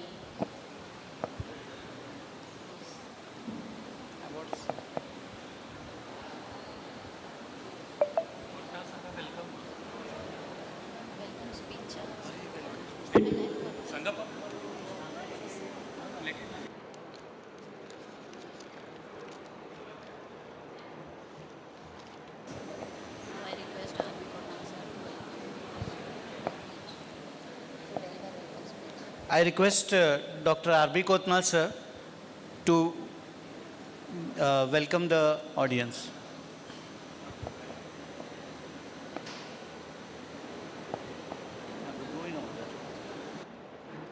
Good afternoon, everybody. Can you come forward? एक दो line आगे आ सकते हैं आप लोग. You can come forward. Last line, boys. आगे आ जाओ. Come. Stand up. थोड़ा आगे आ जाओ.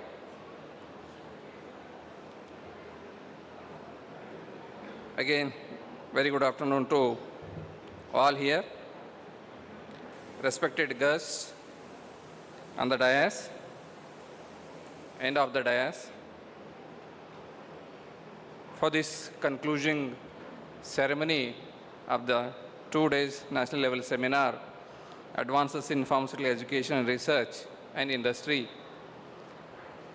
On this very auspicious valedictory function, we have 3 more distinguished guests. I take this opportunity to welcome Dr. Kranti Kumar Sirse sir, who is Registrar, Karnataka State Pharmacy Council. With his support, this could have not been converted into a successful seminar. I welcome you, sir, for this valedictory function. One more guest of honor, Dr. Navnath V. Kalyani, sir, former principal, architect of this college. When he joined in 2005, the college intake was 40 for B Pharma and 60 for D Pharma. Due to his continuous effort, we have added B Pharma 100, 6 postgraduate programs, PhD programs, PharmD programs. That's why I call him as architect of this college. Whatever we are seeing is his restless effort to build this institution. We welcome you, sir, for this gathering. One more very instrumental and effective person, Dr. H. Shivkumar who is going to be a guest of honor for this valedictory function. His support in organizing this as a president of APTI is very tremendous. I welcome you, sir, for this program. Our beloved principal, Dr.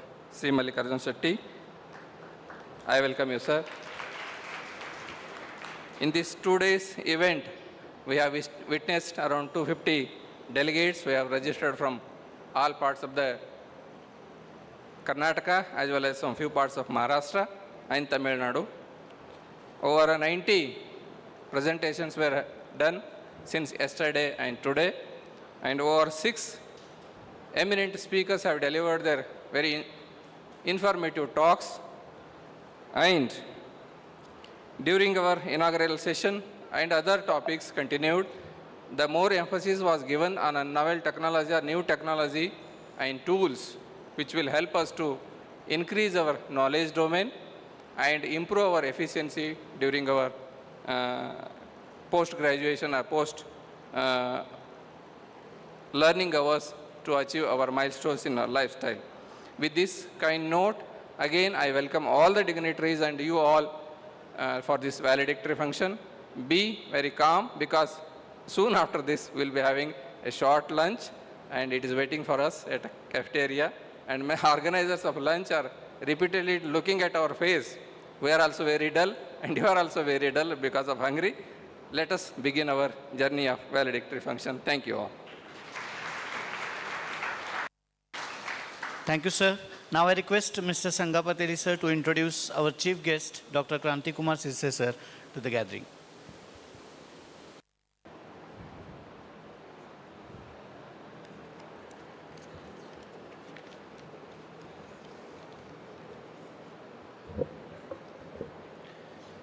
Good afternoon, respected dignitaries on the dais, my dear faculty members, and dear delegates.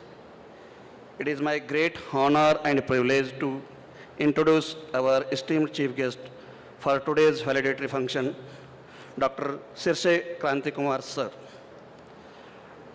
Sir is currently serving as the Registrar of the Karnataka State Pharmacy Council, Bengaluru. He is highly accomplished academician and administrator with over 3 decades of teaching experience, including 33 years at the undergraduate level and 22 years at the postgraduate level. Sir completed B Pharma and M Pharma from Gulbarga University, securing first rank in M Pharma, and later earned PhD in Pharmacy from Annamalai University. Their academic excellence and dedication have significantly contributed to the field of pharmaceutical education. Sir served as the principal of KRES, Karnataka College of Pharmacy, Bidar, for nearly 3 decades, shaping countless students and contributing to institutional growth. Sir has also served as a professor in pharmaceutics, guiding numerous postgraduate students and contributing to the research through publications and presentations at national and international levels. Their contribution extends behind academics through active involvement in prestigious bodies such as the Pharmacy Council of India, Rajiv Gandhi University of Health Science, and the Association of Pharmaceutical Teachers of India, where he has held key positions including Vice President and Chairman of Boards of Studies. He is also a recipient of the late Srimati Kamalabin Vaiva Memorial Award 2024 for their outstanding contribution to the pharmacy education. With such vast experience, dedication, and leadership, Dr. Kranti Kumar sir continues to inspire the academic and professional community. We extend a warm welcome to Dr. Sirse Kranti Kumar sir as our chief guest for today's valedictory function. Thank you for gracing us with your presence, sir. I request Teli sir to present a floral welcome to our chief guest, Dr. Kranti Kumar sir.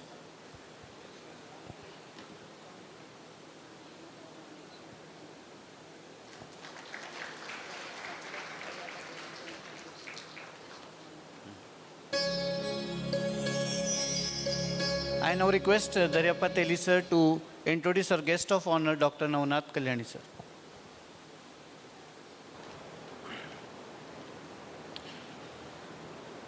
Good afternoon to all. Dignitaries, respected guests, faculty members, and dear participants. It is my great honor and privilege to introduce our esteemed guest for this valedictory program, Dr. Navnath Kalyani sir, distinguished academician and visionary administrator and eminent researcher in the field of pharmaceutical science. Dr. Navnath Kalyani sir currently serves as a principal of Nutan College of Pharmacy, Kautemankad, Sangli district, where the continues to contribute actively towards academic excellence and institutional development with an illustrious teaching and administrative career spanning over 35 years, including 15 years as a principal. He has played a pivotal role in shaping pharmacy education and research. He holds D Pharma, B Pharma, and M Pharma in medicinal chemistry, drugs from reputed institutions, and was awarded a PhD in pharmaceutical science from Kaktiya University, Warangal. His area of specialization lies in organic and medicinal chemistry, particularly focusing on the synthesis and pharmacological evaluation of heterocyclic compounds. During his long and impactful tenure as a principal, 14 years at BLD SSM College of Pharmacy and Research Center, Vijaypur, Dr. Navnath Kalyani brought remarkable transformation under his leadership. First one already Kotna sir told, increase the intake. The B Pharma intake increased from 20 to 100, as sir mentioned in his biodata. 7 postgraduate departments were established, one of pharmaceutical technology is of now. So introduction of PharmD and PharmD post-bachelor programs, development of research centers in 3 departments, that is PhD, and securing major research grant exceeding around 2 crores. And he has also served in various prestigious roles, including professor, advisor for NAC, IQAC coordinator, and president of educational and research institutions, contributing significantly to quality assurance and academic governance. And Dr. Navnath Kalyani sir is an accomplished researcher with 23 research publications in reputed national and international journals, multiple conference presentations, oral and posters, guidance of 20 M-Pharma students and PhD scholars awarded and ongoing, research grant funded by RGHS Bengaluru, focusing on heterocyclic compounds and drug discovery. And in addition, he has served as an examiner and evaluator for numerous universities, including RGHS, Kale University, Manipal University, and others. He is also a NAC panel member, reflecting his expertise in accreditation and quality standards. And sir's contribution have been widely recognized through several prestigious awards, including first one, Hyderabad Karnataka Excellence Award in the year 2005, Education Award from HRDA New Delhi, it is also 2005, and Certificate Appreciation from APTI, and Paul Harris Fellow Award by Rotary International. Beyond academics, he is known for his exceptional leadership in organizing national seminars, conferences, and academic events, and for his dedication to student development and institutional excellence. Dr. Navnath Kalyani sir is truly an inspiration to the academic community, embodying commitments, leadership, and scholarly excellence. Dr. On behalf of organizing committee, it is my proud privilege to welcome and invite Dr. Navnath Kalyani sir to grace this valedictory program and share his valuable thoughts. Thank you once again.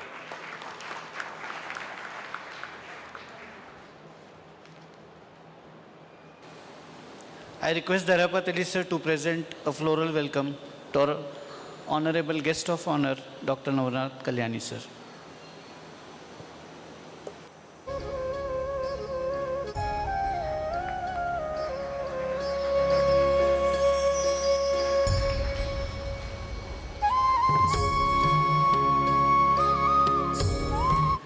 Now I request Dr. V.P. Patil sir to introduce our guest of honor, Dr. H. Shivkumar sir.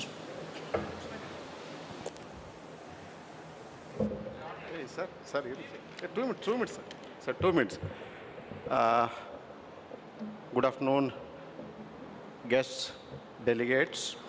I am here once again for introduction of Dr. Shivakumar Ugar sir. He is a person not only known to pharma field, even across all the fields, pharmacy, nursing, Ayurveda. I hope Sirsa sir will agree with me. Shivakumar sir is a known figure for all the fields, not only in pharmacy. Okay. So I will tell you just brief information regarding the Shivakumar sir, Ugar sir. Sir is currently working as a principal at Sharanbaswaj College of Pharmacy, here Bijapur only. Sir got B Pharma, M Pharma from RJHS, SS College of Pharmacy. Sir got PhD from Kuvempu University. Sir got research experience, like he got 48 plus lakhs rupees as a grant from different agencies like RJHS, AICT, VGST. Sir served as a various keynote speaker in various national as well as international events. Sir served at various roles in RJHS as a BOS member, faculty member for various courses like UG, PG and PharmD as well. With this brief introduction, I am presenting Dr. Shivakumar Ugar sir before you. Thank you, sir. Now I request V. Patel sir to present a floral welcome to Dr. H. Shivakumar sir.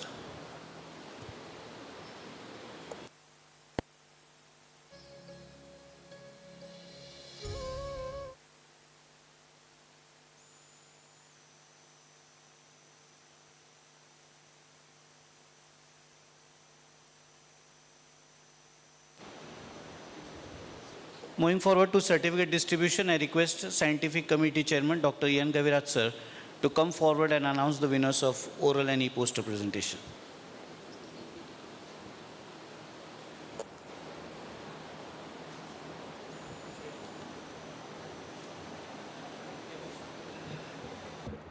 Good afternoon. As chairman of scientific committee, I am very happy to announce that the response was tremendous. Around 100 students and researchers presented their research findings in both oral and e-poster categories. Students from Kelly College of Pharmacy, Belgavi, Sonia College of Pharmacy, Dharwad, HSK College of Pharmacy, Bagalkot, BLD's AVS Ayurveda Mahavidyalaya, Bijapur, RKM College, Ayurveda College, Vijayapura, HKE College of Pharmacy, Gulbarga, presented their research findings in a 2 days national seminar. Around 24 students were selected for best presentation. The winner's name I will announce.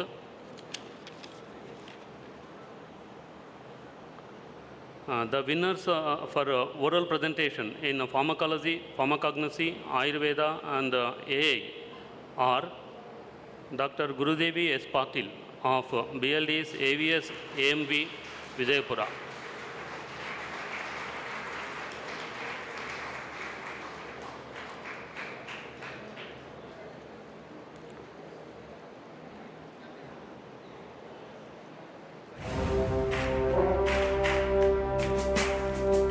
Ms. Gayatri Matad of HSK College of Pharmacy, Bagalkot.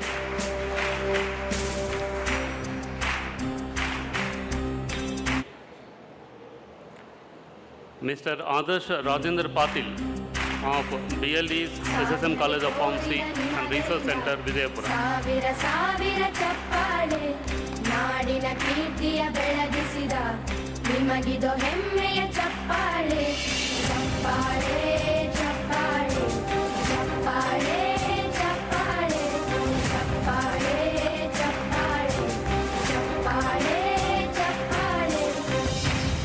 Kavipriya V from JSS College of Pharmacy, Ooty, presented through online and she is also winner for oral presentation category. For e-poster category, she is not here. So I request Kavita Madam to accept certificate on her behalf.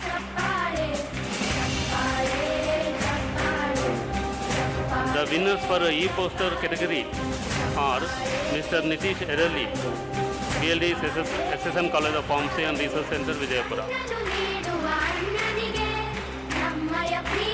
Magadam Ashok H of HSK College of Pharmacy, Bagalkot.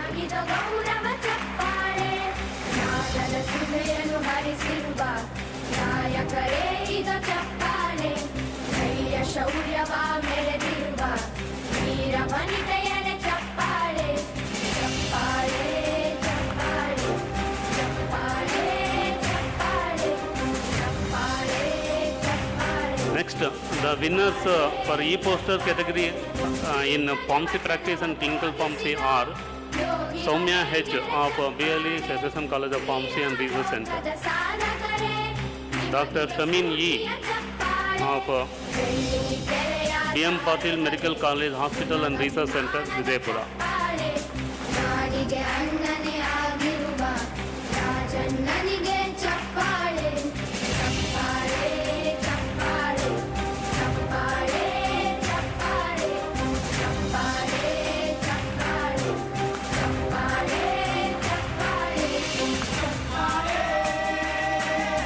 The winners of oral presentation are Ameline Pradhan of HSK College of Pharmacy, Bagalkot.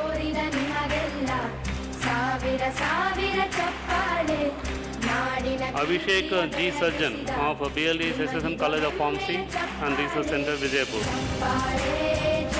Shamaz Sheikh of BLE SSM College of Pharmacy and Research Center, Vijaypur. Shama Sheikh.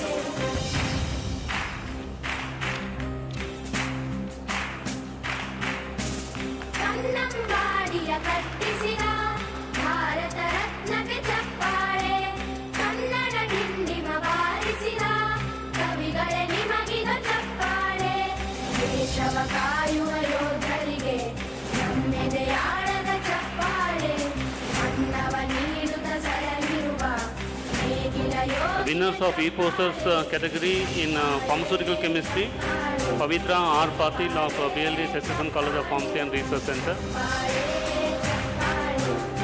Shruti Parike of BLD SSM College of Pharmacy and Research Center, Loni Ambika Ravi of Arts, Commerce and Science College, Umudi.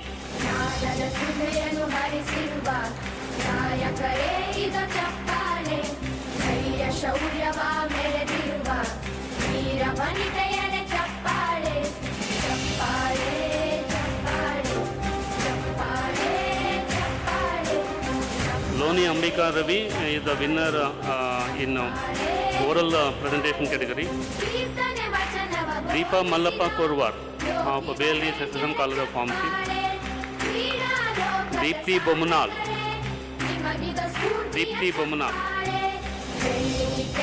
of HSK College of Pharmacy, Bagalkot. Sharan Gaud Biradar of HKE's College of Pharmacy, Kalburgi. Priyanka Narodi of Pune College of Pharmacy is also winner.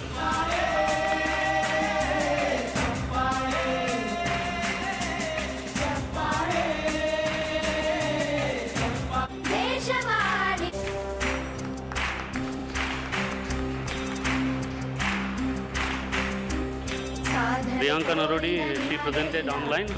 She is not here to take the certificate. Next, in pharmaceutics subject area, the winners are for oral presentation, Kiran Juchani of HSK College of Pharmacy, Bagalkot.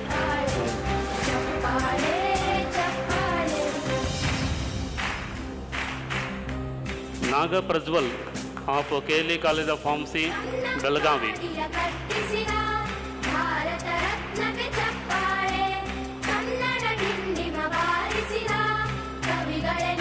Under e-poster presentation category, the winners are Sneha Jakareddy of BLD SSM College of Pharmacy and Research Center, Vijaypura. Pooja Vandal of Sonia College of Pharmacy, Dharwad. Pooja Vandal.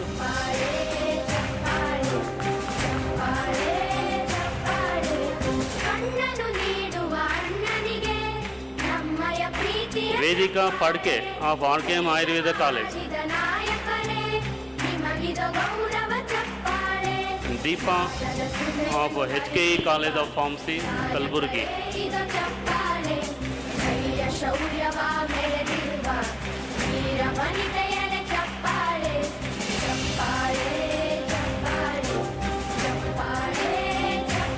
Download it. You will get app on that. From there you can renew your registration just when the click of a button.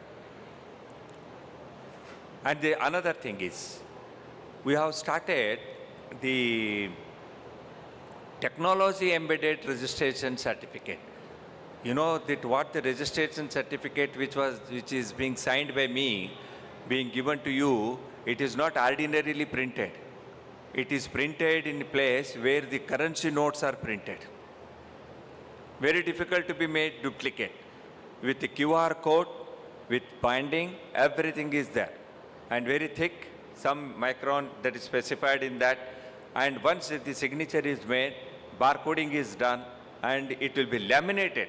It will be laminated, and the laminated copy will be given to you with a QR code on that.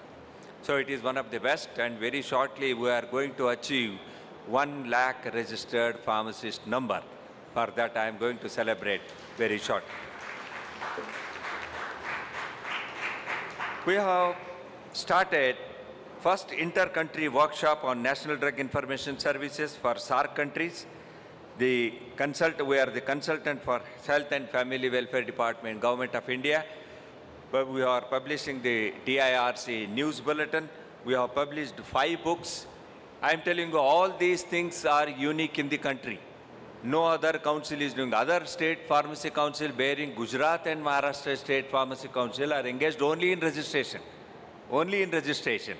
Remaining, just everyday business.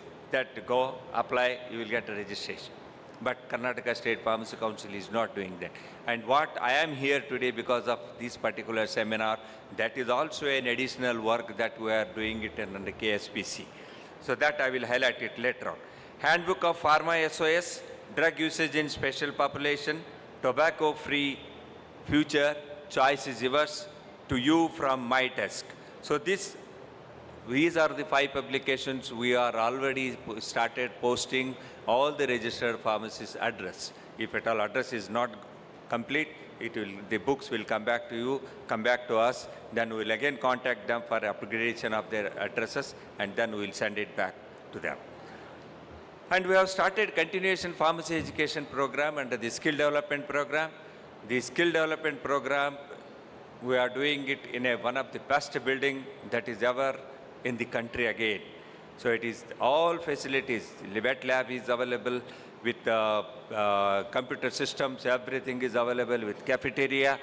All the things are there in Atigope Cross, Atigope in Vijayanagara. So where very shortly, I think probably you may have to visit once, because once the syllabus is framed, new syllabus is going to become. So once the teachers will be trained for the new syllabus. So I have taken some responsibility of inviting people, faculty from Karnataka for a particular subject to be trained for a couple of days in our training center, that is Karnataka State Pharmacy Council Skill Development Center, that is your council.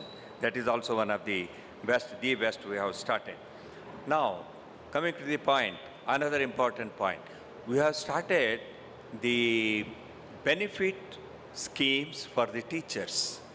Say, for example, if any teacher is going abroad for presenting paper or a scientific poster or a oral presentation, they are part of the travel grant. I am telling you, these are all the funding agents. This is not the money is obtained from the government of Karnataka or anywhere. What the registration amount, what you give to us, we will be saving to that and giving back to you in the form of a credentials.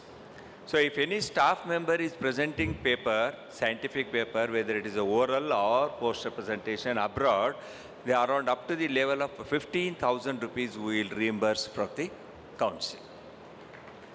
We are giving, most of the JSS and KLE faculty members are using that benefit. And then, like this program, any scientific program if you want to conduct, that council is ready to give 25,000 rupees towards a financial assistance. It is not a full complete sponsor, it is a financial assistance to that. In addition to that, if your children, teachers, or who is a registered pharmacist under KSPC, if their children are studying pharmacy, if their children studying in pharmacy, whether it is a D Pharm, B Pharm, M Pharm or Pharm D, part of their tuition fee will also be borne by the Karnataka State Pharmacy Council. Then, if you are a member of Karnataka Pharmacy Welfare Trust, we have a welfare trust.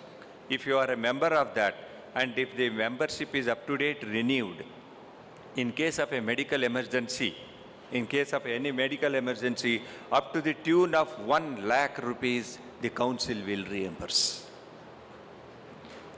And the last point in this KSPC is, you know that death is certain. Whoever is coming on the earth, one day we have to go.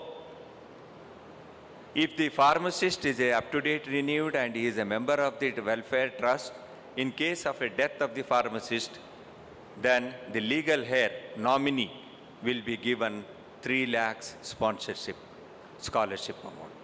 This is also one of the initiatives. And again, I am telling you, whatever I have told, all these things, they are unique in the country. They are all unique in the country. And other councils now started coming to our council and asking for SOP. Sir, you give me how you are doing. Give me how the financial assistance you are giving to the teachers and other things. So that is one of the best system is our pharmacy council, and we have our own building in 1997, skill development center established in 2024, which was inaugurated by our Montu Patel ji. So everything, the social security system and skill development center, so many other things we are proposing here, and make use of these things, make use of this academic excellence, and then come out with a new, be prepared for next generation, that is new syllabus. So new syllabus is going to come. So with Pharmacy Council, this brief introduction, I am having a lot of things are there, but now because of the lunch, I know that problem is the lunch. I am obstructing the lunch. But anyhow, I have a lot of binding with the BLDE. So last 35 years, I have visited many times here for inspection of nursing college, pharmacy college, and so many other things. And I have another bonding with this unit, the library facilities being used by my son when he was doing medicine in Mahe. So he used this library facility for PG program, and incidentally he got MS Artho seat, and he has completed also and working in a prestigious hospital in Bangalore. So my namaskar to management of, and especially R.V. Kulkarni, for having permitted my son to study. So that is the reason I have a lot of bond with BLD. And the person who is sitting here, Mr. Kalyani, we worked for more than 17 years in Karnataka College of Pharmacy in Bidar. So during those days, he was struggling a lot for his PhD, I know it. So so a lot of hard working he did it. So unfortunately, after PhD completion, he left my college and joined this college. Anyhow, that is that. But we were together for so many years. And another Shivkumar, APTI, associated with Association of Pharmacy Teachers of India. I am there in APTI since 1992. So many years. So then I was a vice president of Association of Pharmacy India for more than 9 years. So there I came across so many teachers. I have seen ups and downs for the teachers. And Shivkumar must be worrying about how the things are going for the teachers. Yes, he is struggling hard. He is struggling quite a bit. My best wishes to you, sir. One day you become national level APTI. And this 2 days seminar, so many congratulations to the participants, congratulations to the winners. Nothing wrong. Those who are not got the award also, nothing to worry about that. Next time you can come back again and be a winner. Come over here and take the certificate as a winner certificate. So I think you must have all been very richer by your knowledge. Don't worry about the artificial intelligence entry. Artificial intelligence entry will never substitute human beings. We will be there. Only we are going to face the competency will be there. So ಅದಕ್ಕೆ ನೀವೆಲ್ಲರೂ ready ಆಗಬೇಕಾಗ್ತದೆ. ನಾನು ಕುಂತಲೇ ಎಲ್ಲನ ಮಾಡ್ತೀನಿ, salary ಸಿಗ್ತದೆ, ನನಗೆ ಆಯಿತು, ನಾನು ಆರಾಮಾಗಿ ಮಾಡ್ತೀನಿ ಅಂತೇಳಿಲ್ಲ. ಅಲ್ಲಿದ್ದಾನೆ ಇನ್ನೊಬ್ಬರು ನೋಡೋನು. ಸೊ ಅವನು ಬರ್ತಾನೆ, ಅವನು ಇದ್ರ ಕಡೆಯಿಂದ ನಿಮ್ಮ ಶಾರ್ಟಿಂದ ಆರ್ಮ್ ಆಗೇ ಆಗ್ತದೆ, ನೀವು ಮಾಡಲೇಬೇಕಾಗ್ತದೆ. ಪ್ರೆಸೆಂಟ್ ಟೆಕ್ನಾಲಜಿ ಏನಿದೆ ಅದನ್ನು ನೀವು ಅಡಾಪ್ಟ್ ಮಾಡ್ಕೊಳ್ಳೇಬೇಕು. ಅದನ್ನು ಮಾಡ್ಕೊಂಡು ಹೋದರೆ ಮುಂದೆ ನಿಮ್ಮದೆಲ್ಲ ಟೈಮ್ಗಳು ಭಾಳ, ಯಾಕೆ ನೋಡಿ ನಮ್ಮದೆಲ್ಲ ಟರ್ಮ್ ಮುಗಿದೋಯ್ತು. ನಾವು 30 ವರ್ಷ ಆಗಿ ಪ್ರಿನ್ಸಿಪಾಲ್ ಆಗಿ ನಾವು ಎಲ್ಲ ನೋಡಿದ್ದೀವಿ, ಇನ್ಸ್ಪೆಕ್ಷನ್ ನೋಡಿದ್ದೀವಿ, ಎಲ್ಲನೇ ನೋಡಿದ್ದೀವಿ. ಇವಾಗೇನೋ fag end of our career we are there. But ಅದರಲ್ಲೂ ಕೂಡ ಇವಾಗ ಇಷ್ಟು ವರ್ಷ ಆದರೂ 40 ವರ್ಷ ನಾವು ಟೀಚಿಂಗ್ನಲ್ಲಿ ಇದ್ದರೂ ಕೂಡ ನಾನು ಇನ್ನಿವಾಗೂ ಸ್ಟಡಿ ಮಾಡ್ತೀನಿ. ನೋಡಿ, ನಾನು pharmaceutics man, I am a man of pharmaceutics. Still I read pharmaceutics book ಓದ್ತೀನಿ, BM ಮುತಾಲ್ ಬುಕ್ ಓದ್ತೀನಿ. ಎಲ್ಲ ಇನ್ನೇನು ರಾತ್ರಿ ನಿದ್ದೆ ಬರಲಿಲ್ಲ ಅಂತಂದರೆ ಫಾರ್ಮಸ್ಯೂಟಿಕ್ಸ್ ಬುಕ್ ತೆಗೆದು ಓದ್ತೀನಿ. ಯಾಕಂದರೆ ಅದು ಪ್ಯಾಷನ್ ನೀವು ಇಟ್ಕೋಬೇಕು ಹುಡುಗರು. ಇವಾಗೇನಾಗಿದೆ ಹುಡುಗರು, ನಾನು ಅದೇ ಹೇಳ್ತಾ ಇದ್ದೆ, ಅದೇ ಡೋರ್ಗೆ ಓಪನ್ ಇರ್ತಿದ್ದಿಲ್ಲ, ಇತ್ತು ತಂದರೆ ಇಷ್ಟೊತ್ತಿಗೆಲ್ಲ ಅರ್ಧ ಖಾಲಿ ಆಗೋರು. ಅಂದರೆ ಏನು, ನೀವು ಇಂಟ್ರೆಸ್ಟ್ ಡೆವಲಪ್ ಮಾಡ್ಕೊಳ್ಳಿ. ಆವಾಗಿನ ಕಾಲದಲ್ಲಿ ನಾವೇನು ಓದ್ತಿದ್ದೀವಿ, VL ಕಾಲೇಜ್ ಆಫ್ ಫಾರ್ಮಸಿಯಲ್ಲಿ ಶಿವಕುಮಾರ್ ಅವರೇ, ಕೋತ್ನಾಳ್ ಅವರೇ, ನಿಮಗೂ ಗುರ್ತಿರಬೇಕು. ಆವಾಗ ನಾವು 81, 82ದಲ್ಲಿ ನಾವು ಓದುವಾಗ ಕ್ಲಾಸ್ ರೂಮಿನಲ್ಲಿ ಫ್ಯಾನ್ ಇರ್ತಿದ್ದಿಲ್ಲ. ಗೆಸ್ಟ್ ಲೆಕ್ಚರ್ ಬರ್ತಿದ್ರು ಅಣ್ಣಾಮಲೈ ಯೂನಿವರ್ಸಿಟಿಯಿಂದ, ಕಾಕತೀಯ ಯೂನಿವರ್ಸಿಟಿಯಿಂದ. 7 ಗಂಟೆಗೆ ಕ್ಯಾಂಡಲ್ ಹಚ್ಕೊಂಡು ಓದ್ತಿದ್ದೀವಿ ನಾವು. ಇಮ್ಯಾಜಿನ್ ಮಾಡಿ ಆವಾಗಿನ ಕಾಲ ನಮ್ಮದು. 7 o'clock, ಯಾಕಂದರೆ ಅವ್ರು 9:30 ಬಸ್ಸಿಗೆ ವಾಪಸ್ ತಿರುಗಿ ಹೋಗೋರು. ಅವ್ರನ್ನ ನಾವು ಮ್ಯಾಕ್ಸಿಮಮ್ ಯುಟಿಲೈಸ್ ಮಾಡ್ಕೋಬೇಕು. ಕ್ಯಾಂಡಲ್ ಟೇಬಲ್ ಮೇಲೆ, ಸ್ಟೂಲ್ ಇದ್ರ ಮೇಲೆ ಇಟ್ಟು ಪಾಠ ಹೇಳ್ತಿದ್ರು. ಅದು ಅಂಥ ಕಾಲ ಇತ್ತು. ರಾಯಚೂರು ಮೊದಲೇ ಹಿಂದಿ ಥರ 45 ಡಿಗ್ರಿ ಟೆಂಪ್ರೇಚರ್. ಸೊ ಅಂಥ ವಾತಾವರಣದಲ್ಲಿ, ಅಂಥ ಇದರಲ್ಲಿ ನಾವು ಬೆಳೆದು ಬಂದವರು. ಆವಾಗ ನಾವು PhD ಮಾಡುವಾಗ ಇಂಡಿಯನ್ ಕೆಮಿಕಲ್ ಅಬ್ಸ್ಟ್ರಾಕ್ಟ್ 3 ತಿಂಗಳ ನಾವು ಬ್ರೌಸ್ ಮಾಡಬೇಕಾಗ್ತಿತ್ತು. ಆವಾಗ ಒಂದು ಗ್ರಾಫ್ ಹುಡುಕಾಡಬೇಕಾದ್ರೆ ಆಂಧ್ರ ಯೂನಿವರ್ಸಿಟಿಯಲ್ಲಿ. ಸೊ ಅಲ್ಲಿ ಹೋಗಿ ಬುಕ್ಸ್ ತೆಗೆದು ಆವಾಗ ಏನೋ ಒಂದು ಹುಡುಕಬೇಕಾಗ್ತಿತ್ತು. ಇವಾಗ ಈ ಮೊಬೈಲ್ ಇದೆಯಲ್ಲ, ಶಕುನಿ ಮಾಮ, ಇದು ಇಷ್ಟು ಇಮಿಡಿಯೇಟಾಗಿ ನಿಮಗೆ ಸಿಗುತ್ತದೆ. ಬಟ್ ಅದು ನೀವು ಯುಟಿಲೈಸ್ ಮಾಡ್ಕೊಳ್ಳಲ್ಲ ಸುಮಾರು ಜನ. ಅದು ಬೇರೆ ಕಡೆ ಹೋಗ್ತದೆ, ಯಾವುದಕ್ಕೋ ಯೂಸ್ ಮಾಡ್ತೀರಾ. But now, after having gone through this wonderful institution, what the benefit, what the facilities is given by BLDA Pharmacy College, it is 100% wonderful facilities that you are giving. Library ನೋಡಿದೆ, ಎಲ್ಲನೇ ನೋಡಿದೆ. It's infrastructure ಭಾಳ beautiful ಆಗಿ develop ಮಾಡಿದ್ದೀರಾ, ಭಾಳ beautiful ಆಗಿದ್ದೀರಾ. Compliments to Shetty ಅವರೇ, ಕೋತ್ನಾಳ್ ಅವರೇ, management of the BLDA, minister ಸಾಹೇಬ್ರೆ, ಎಲ್ಲರಿಗೂ ನನ್ನ ನಮಸ್ಕಾರಗಳು. ಅದು ಇಷ್ಟೇ, ನೀವು ಏನದು ಲೈಬ್ರರಿ ಏನು ಯೂಟಿಲೈಸ್ ಮಾಡ್ಕೋಬೇಕು, that depends upon the student, because knowledge can be gain, knowledge can be obtain, knowledge can be borrowed. Everything is available in your library. ಅದನ್ನು ನೀವು ಯುಟಿಲೈಸ್ ಮಾಡಿಕೊಂಡು ಮುಂದಿಂದು ಹೊಸದು ಇದು ಬರುವಾಗ, ಸಿಲೆಬಸ್ ಬರುವಾಗ ಅದನ್ನು ನೀವು ಒಳ್ಳೆಯದು ಯುಟಿಲೈಸ್ ಮಾಡಿ. ಆ syllabus, don't worry, it will not be for you people, it will be for the persons who are going to be admitted next year. ಅವರಿಗದು ನೀವು ಆರ್ಟಿಫಿಷಿಯಲ್ ಇಂಟೆಲಿಜೆನ್ಸ್ ಬಂದು ನಮ್ದು ಏನಾಗ್ತದೋ ಅಂತೇಳಿ ಹೆದರ್ಕೋಬೇಡಿ. ಬಟ್ ನೀವು ಅದ್ರ ಜೊತೆಗೆ ಹೋಗಬೇಕು. ನೀವು ಅದ್ರ ಜೊತೆಗೆ ಒನ್ ಡೇ ಅದರದೇ ನೀವು ಬರಲೇಬೇಕು. ನಾನು 1985ದಲ್ಲಿ M.Pharma ಮುಗಿಸಿ ಮತ್ತು ನನಗೇನು ಓದಿಲ್ಲ ಅಂದರೆ ಆಗಲ್ಲ. ಇಲ್ಲದ್ರೆ ನಾನು ಮಾತಾಡಲಿಕ್ಕೂ ಬರ್ತಿದ್ದಿಲ್ಲ. ಇಲ್ಲಿ ಓದ್ತೀನಿ ಅಂತಂದರೆ ಮಾತಾಡ್ಲಿಕ್ಕೆ ಬರ್ತದೆ. ಅದಕ್ಕೆ ನಾನು ಒಂದು 2-3 ಕೋಟ್ ಹೇಳಿ ಮುಗಿಸ್ತೀನಿ. ಮನೆ ಸಣ್ಣದಾದರೂ ಮನಸ್ಸು ದೊಡ್ಡದಿರಲಿ, ಹೃದಯ ಮುಷ್ಟಿಯಲ್ಲಿದ್ದರೂ ಪ್ರೀತಿ ಸ್ನೇಹ ಬೆಟ್ಟದಷ್ಟಿರಲಿ, ಹಣದಲ್ಲಿ ಬಡತನ ಇದ್ದರೂ ಗುಣದಲ್ಲಿ ಶ್ರೀಮಂತಿಕೆ ಇರಲಿ. ಇಲ್ಲಿ ಹಿಂದಿ ಬರ್ತದ ಕೆಲವರಿಗೆ? ಹಿಂದಿ ಬರಲ್ವಾ? ಬರ್ತದಾ? ಆಯ್ತು, ಹಿಂದಿಯಲ್ಲಿ ಹೇಳ್ತೀನಿ. रिश्तों से अपेक्षा रखना स्वार्थ नहीं है, रिश्तों से अपेक्षा रखना स्वार्थ नहीं है, मगर अपेक्षा के लिए रिश्ते रखना ये बड़ा स्वार्थ है. So lastly, little adjustment is always better than a lengthy argument. I am not lengthily arguing, I am telling you. Little adjustment is always better than a lengthy argument, and a meaningful silence is always better than a meaningless word. So now I am following meaningful silence. I am silencing myself. Thank you, BLD Education Association, for giving me an opportunity and coming over here and sharing the dais. Thank you once again. All the best to all the teachers. Thank you, sir, for empowering us with your inspiring words. Moving forward, I now request our guest of honor, Dr. Kalyani, sir, to address the gathering.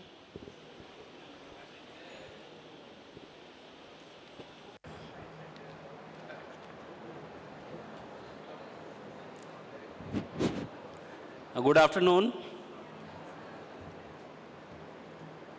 Honorable Chief Pattern, M.B. Patil sir, Pattern, Sunil Gowda B. Patil, Co-Pattern, R.V. Kulkarni sir, Chairman, Mallikarjun Shetty, then Organizing Secretary, Advisor, and various different committee members. First of all, I express my sincere thanks to invited me here for this valedictory function of today national seminar.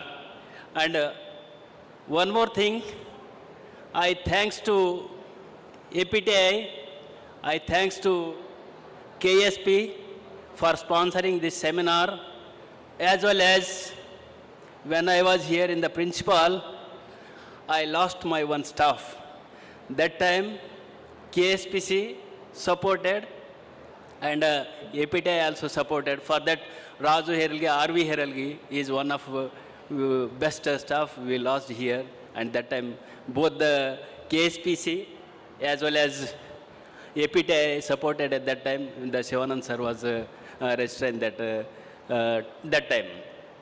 And second, here, I give some message to the Principal Shetty sir. So almost now this is the senior member seminar.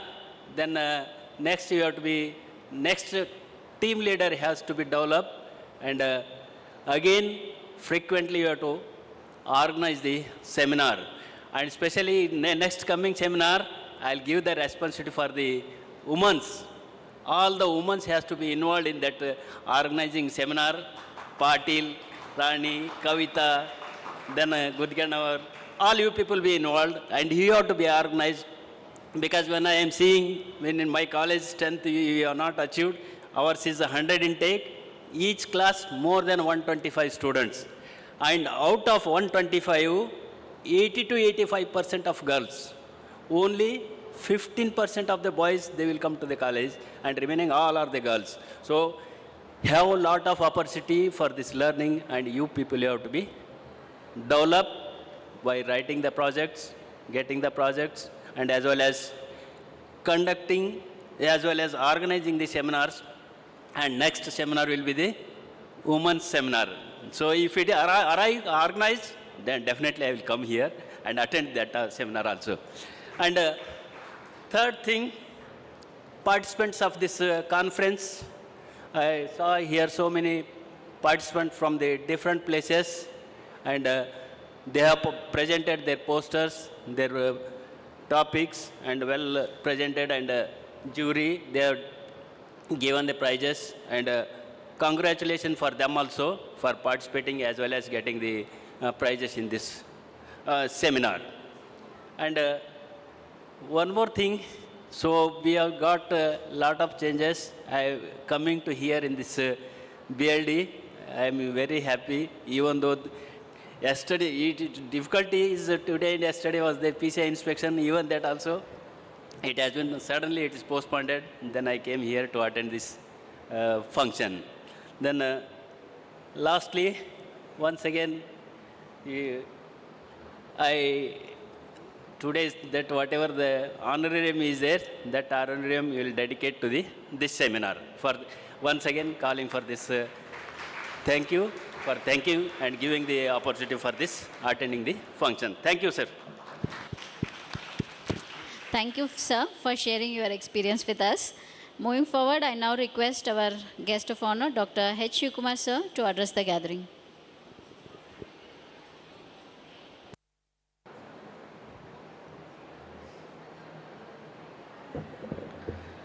Dignitaries on the dais, off the dais. It is already running, the time is running late. This is a lunch hour. I understand this. And respected Krantikumar Sirsha sir, Honorable Registrar of KSPC, and the Director of this BAD College of Pharmacy, R.B. Kotnal sir, and Principal of BAD SSM College of Pharmacy, Professor Malikan Shetty sir, and former principal with whom I too also served many years, Dr. Navnath Kalyane sir, today's guest of honor. It gives me an immense pleasure to be part of this today's valedictory function.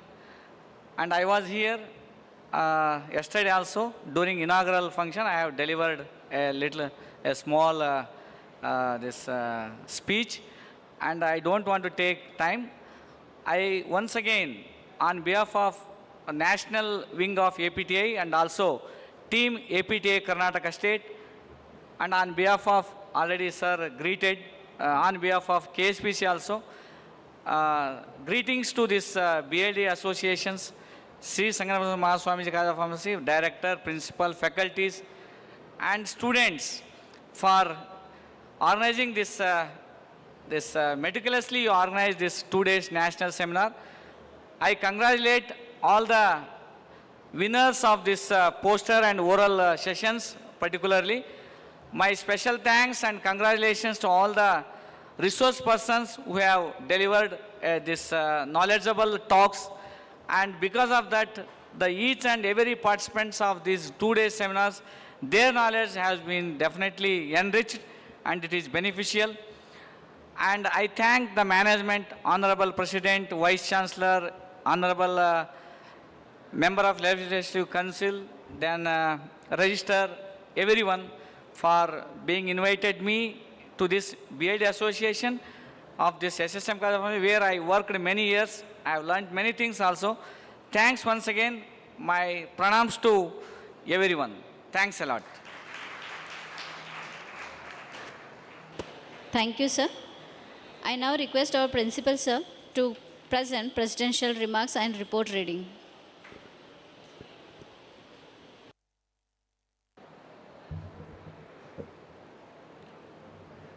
Respected Chief Guest, Sirse sir, Kalyani sir, Shivakumar sir, Kotnal sir,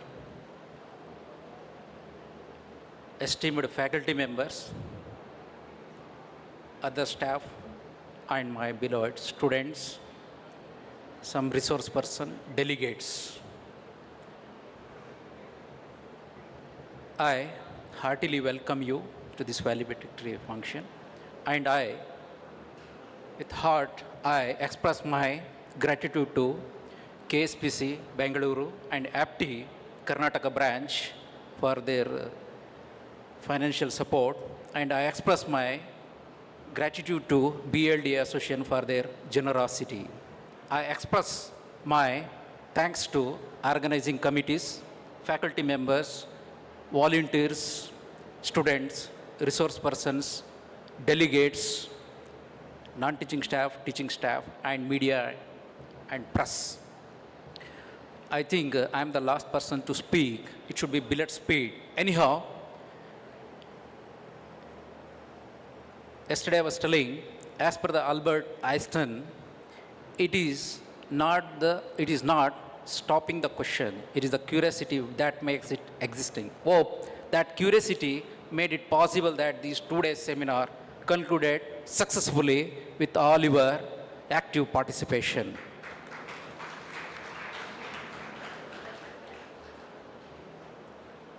in this seminar, over 300 delegates, or 80 poster presentations and oral presentations were there, and 6 resource persons have delivered a wonderful lectures. All were very interesting, and I thank all those resource persons, and I thank all the principals of various institutions who have promoted their faculty members, students to become the part of this event. Hope the theme of this seminar, advances in pharmacy education, research and industry, has met its goal. That today you are going confidently that you are nurtured and your goal of innovations, research, all have fulfilled to some extent. Hope from the next time we do still better with your all support. Once again, I thank all of you, and formally, I would like to conclude this today's seminar. Thank you so much. Thank you, sir. Moving forward with the felicitation to the guest, I now request the dignitaries on the dais to felicitate our chief guest, Dr. Kranti Kumar, sir.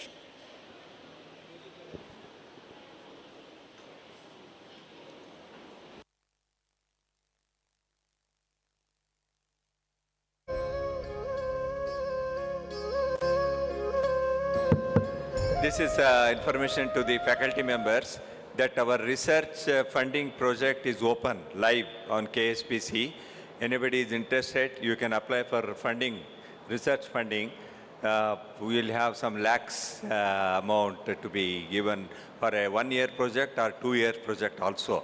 You can apply for with all the things. So that funding is also done. Whatever it is there, it is going to be doubled in the next financial year. That also I am going to assure you.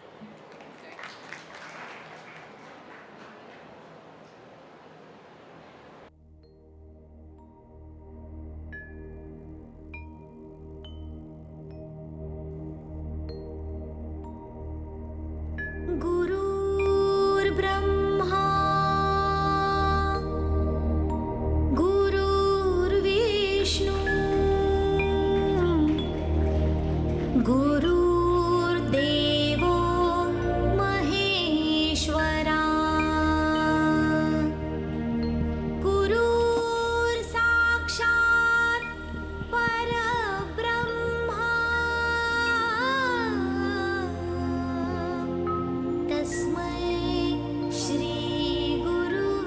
I now request the dignitaries to felicitate our guest of honor, Dr. Kalyani, sir.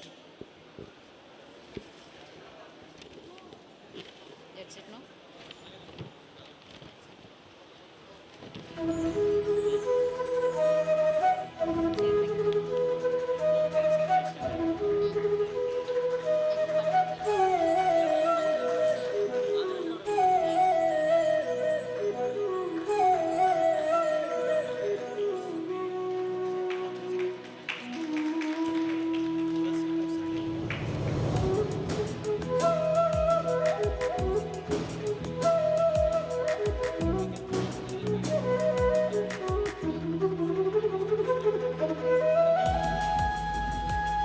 Thank you, sir. Please take the seats. I now request Dr. S.Z. Inamdar, sir, to propose vote of thanks.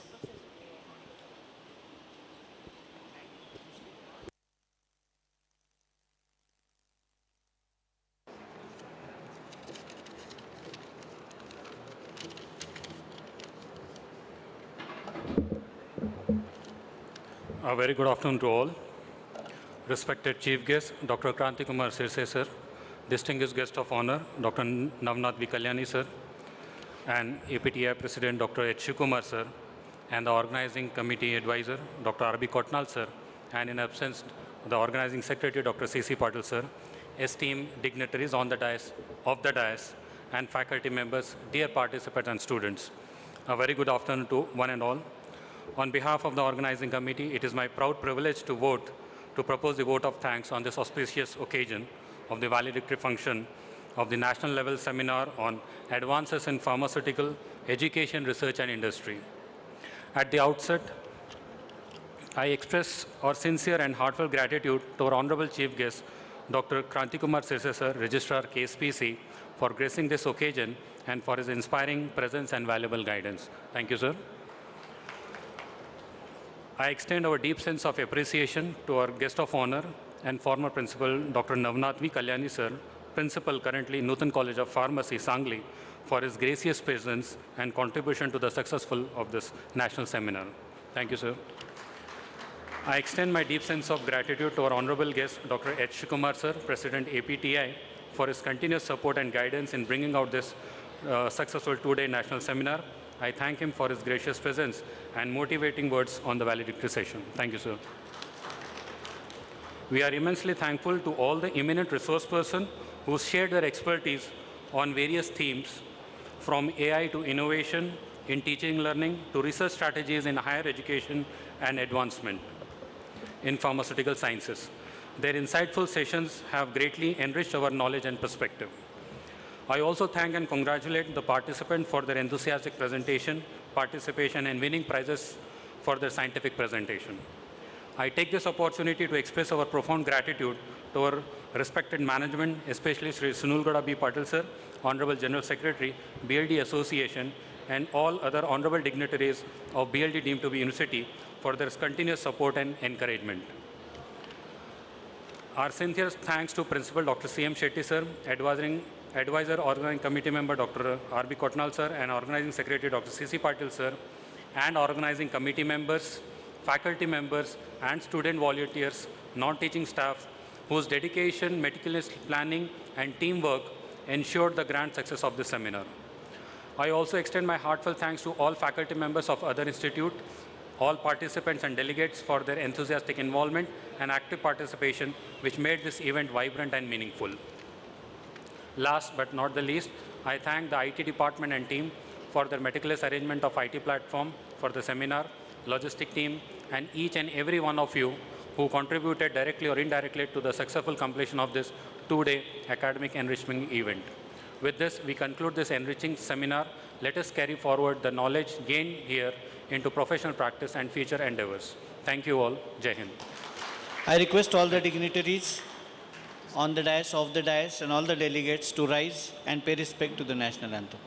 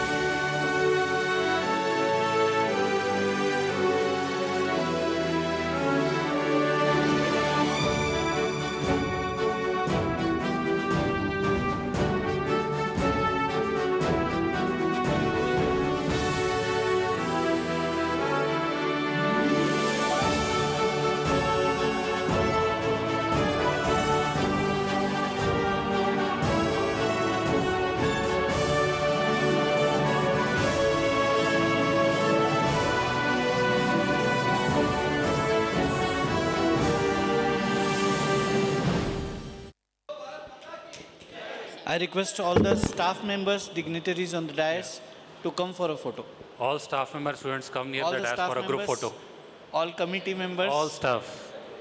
coordinators to join for photo.